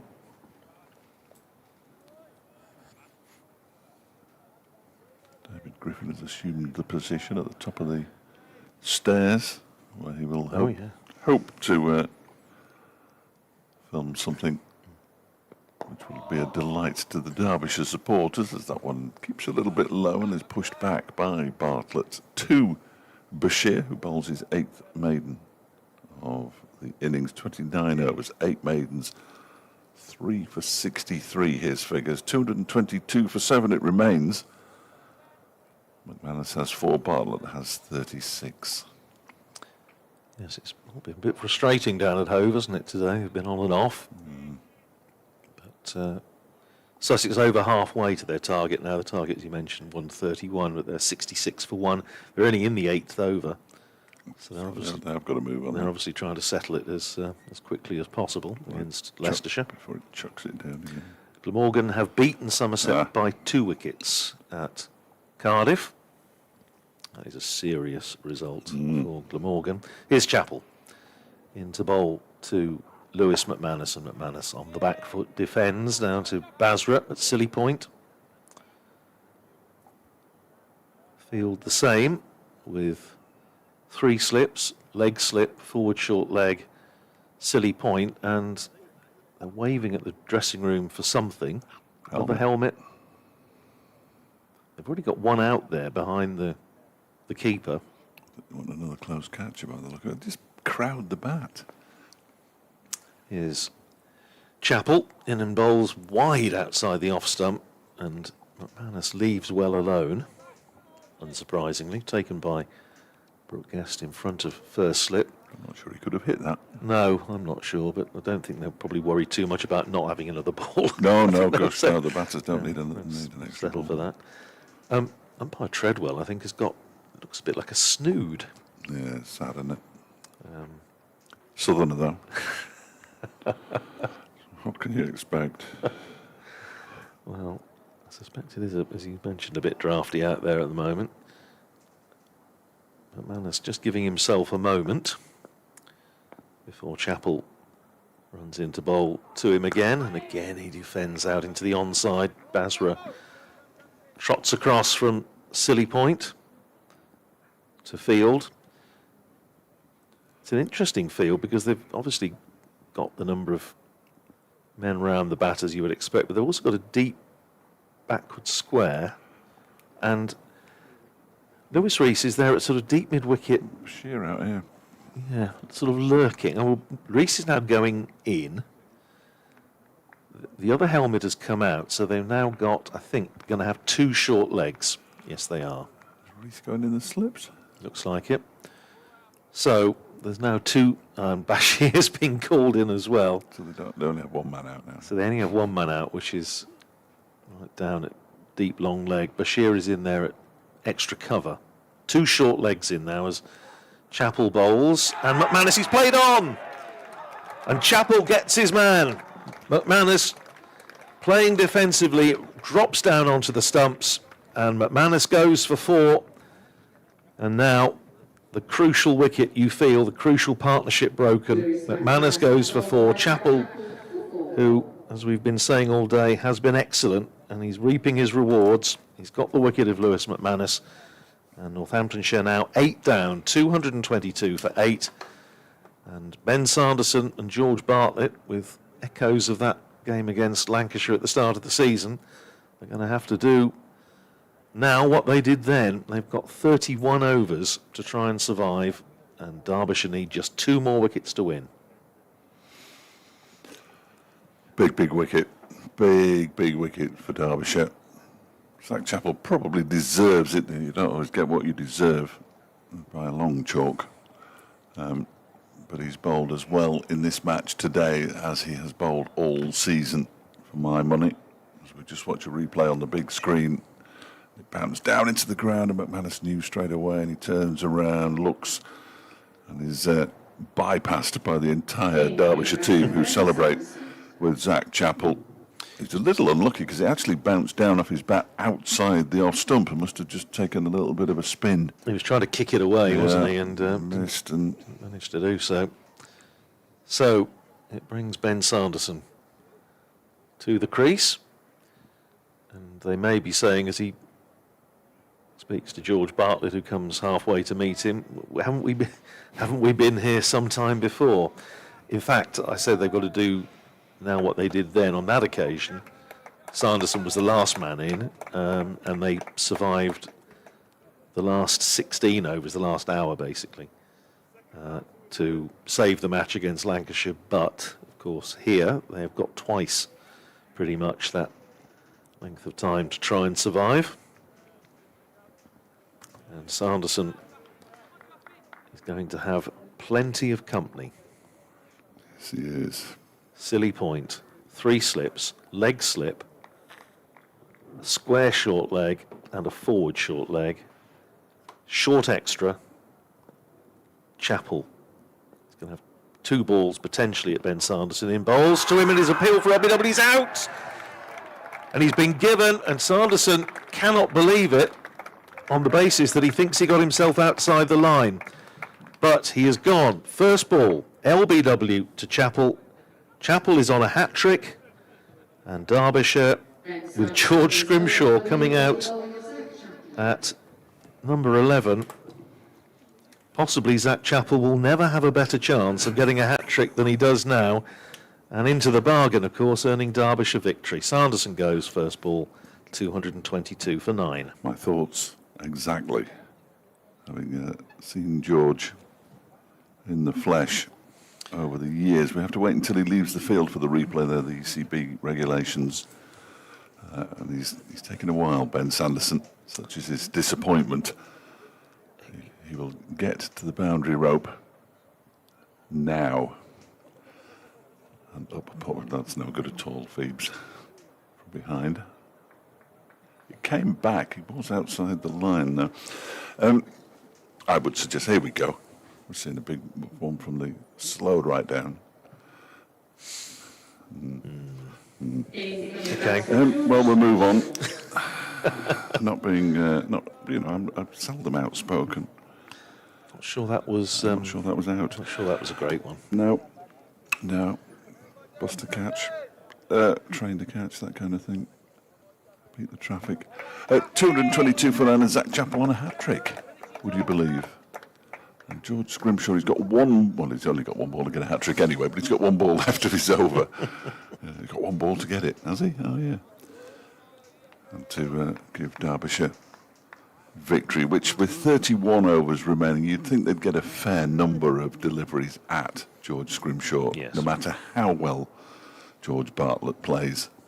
Tries to shield him. He can do nothing about this first one, and I hope Zach Chappell doesn't put it short and wide outside the off stump. Here he comes then to bowl to George Scrimshaw, who is leaving this one alone outside the off stump to go through. So no hat-trick. But Zach Chappell with 2 in 2 balls has certainly given Derbyshire the best chance they'll have of winning again this season, really. Although you have to think that the one at Old Trafford was quite good. They will win their first game this season. I'm fairly confident. This is like when my football summariser, Aaron Webster, and Burton Albion get their 4th goal. He always turns to me and says, "Do you think they'll win now?" I'm not quite. Yeah, they've got a chance now. I never want to. Don't want to commit, do you? No. I think committing is the worst thing you could possibly do. So, Shoaib Bashir to George Bartlett. Bashir can no longer get a fifer. Yes, he can. No, he can't. But Zach Chappell can. Anyway, here is Bashir in and bowls, and that one's left outside the off stump by Bartlett. The trouble is, of course, if and when they do win, I'll almost get the number of runs wrong, because I'm not very good at that. Here is Bashir. Bowls, Bartlett goes back, pushes it straight into Amrit Basra. Last time Derbyshire beat Northamptonshire by an innings was in 1990 at Northampton. An innings and 51. As Bashir bowls, Bartlett pushes this one out backward square on the offside, no run. And the last time Derbyshire beat Northamptonshire by an innings on this ground was in 1947. Blimey.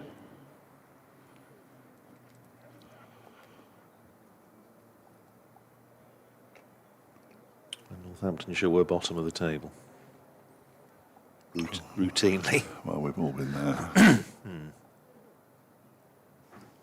222 for 9. Bashir in, and that one is. Well, he tried to whip it away. It was the 4th ball of the over, but tried to whip it away and it sort of looped. I'm not sure how much bat it took, if I'm entirely honest with you. It was a bit of a scramble to try to catch the ball. Nobody was able to. Bashir, 2 balls of his 30th over remaining, is in. Bowls, and Bartlett defends this out into the offside. Now the next one needs to be a dot, so that Zach Chappell can have another go at George Scrimshaw. Where can he manufacture a run? He could drop and run, but at the moment, if he did that, then George would be left leaning on his bat. Because he doesn't look like he's ready to. There we go. He's uncoiled himself. Under starters' orders. And here comes Bashir.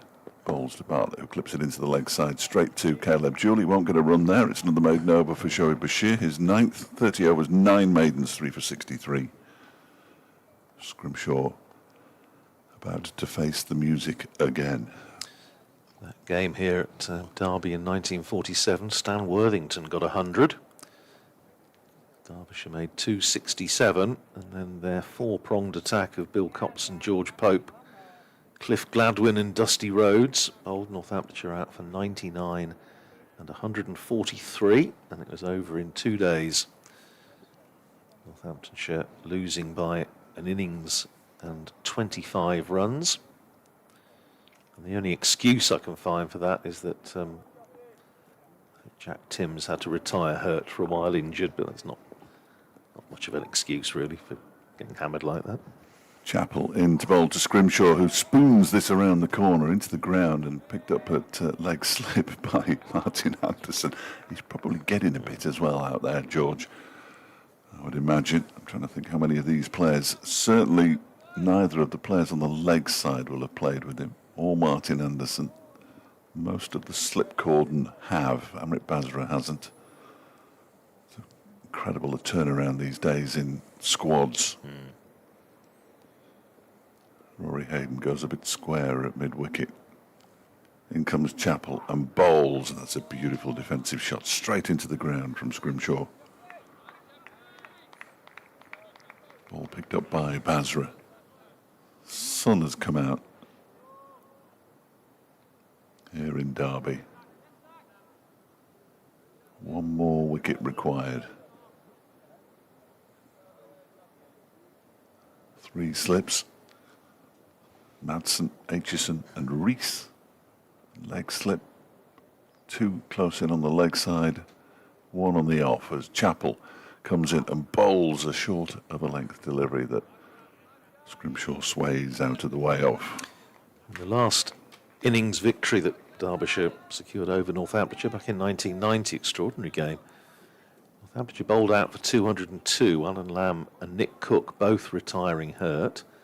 Derbyshire made 303 in reply. It's a good effort to win by an innings with those 2 numbers. Yeah. Kim Barnett top scored with 58, and then Northamptonshire, who batted with 8 men, were all out for 50, with Lamb, David Ripley and Nick Cook all absent hurt.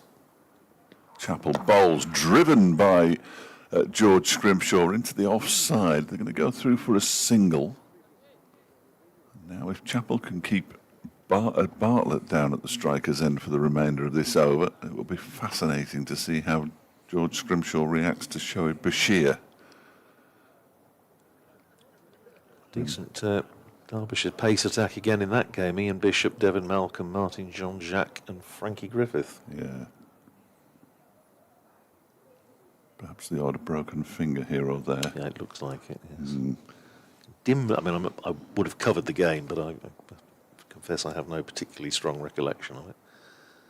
As Chappell is in, bowls to Bartlett, who tries to flick it away down the leg side, misses, and it's taken by Brooke Guest.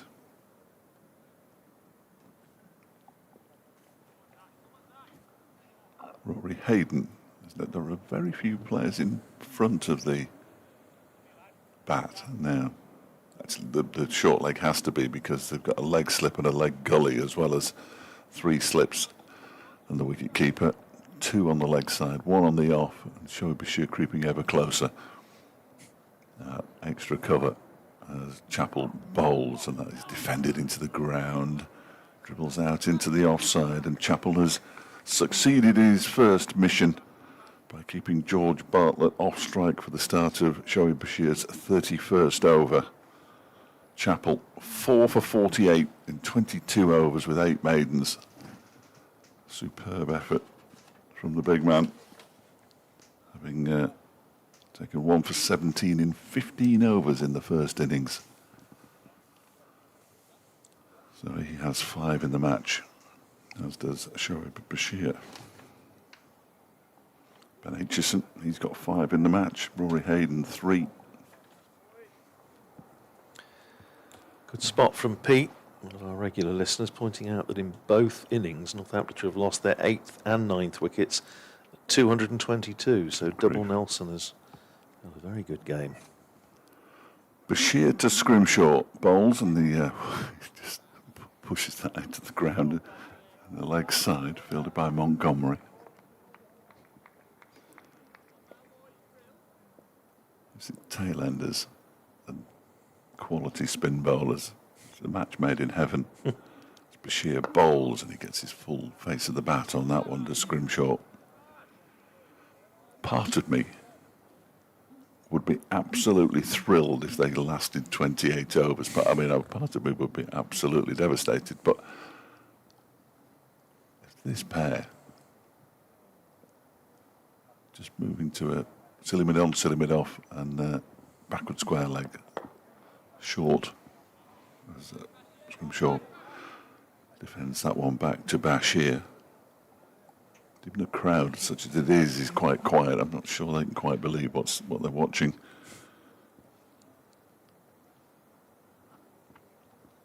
As Bashir with a hop begins his run, really chucks that one down. He doesn't chuck it, but he sends it down quickly. Scrimshaw turns it into the leg side, and there is no run. Scrimshaw waits. Bat raised in the modern way. He lets that one go outside the off stump. Through to Brooke Guest. One more ball Derbyshire's 31st over of the innings. If England wanted him to bowl plenty of overs, Derbyshire are giving the opportunity. In he comes and bowls to Scrimshaw, who leaves that one alone down the leg side. It's taken by Brooke Guest, and it remains 223 for 9. Scrimshaw has 1, George Bartlett has 36. We have 28 overs left in the day. Well, I was looking at some figures that Morgan have posted after that win against Somerset, and pointing out there's about 12,000 on their live stream at the end of the game. Pity nobody's interested in county cricket, isn't it? Yes, absolutely. Well, they can all start watching this one now. Yeah, absolutely, which Over you come. I'm not quite sure whether this is going to be as exciting, but you never know. George Bartlett has certainly done his bit and more. 36 not out of 117 balls. And he's surrounded by Derbyshire fielders. As Chappell goes in and bowls to Bartlett, who almost edges it through to the keeper. Very, very close indeed. I'm just waiting for the call from Kevin, but we haven't had it yet. I assume they're down at Hove at the moment, where they probably should be as Sussex hurtle towards victory over Leicestershire, assuming it stays dry. No such issues here. Northamptonshire 9 down as Chappell comes into bowl to Bartlett, who defends this into the leg side. A flying stop there by Caleb Jewell. Rory Hayden limbering up at leg gully. Sussex need 35 more runs to beat Leicestershire there, 2 down. Kent 5 down, need 53. And Notts continue to bat. Here comes Chappell again, in and bowls to Bartlett, who goes up on his toes and just pushes that away backward a square on the offside, because it was only the second or third ball of the over. Second ball of the over. No, third ball of the over. He declines the run to protect his number 11. It was number 10 in the first innings. With Harry Conway, the night watchman, first man out today, coming in last. Surely they can't last till the 5 o'clock news. Zach Chappell in and bowls to Bartlett, who leaves this one alone outside the off stump to go through to Brooke Guest. Don't they realise we both have programme arrangements to... Well, I think if they could last till 5, I could do my last report and then do what I need to do and get back in time. I think so. That would be ideal, chaps. If anybody's got a radio on with them outside, well, if you've got a radio, it won't be much use to you. You need the internet.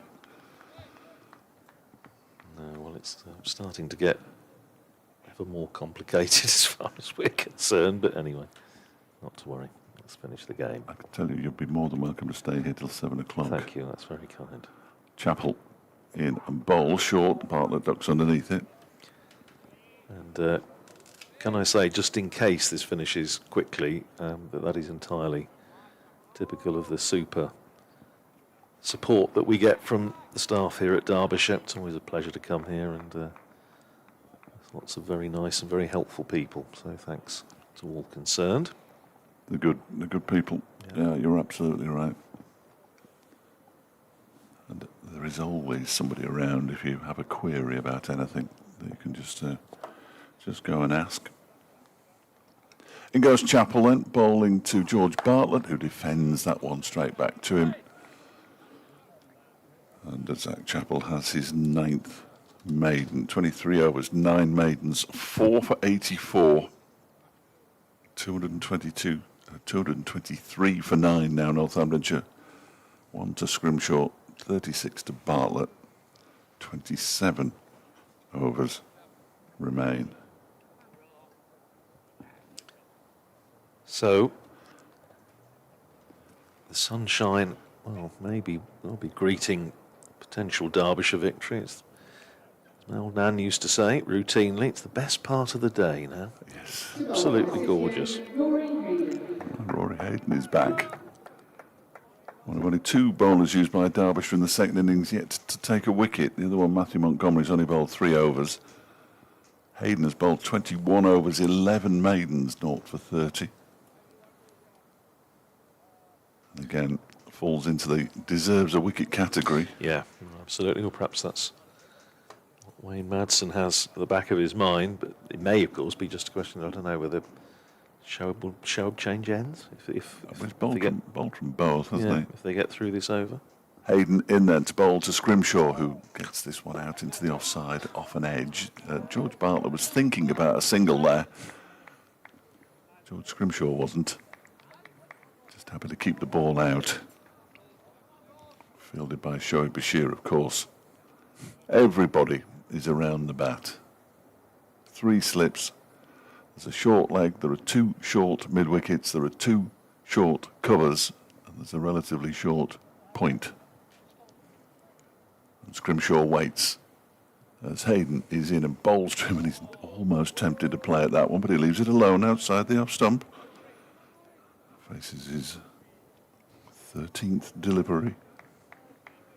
He's probably only got to face another 100. Yes, I wonder how many of those things it would take a while to sort out. The most deliveries that George Scrimshaw has actually batted in a first-class innings. He waits now as Hayden comes in and bowls to him, and that's defended beautifully to Caleb Jewell, who's the straighter of the 2 shortish mid-wickets. He gets to work on the ball. Despite the sun being out, umpire Treadwell still has the snood pulled up to just below his nose. Looks like one of Michael Bentine's potty time people. Oh, wonderful. Happy memories. Absolutely. They were great. Here comes Hayden again. From the city end, bowls to Scrimshaw, who defends this one out into the offside, and this time it's Amrit Basra who does the fielding. Well, George's highest score in first-class cricket is 19 not out for Derbyshire against Sussex at Hove. That was when they shut up shop. After they'd gone for it with Leas Deploy and Haider Ali. I was convinced they weren't going for it until they looked like they were. Adrian, on the other hand, knew they were all along. Hayden in and bowls. This one is cracked away into the ground and nicely fielded by Shoaib Bashir at point. He'll be disappointed he didn't get any runs for that, George Scrimshaw. It was a nice shot. And the bat looks tiny in his hands, doesn't it? Yeah. I hope nothing happens to his bat. I'm not sure how many he would carry with him on a regular basis, George Scrimshaw. I'll have to borrow one. Send out one of the cracked ones. It would be all right. Here's Hayden in and bowls, and this one is defended again by Scrimshaw back towards Rory Hayden, who bowls his 12th maiden of the innings, 22 overs, 12 maidens, 0 for 30. And is Zach Chappell going to go round again? He is going to go round again as he removes his sweater. Alternatively, he might send down to wherever the nearest newsagent is and get one of those little bats in a plastic bag that you used to get as a kid with the stumps with one big bail across the top and a sort of hot ball. So that's a possibility. Those stumps were a nightmare. The bails, I mean. Yeah, that's right, yeah. In the interest of authenticity, we used to saw them in half, but they were good on the beach. Oh, yeah. Zach Chappell then bowling to George Bartlett. Derbyshire require 1 wicket for victory, and that one's been clipped away for 4 runs by Bartlett out to the straightish mid-wicket boundary. Who's going to fetch that? Caleb Jewell, by the look of it, although he's the overseas, so he makes way for... that's Lewis Rees, who's gone all the way over there to field it. The only one of the Derbyshire top-order batters who didn't make a half-century in this match. But we won't hold it against him. That century stand before lunch, unbroken between him and Harry Kane, really did lay the foundations for this probable victory. And now Zach Chappell's looking to finish it off with his 5th wicket of the innings. He's on his way in now from the racecourse end. Bowls to Bartlett, who defends it into the offside. Straight into the hands of Amrit Basra. Kent 48 away now at Bristol, 5 down. Sussex 28 away, 3 down at Hove against Leicestershire in the 1st Division. Nottinghamshire have declared, and the match has ended in a draw. Chappell on his way into Bartlett. Oh, he's tempted by that one outside the off stump.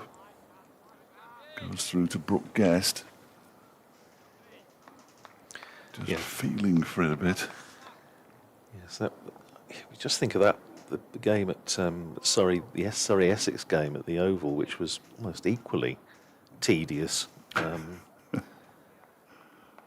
a few, haven't there? There have been articles written about pitches a lot more at the start of this year than I can remember in the last 10 years, certainly. Yeah, no, absolutely.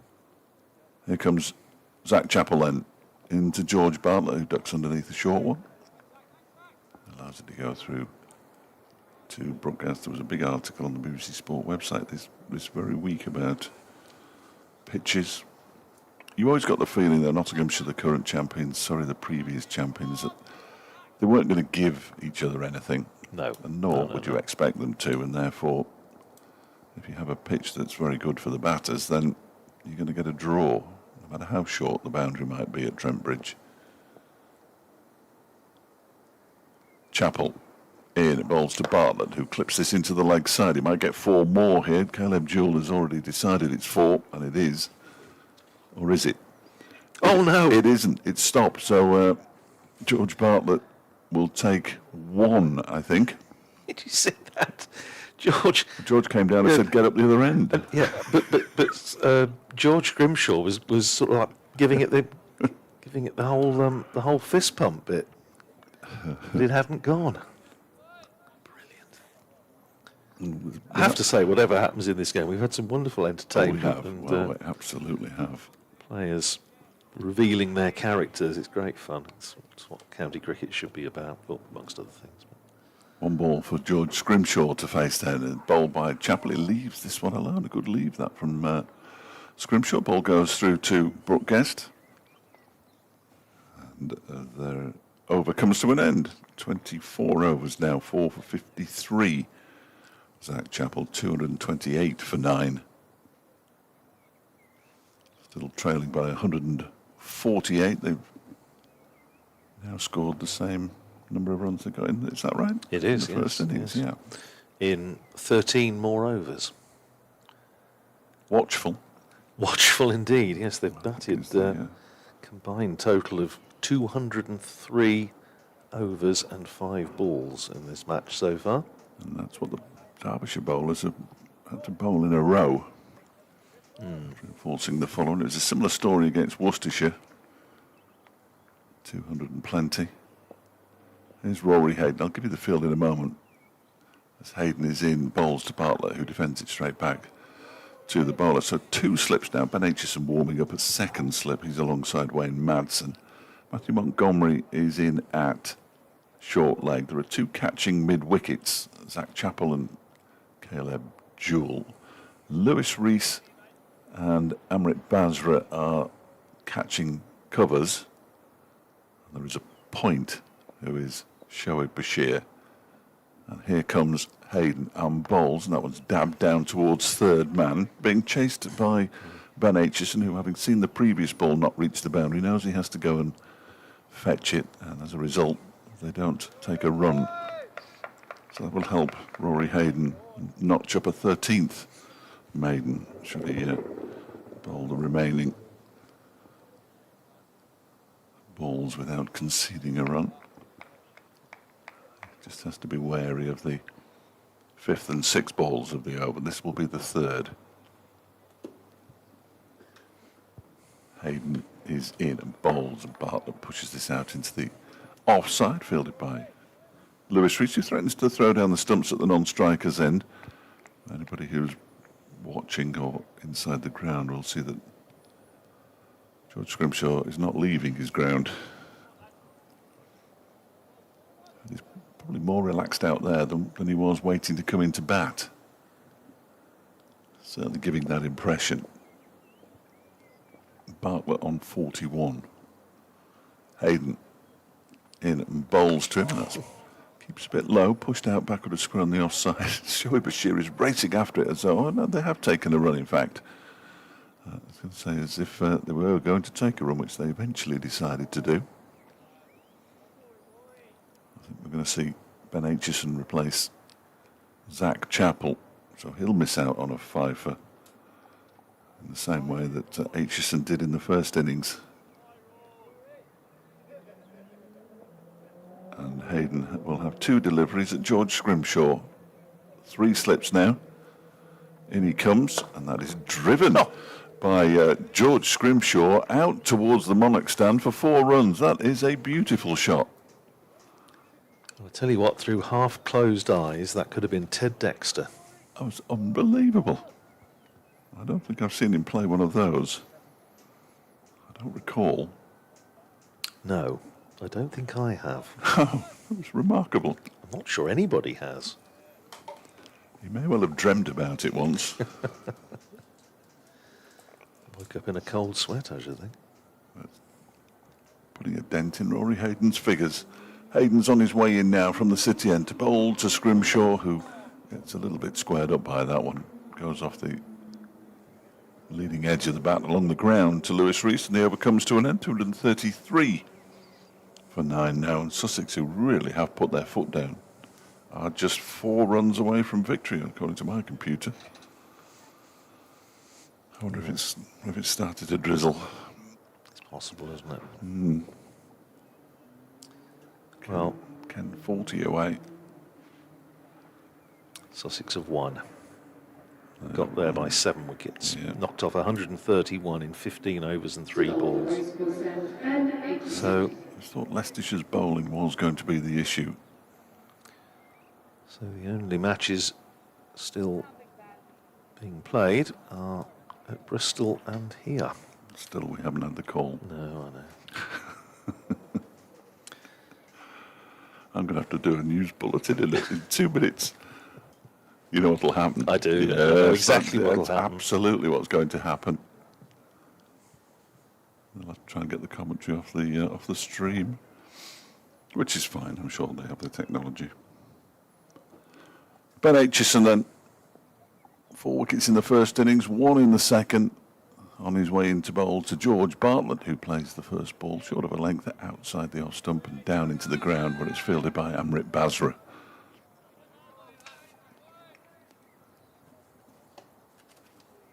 I wonder if anybody took advantage of the free after tea offer that's at most county cricket grounds. It doesn't look like it. No, it's not exactly a I don't think the crowd has increased. sort of snake of cars coming into the ground exactly. In goes Aitchison again, bowls to Bartlett, who leaves this one alone outside the off stump.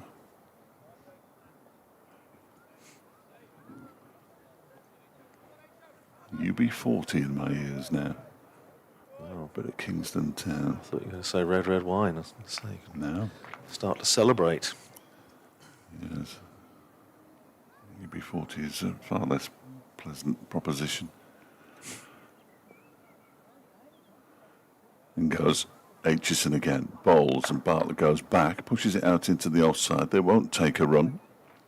Amrit Basra has to run with the fielding pads, the helmet, and all the protection he's wearing to within 20 yards of the boundary at point to retrieve the ball.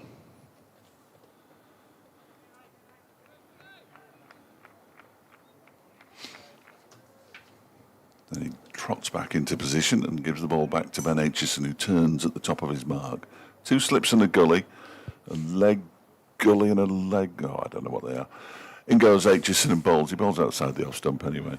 And it goes all the way through. It's sort of a leg fourth slip and a leg gully, It's just almost. Yes, it's lots of people around the bat, I think, is the easiest way. And we welcome listeners to... Just as I'm about to go off and do my update. Thank you, Kevin Hells. I knew they'd come eventually. I knew there would be so few games left that they would have to come to the match of the round.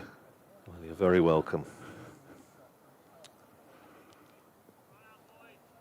Aitchison crowding around George Bartlett, with George Scrimshaw watching from the other end, and he flicks this one away out towards the mid-wicket boundary. They go through for a run, and Aitchison will have one ball at George Scrimshaw. Northamptonshire 234 for 9. There are 23 overs remaining after this ball. Derbyshire just 1 wicket away from their first win of the season. And all that stands between them, George Bartlett and George Scrimshaw. By George. Scrimshaw waits as in goes Aitchison, and he drives it a little bit aerially back towards Aitchison, who stops it. But he survives, and we move on. 234 for 9. With 23 overs to go. Pick of the bowlers so far today. Zach Chappell, who has been superb. He, more than anybody else, has managed to get a bit of life out of a very moribund surface. And he's picked up 4 wickets, 4 for 53 from 24, and Shoaib Bashir also excellent, 31 overs. 10 maidens, 3 for 63. Main resistance today coming from Calvin Harrison, as it was in the first innings. He made 37 off 84 balls. He's faced 353 balls in the match. Nathan McSweeney batted a long time for 62 off 145 balls before he was eventually caught at the wicket down the leg side as Shoaib Bashir starts another over from the City end. Bowls to Bartlett, who drives out into the covers. Amrit Basra, who's on a substitute fields, and there's no run. A slip, a leg slip and a forward short leg. 3 saving, 1 on the offside, and Bashir decides to go round the wicket to George Bartlett. 43 not out off 138 balls. And Shoaib Bashir is in and driven by Bartlett nicely down to backward point where Rory Hayden fields. And there is no run. And, Dave Fletcher is back in the room. Feel the excitement back at Radio Derby. Bashir into bowl to Bartlett. He clips this away down backward square on the leg side. A tumbling stop by Zach Chappell, who didn't look like he wanted to fall over for that one. And then when he did fall over, it didn't really look like he was going to get back up again. But they take a single. Through a few overs today, hasn't yes, he? He has. He's got 24 overs and taken 4 for 53 in this innings. All the Derbyshire bowlers have chipped in over the course of the last 2 and a bit days, and it's come down to the last 22 and a half overs.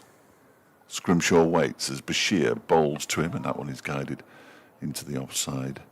Backward of square, Wayne Madsen retrieves. Bashir with 3 for 64. Showing England form. Just saying. Squad will be announced in due course. I rather hope he's in it, and he's not in it at the same time. He bowls to Scrimshaw, who defends it straight back to him. It's been a magnificent addition to this Derbyshire bowling attack. And in the previous 3 matches, all of which were lost, they had chances to win. Getting over the line will mean a lot. As Bashir bowls to Scrimshaw, who pushes this out into the offside. It's fielded by Rory Hayden, who's been a revelation in the last 2 games. For those who hadn't seen him last season, the over comes to an end. Scrimshaw has 5. Bartlett has 44.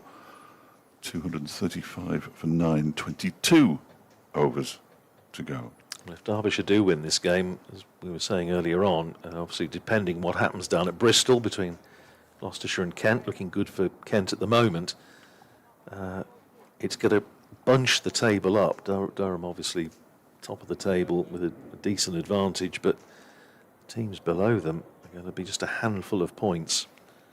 And This Division 2 season is absolutely fascinating already. Ben Aitchison then bowling to George Bartlett to full toss. And he bunts it down the ground. He's not running, so the ball will have to get to the boundary. I'm not sure that it's going to, you know. Shoaib Bashir is chasing it down and it won't. And that is a dot ball, the worst dot ball in history. Ben Aitchison's got a grin on his face. It wasn't as high as the... anyway, there was a delivery at Kent last week. Oh, was there? Apparently so, yeah. Chest-high full toss that wasn't called no ball and was caught brilliantly on the boundary. Martin Anderson was given out. But we're happy to let these kind of things go. Don't mention it. At Derbyshire. Here comes Aitchison again. In balls. That just hurries Bartlett a little bit. Turns it into the leg side. Rees does the fielding. 3 wickets this morning, including the one of Harry Conway, who has magnificent value, has been throughout the game. His bowling and his batting. He was the night watchman. Calvin Harrison and Saif Zabe. 140 for 5 at lunch. James Sales went soon after the interval. In comes Aitchison again, and bowls. That one's struck him very high on the thigh pad, hence the muted appeals.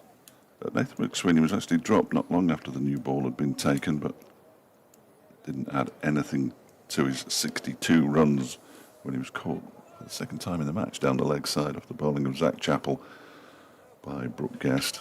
And then 2 in 2 balls for Zach Chappell, Lewis McManus for 4, and a slightly unlucky Ben Sanderson leg before wicket for naught. Appeared to be outside the line on replays as Aitchison goes in. Bartlett cuts this one away. He might get 4 for this, and he will get 4 for this, and he moves on to 48 out towards the point boundary. I was talking to Darren Lehman, Northamptonshire's head coach, about George Bartlett and saying how unselfish he was in the Lancashire game when he had any number of opportunities to get to 100 and just put the team first and finish 95 not out. Game against Worcestershire when he made 54 and nicely set, went for a couple of big hits to try and get another bonus point and got out, and Lehman was absolutely full of praise for him. Aitchison bowls to Bartlett, short delivery, ducks underneath it, and it's signalled wide. And one of the big things in terms of the culture at Northamptonshire now under Darren Lehman is this whole team first thing, and this is the 3rd time that you'd say Bartlett really has exemplified that this season already. We're only in the 5th game. He still has 2 balls to face for this over to get off strike and up to the other end. This one pushed out into the offside, and he will get off strike and up to the non-striker's end by pushing it into the offside. Taking the single, 241 for 9. Bartlett moves on to 49. Aitchison walks back to his mark, shaking his head, not happy that Bartlett was able to get the single he required to leave George Scrimshaw just 1 ball to face of this Ben Aitchison over. Now we're seeing another change to the field because we're not going to though, because Martin Anderson was sent somewhere. Now he's going back to 3rd slip. So entirely pointless 15 seconds of cricket. As in goes Aitchison and bowls to Scrimshaw, who turns this into the leg side. Unless that goes to the boundary, he's not going to get anything for it because Bartlett's not going to run. I mean, they might have got 2, I suppose. Ball is retrieved by Rory Hayden, and we now have 21 overs to go. 241 for 9, 5 to Scrimshaw and Bartlett, 1 away from a half-century. Kent still 231 for 5 against Gloucestershire at Bristol, needing another 30 to win, with 5 wickets standing. Win that would again lift Kent. Well, it would keep them, I think, subject to bonus points in. They might go up. Actually, might go up to 5th, ahead of Worcestershire, of course, lost in this round. So the table is just going to be so tightly bunched, especially if this game goes the way it looks as though it's going to. Although these two have hung around and generally made a nuisance of themselves. Not been too many scares either, have there really? Shoaib Bashir into bowl to George Bartlett, who goes back and pushes him back to the bowler, who gets plenty of encouragement as they try to generate some energy out there, the Derbyshire fielders. He's looking for his 4th wicket of the innings, Shoaib Bashir. In he comes and bowls to Bartlett, who pushes this out into the offside. Caleb Jewell. No, Amrit Basra does the fielding.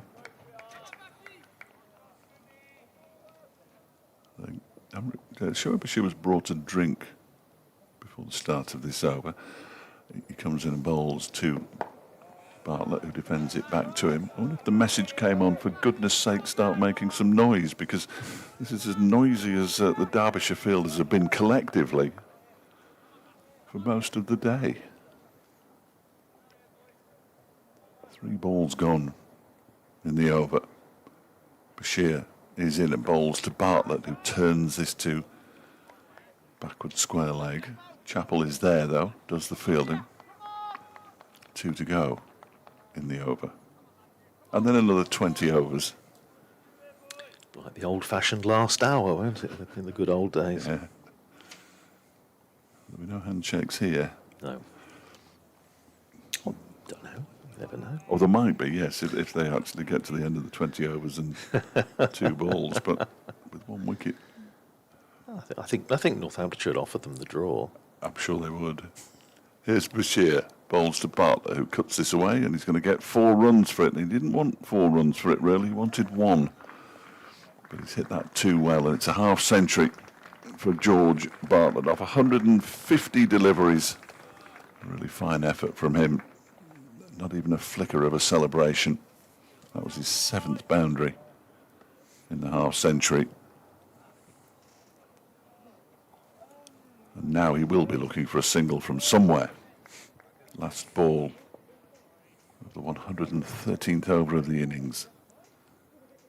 Bashir is in and bowls. Oh, that one just hurries him a little bit as he pushes it up to mid-off. But again, it's mission accomplished, although a pair of sunglasses has dropped out of one of the many helmets that Wayne Madsen is carrying, so somebody will have to pick those up. 2:45 for 9, 5 to George Scrimshaw, who'll be on strike, and 53 to George Bartlett. And as his figures are read out, 3, I reckon, 3 people have applauded. Let's pour that, everybody. I know it's cold. As I say, down at Kent last week, they would applaud any bit of good cricket. Kent have lost another wicket. Ooh. Bristol 231 for 6 now. Chris Benjamin has gone. Bowled by Gabe Bell for 42. So still need another 30 to win. And now with 4 wickets standing, Ekansh Singh and Joey Everson in. Well, Joey Everson's a fine player, and Ekansh Singh also very highly regarded, I know, down at Canterbury, Durham University student. So he must be good. I only say that because my son's there. But. He made 88 last week, Joey Everson, for Kent against Derbyshire. He is a good player. 2:45 for 9 then. It's Ben Aitchison from the racecourse end with 20 overs to go, bowling to George Scrimshaw, who fishes at that one outside the off stump and then shakes his head because he knows he shouldn't have, but he couldn't help himself. The first innings number 10, the second innings number 11. Just couldn't help having a little dabble at that. And George Scrimshaw gets a word of advice from George Bartlett. He goes all the way down to the far end. On the lines of "Don't do that again." Yes, well, sunshine. In goes Aitchison to bowl to Scrimshaw, who edges this one into the ground. And it's well stopped at second slip by Caleb Jewell, diving to his right. No hint of a chance, though. More's happened for Aitchison in the first 2 deliveries of this over than has happened for a little while. And Aitchison is on his way in again. 2 slips and a gully. Aitchison bowls. That's left alone by Scrimshaw to go through to Brooke Guest. Again, the noise levels just rise temporarily. Ish. Aitchison looking for what would be his second wicket of this innings, having picked up 4 in the first. You're talking about team and the word team. You couldn't say the word team and bowling unit enough. When we spoke to him last night, when I asked him about his own bowling, well, we bowled well as a team. He goes in now and bowls to Scrimshaw, who drives, but mistimes it straight back to Aitchison. Media trained him, Fletch. Well, he would never use the word bowling or the phrase bowling unit if I'd got hold of him. The one in football that is crept in is group. We've got this. Oh, yes, They're a good group. Here's Aitchison in to bowl to Scrimshaw. Short delivery, ducks underneath it. Not just in football, actually. I've heard that one come out a time or two this cricket season. I'm not a big fan. No. It's a squad. Always has been. Always will be. Of course, it's not just about the 11 on the field anymore, as it used to be. It's a 14-man game these days. As Aitchison sets off again. 3 balls left in the over, and that one grubs along the floor. George Scrimshaw stood no chance if that had been on target. And was that the last ball? It must have been the last ball. What on earth is the scoreboard doing to me? Oh, she's not even there. Where's Jane gone? That was the last ball of the over. 2:45 for 9. Apologies for the rumble. That is the scorers in touch with the umpires on their walkie-talkies. Over 8+3, so no issues on that. Oh, Jane's back, so we might get an update in the scoreboard now. What on earth? Well, you can see if you're watching on the stream that the Northamptonshire balcony in a rather subdued manner, unsurprisingly, but where there's life, there's hope. 19 overs to go. Bashir to Bartlett. In he comes, and that one's turned into the leg side. They won't take a run. It'll be fielded by Caleb Jewell at mid-wicket. I'll go for a lie down in a darkened room after this. Here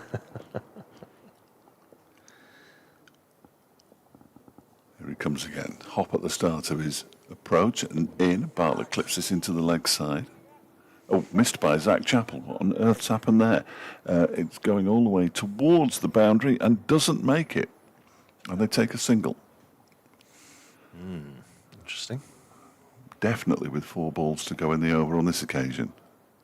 I think Shoaib Bashir will be relatively pleased. Sure he will. George Scrimshaw is just asking whether he's going to bowl over or around the wicket, as if that's going to make any difference. But there'll be another helmeted fielder. There'll be Amrit Basra at silly mid-off. He's on the offside. 2 helmeted fielders on the leg side. Leg slip or a leg gully and a short leg. So perhaps that was a plan from Zach Chappell to allow it through his legs. Here's Bashir bowling to Scrimshaw, who goes back and defends. Reminds me a bit of a great story that Freddie Brown, a former Northamptonshire captain, told about Bob Clark, a Northamptonshire player of the 50s, of going out and asking his partner which way an off-spinner turns it to a left-hander when he went out to bat. Bashir bowls to Scrimshaw, who defends that into the floor. He was a left-hander. Yes. But, and Freddie Brown, it's in his book, and he says his summing up of the situation is Bob didn't have a very good cricket brain. Okay. Bashir over the wicket to Scrimshaw. 2 balls left in the over. Sends this one down, and I don't know if it took the edge, and if it did, it wasn't taken cleanly by Brooke Guest. I don't think that it did, otherwise they'd all be on the floor. Although there are still 18 overs to go after this delivery. There was a quote from a meeting here when the pitch was turned round by 90 degrees. As Bashir is in, and Scrimshaw defends it straight back to him. End of the over, 2:46 for 9. And somebody asked, well, which way will it face then?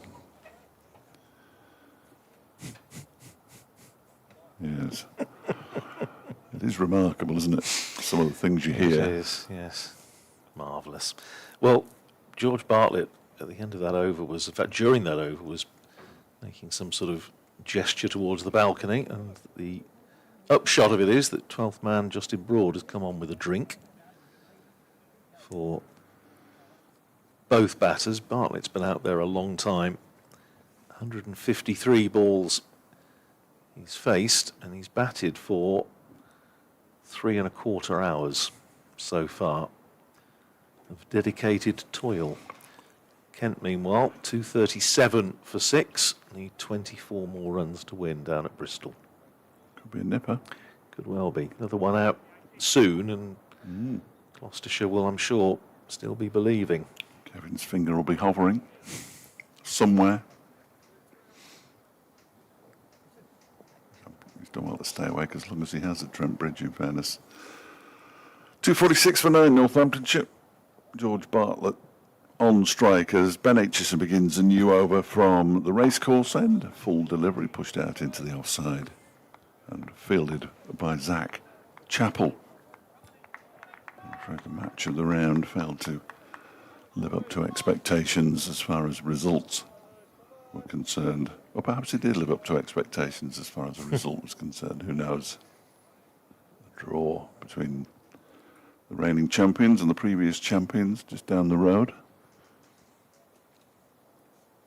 And goes Aitchison again at Bartlett. Defends this one into the ground. Slightly short of a length, that one.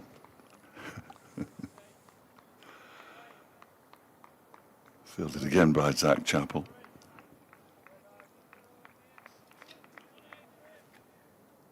Walks very slowly back to his mark, Ben Aitchison. This would be a remarkable survival for Northamptonshire.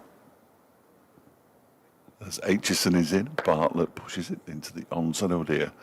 The ball has bounced up off Shoaib Bashir's hands and into his face. I hope he's okay. Yeah. Just, nobody seems concerned in any at all. great hurry to go and no. tend to him, but I was having a chat with George Scrimshaw, who's... I'm trying to work out what the difference between that is and, say, Harry Conway hitting his own helmet with his bat and requiring a concussion check. Aitchison in, Bartlett ducks underneath a short one. Yes, if you were awarding a champagne moment in the manner was of the late, great Brian Johnston, I think that would have been a... Well, there had been several contenders, all of them featuring Harry Conway in some way, shape or form. I think probably my favourite was the last ball of that... last ball of the day last night, which took about 5 minutes before it was sort of cat and mouse. Well, I'm ready to face it. Are you ready to bowl? I'm not ready to bowl. I'm not ready to face now. It was wonderful. My favourite bit was at one point Shoaib Bashir, who was going to bowl it, decided because Conway wasn't ready, he'd bowl a delivery to a teammate. Yes. Here's Aitchison in to bowl to Bartlett, who tries to steer this away and does steer this away. It's a good stop, actually, by the man at backward point, although they do scramble through for a single, which means that Bartlett's done a very fine job there in facing 5 deliveries and picking up a single. And George Scrimshaw will just have the one ball left to face. Well, as I say, after that innings of his against Lancashire in the first round of matches, he's at least he's no stranger to this situation. Aitchison turns at the top of his mark. Final ball of his 18th over. George Scrimshaw waits and leaves alone outside the off stump to go through to Brooke Guest. You'd have thought that Wayne Madsen would be thinking about changing something. What he is doing at the moment is thinking about leaving the field. Where is Mickey Arthur? Going for a chat. These two have used up 14 overs and 1 ball so far. So they've hung around and made a nuisance of themselves. They might have boosted the bar profits a bit, or the hot coffee stall. I think the ice cream van is conspicuous by its absence again today. Yes, unsurprisingly. Well, no, I was going to say I don't blame it at all. Though I have to say now it is an absolutely glorious evening here in Derby. And still, as an old colleague of mine used to say, nearly 5:30 and not a pot washed.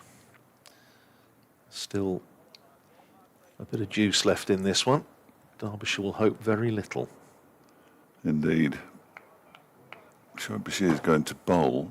They're just messing around with some helmets at the moment. And now it was almost like that which ball is under which cup trick. Yes. It's Bashir. Bowls to Bartlett, who pushes the ball straight back to him. First ball of the 117th over. 247 for 9. Bartlett on 55. Scrimshaw has 5. The deficit 129. In comes Bashir, and balls gives that a bit of air. Bartlett bat next to pad, pushes it away with his knee into the offside. Rory Hayden has a little glance over his left shoulder at the big scoreboard. Bashir comes in and bowls a little bit quicker, that one. Bartlett defends it once again out into the offside. There was me worrying it could all be over during the news bulletin. 6 o'clock. I don't think I'm in that one. Bashir over the wicket to Bartlett, who's beaten by that one now. That might have taken the edge. It wasn't taken cleanly by Brooke Guest. He was down on one knee showing Bashir. And there are at least two sets of hands on heads. Bartlett just checking with the umpire how many balls to go as he wanders off and has his customary little pacing of the crease away to square leg. They've blocked the square leg position as Bartlett defends this one straight back to Bashir. There's one ball left in the over. Can he keep Bartlett on strike? The field is sort of in a ring around Bartlett. One of Derbyshire's defeats ended in a run out. Oh yes, of course, yes. This season, bless him. Zach Chappell, as that one is defended by Bartlett, and he doesn't get a single off the final ball of the over, which means George Scrimshaw will be exposed to whatever is coming next. When Madsen is back on the field, Ben Aitchison has already removed his cap, if he indeed had it on, and we're into the last hour. Umpires signal it, and Terry, the scorer, responds with the walkie-talkie, as you will no doubt have picked up. I have no idea why it suddenly started. They must have changed frequencies for this game or something. Anyway. It's just a pity we can't hear it. That would be better, wouldn't it? Be interesting. So the last hour starts at 5:28. Yes. Minimum of 16 overs left now in the day. I don't think there'll be any more. As Aitchison is in the bowls to Scrimshaw, who pushes this out into the onside. Fielded by Lewis Rees, and there's no run. 3, 4 left in the Monarch stand. Possibly 5. The only covered area of seating here at the Central Co-op County Ground in Derby. Not too many in the seat unique stand at the far end of the ground either, as in goes Aitchison. It's pushed into the offside this time by Scrimshaw, fielded by Amrit Basra. And that is Zach Chappell, who is going through his bowling action. At Bristol, Kent 248 for 7. Oh, need 13 to win, 3 wickets standing. You're going to have to switch, Kev. Zach Chappell just goes a little bit closer at extra cover. As in goes Aitchison and bowls, and that's pushed into the offside. Again, Amrit Basra does the fielding. I think as soon as Sports Extra leave us, that will probably be the end of the game. They've been here for so long now, listening to me droning on and on. Not exactly a huge number of chances either. And only 15 and a half overs to go in the game. In goes Aitchison. Bowls to Scrimshaw, who goes back and pushes it into the offside, where it's fielded by Chappell. Again, there's no run. David Griffin, he might have nodded off, waiting for the players to come off over there. Well, he's in the sun over that side of the ground, setting sun, so he might even have got a bit of a tan over there. Even though he still has his wind cheater on. It's not particularly sunbathing weather, is it? No, not really. Aitchison in and bowls a full delivery to Scrimshaw, who clips it out into the leg side. It won't have the legs to go all the way for 4, and they'll just take the single. I wonder if they're going to come back for the second. Well, it is the 5th ball of the over after all. And Scrimshaw moves on to 7, 249 for 9. There was an interesting moment during the last wicket partnership between Bartlett and Sanderson against Lancashire, where we couldn't understand why they'd taken a single, and it turned out they were thinking about taking bowlers, and Sanderson fancied one more than another. It worked in the end. Aitchison bowls, and Scrimshaw keeps that one out. Yes. Because we could. It was actually interesting because we could see from the box that Tom Hartley was limbering up to bowl the last over. They apparently, it turned out, talking to the batters later, didn't see that, and it left Bartlett to block out the last over against the left-arm spinner, which he did. But we were all saying in the box, what have they done that for? What have they done? But all was well that ended well as far as Northamptonshire were concerned. 15 to go. 15 to go. Shoaib Bashir to bowl the first of those 15. And he comes down, bowls to Bartlett, who defends this into the onside, and there's no run. Bartlett has history, recent history. In comes Bashir, bowls to him, gives that one a bit more air, and he just cuts it away towards the cover boundary and says to George Scrimshaw, "You can face the England Test spinner." Interesting. With 4 balls of the over to go. He's just seen that Zach Chappell's coming back, though. I think he's coming back the way he's warming up. Yeah, I well, wonder if he's just decided. He was doing, and again, I wonder if we're in the same sort of territory here, that it's all at this stage, it's a bit of a calculated risk, isn't it?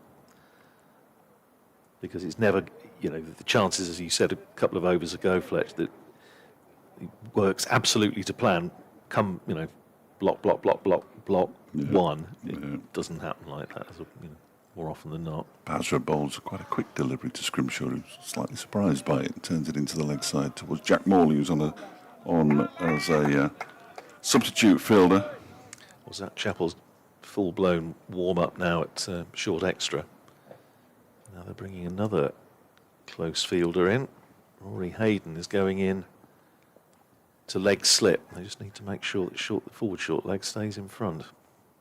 In comes Basra, gives that one some air, and it gets underneath the bat. The bails are whipped off by Brooke Guest. It's worth mentioning that we did have one instance of a no ball being called much earlier in the day against Zach Chappell when they had 3 behind square on the leg side, and it would have happened again.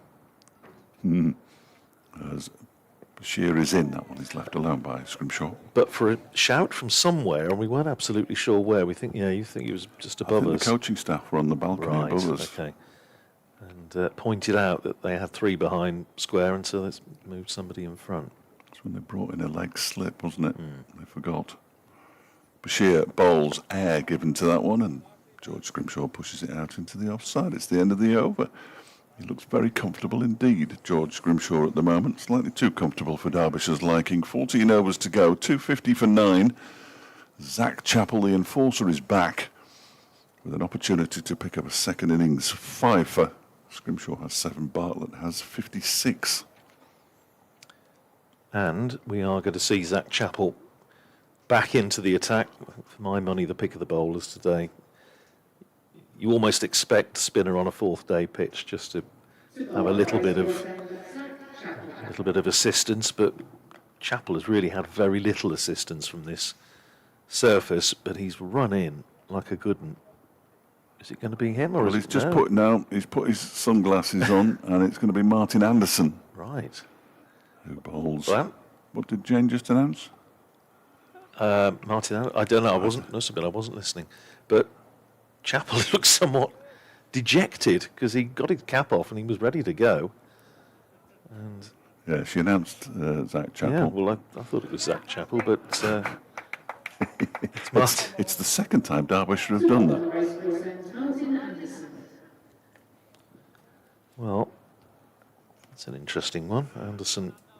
I'm not sure he'd even warmed up, but anyway. Well, he has 1 wicket in the innings. He got Luke Proctor last night. Indeed, the first wicket in the second innings. It seems seems a long time ago. It was a long time ago.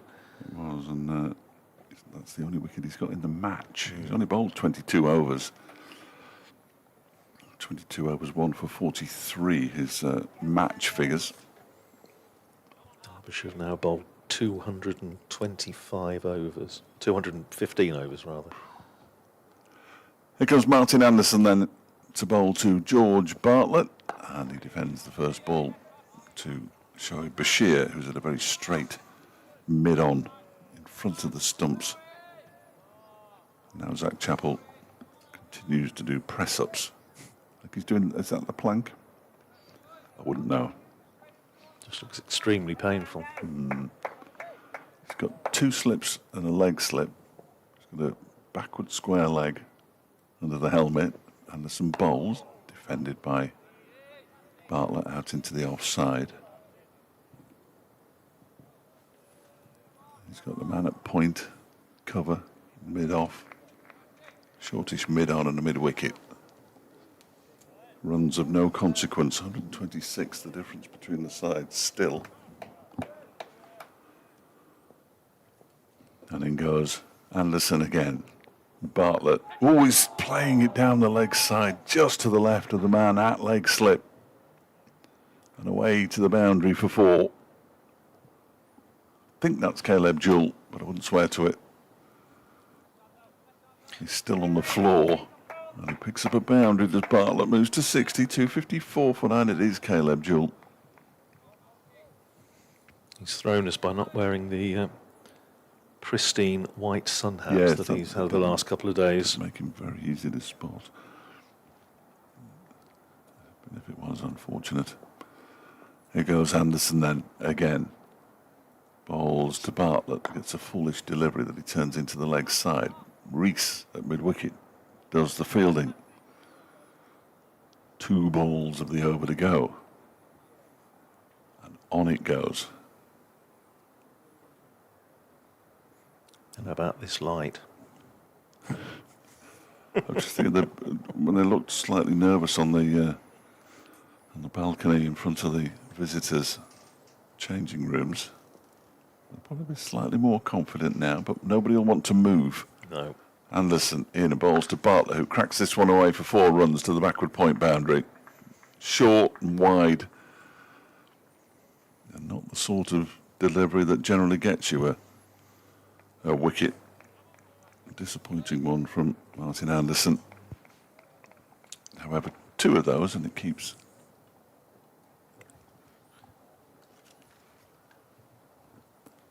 George Scrimshaw on strike. Yes. So perhaps another one of those. We'll have to wait until whoever that is in the car park comes back, I think. Unless that's the 12th man who's gone off again. I think it is. Ball retrieved from the car park. Morley retakes his place in the dugout. And Anderson goes in and bowls a short one. As he feathered that through, Anderson liked it about a second after the ball had gone into the gloves of Brooke Guest. And it is a dot ball, though, which means that Scrimshaw will be on strike. And now we'll see Zach Chappell. I just wonder how long Jane will leave it to announce it. Yes, in case it's the old double bluff. Great story of. Well, she's not even picked up the microphone yet, which is excellent. Oh, here we go. Surely this time. Yeah, I think so. Cue for song. It's a wonderful story of when Northamptonshire beat Worcestershire at Kidderminster by 1 wicket back in 1925. The Northamptonshire captain Maurice Fitzroy, whose father was a member of Parliament and who subsequently became Speaker of the House of Commons. His first season as captain, it was all getting very exciting, and he just locked himself in the gents and refused to come out until it was all over one way or the other. And Northamptonshire somehow managed to scramble victory. Different scenario here, of course, but well, as I say, these two have been in for 18 overs. I didn't make a note of when they came together, I must admit. Because I didn't think it would be important. But clearly it is. I think they came together with one ball to go in the 102nd, something like that. Let's have a look. Yeah, 101.5. Yeah, so 18 overs and one ball. And there are 13 overs to go, so they have less to face now than they've already faced. Here's Zach Chappell from the City end to bowl to George Scrimshaw, who gets his bat down on that one and pushes it back to the Derbyshire bowler. It occurs to me, Flesh, it's a very good job that the three Northamptonshire players, including the captain, Luke Proctor, and Harry Conway and James Sales, who were up here in the box to our left for part of the afternoon session, aren't there now, because I think they would be writhing on the floor and playing every ball. Indeed. It's bad enough up here.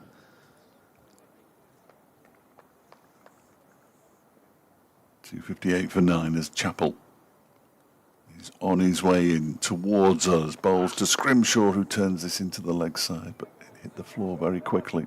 You can hear the grunt of effort from Zach Chappell as he released that one. Just throwing all sorts of things into up in the air time, isn't it, really? Cricket shows on Radio Northampton. Pieces for the Sports Scene show on Radio Derby. Leg gully go. So third slip is now leg gully. Here comes Zach Chappell. Bowls to Scrimshaw, a short delivery. He ducks underneath it fairly comfortably. The ball is now 40 overs and 3 balls old, so middle-aged. Like so many of us. Thereabouts.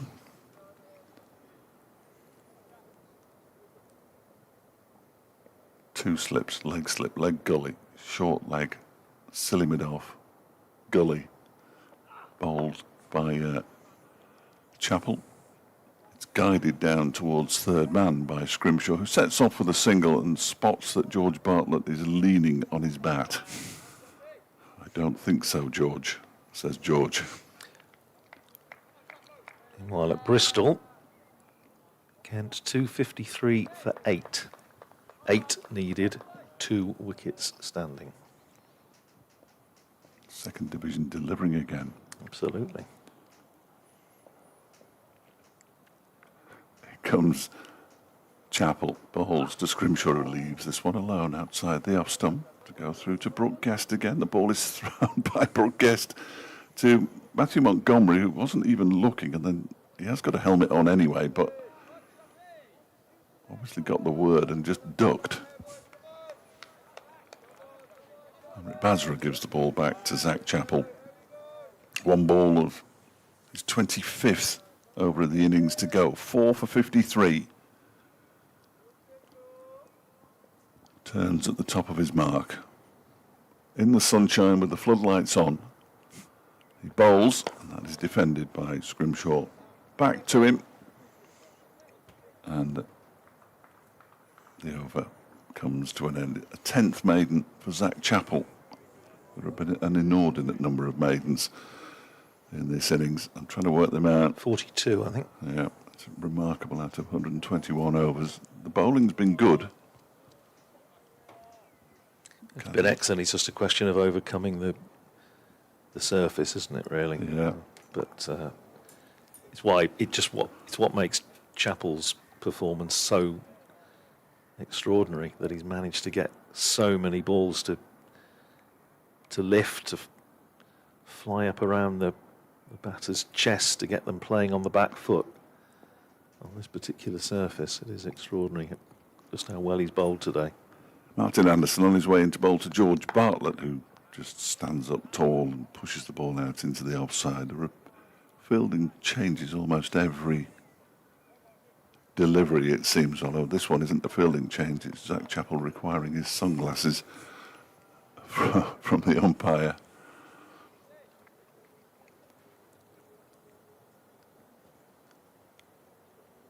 "11 overs and 5 balls to go.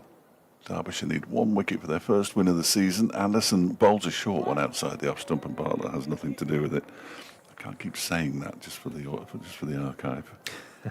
Just cut that bit off and put the next delivery on. Yes, get the leader and the razor blade out. What he used to do in the old days. Fairly straightforward.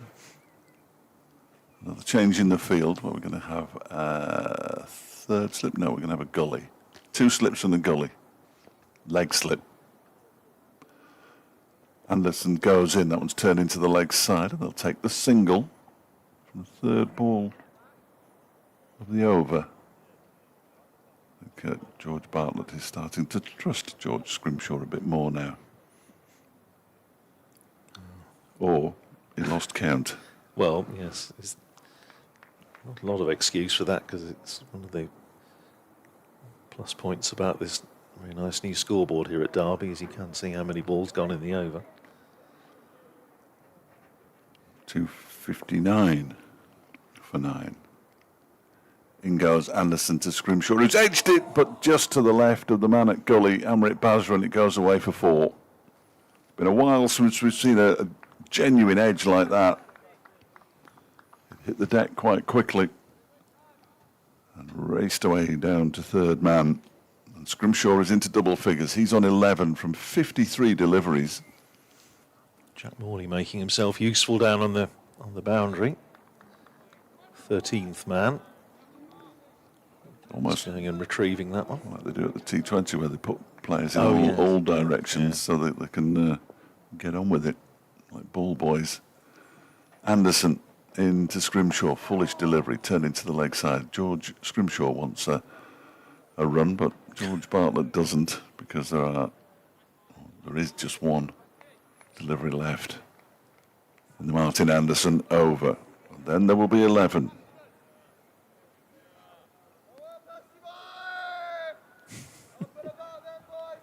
That is Shoaib Bashir, everybody. Just trying to raise the enthusiasm levels. As Anderson is in, and strikes him on the pad, and he's been given out. George Scrimshaw goes. It didn't get up at all.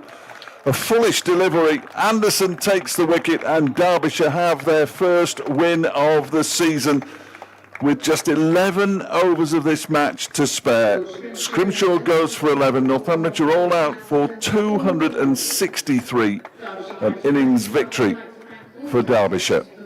Yeah, congratulations to Derbyshire, who've been in charge of this game since the very first session, and the fact that Northamptonshire managed to take it to 11 overs to go on the last day was rather better, I think, from their point of view than looked likely for a good chunk of this match. But George Bartlett was left high and dry, 65 not out off 175 balls. Wonderful effort from George Bartlett. Superb too from Zach Chappell today, 25 overs, 10 maidens, 4 for 53.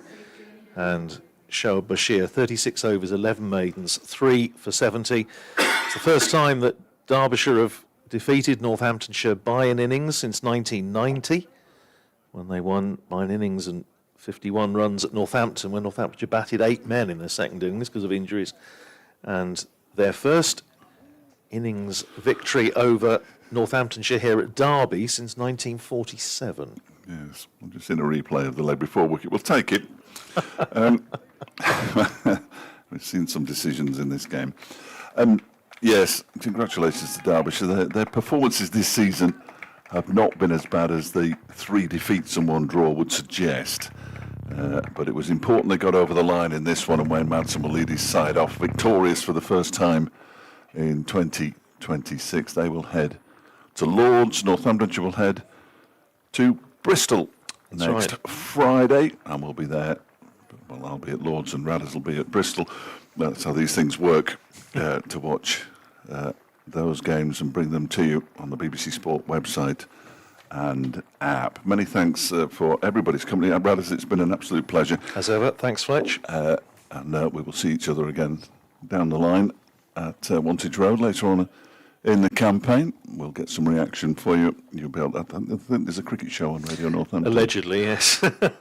Probably starting in around 9 minutes' time. Yes, thank you. So I'll leave that with Radders, and we'll get some reaction from Mickey Arthur as well to Derbyshire's first victory of the season in Sports In at 6 with their doors, which will start in 9 minutes or so after the 6 o'clock news on BBC Radio Derby. Thanks for your company. We'll see you next week.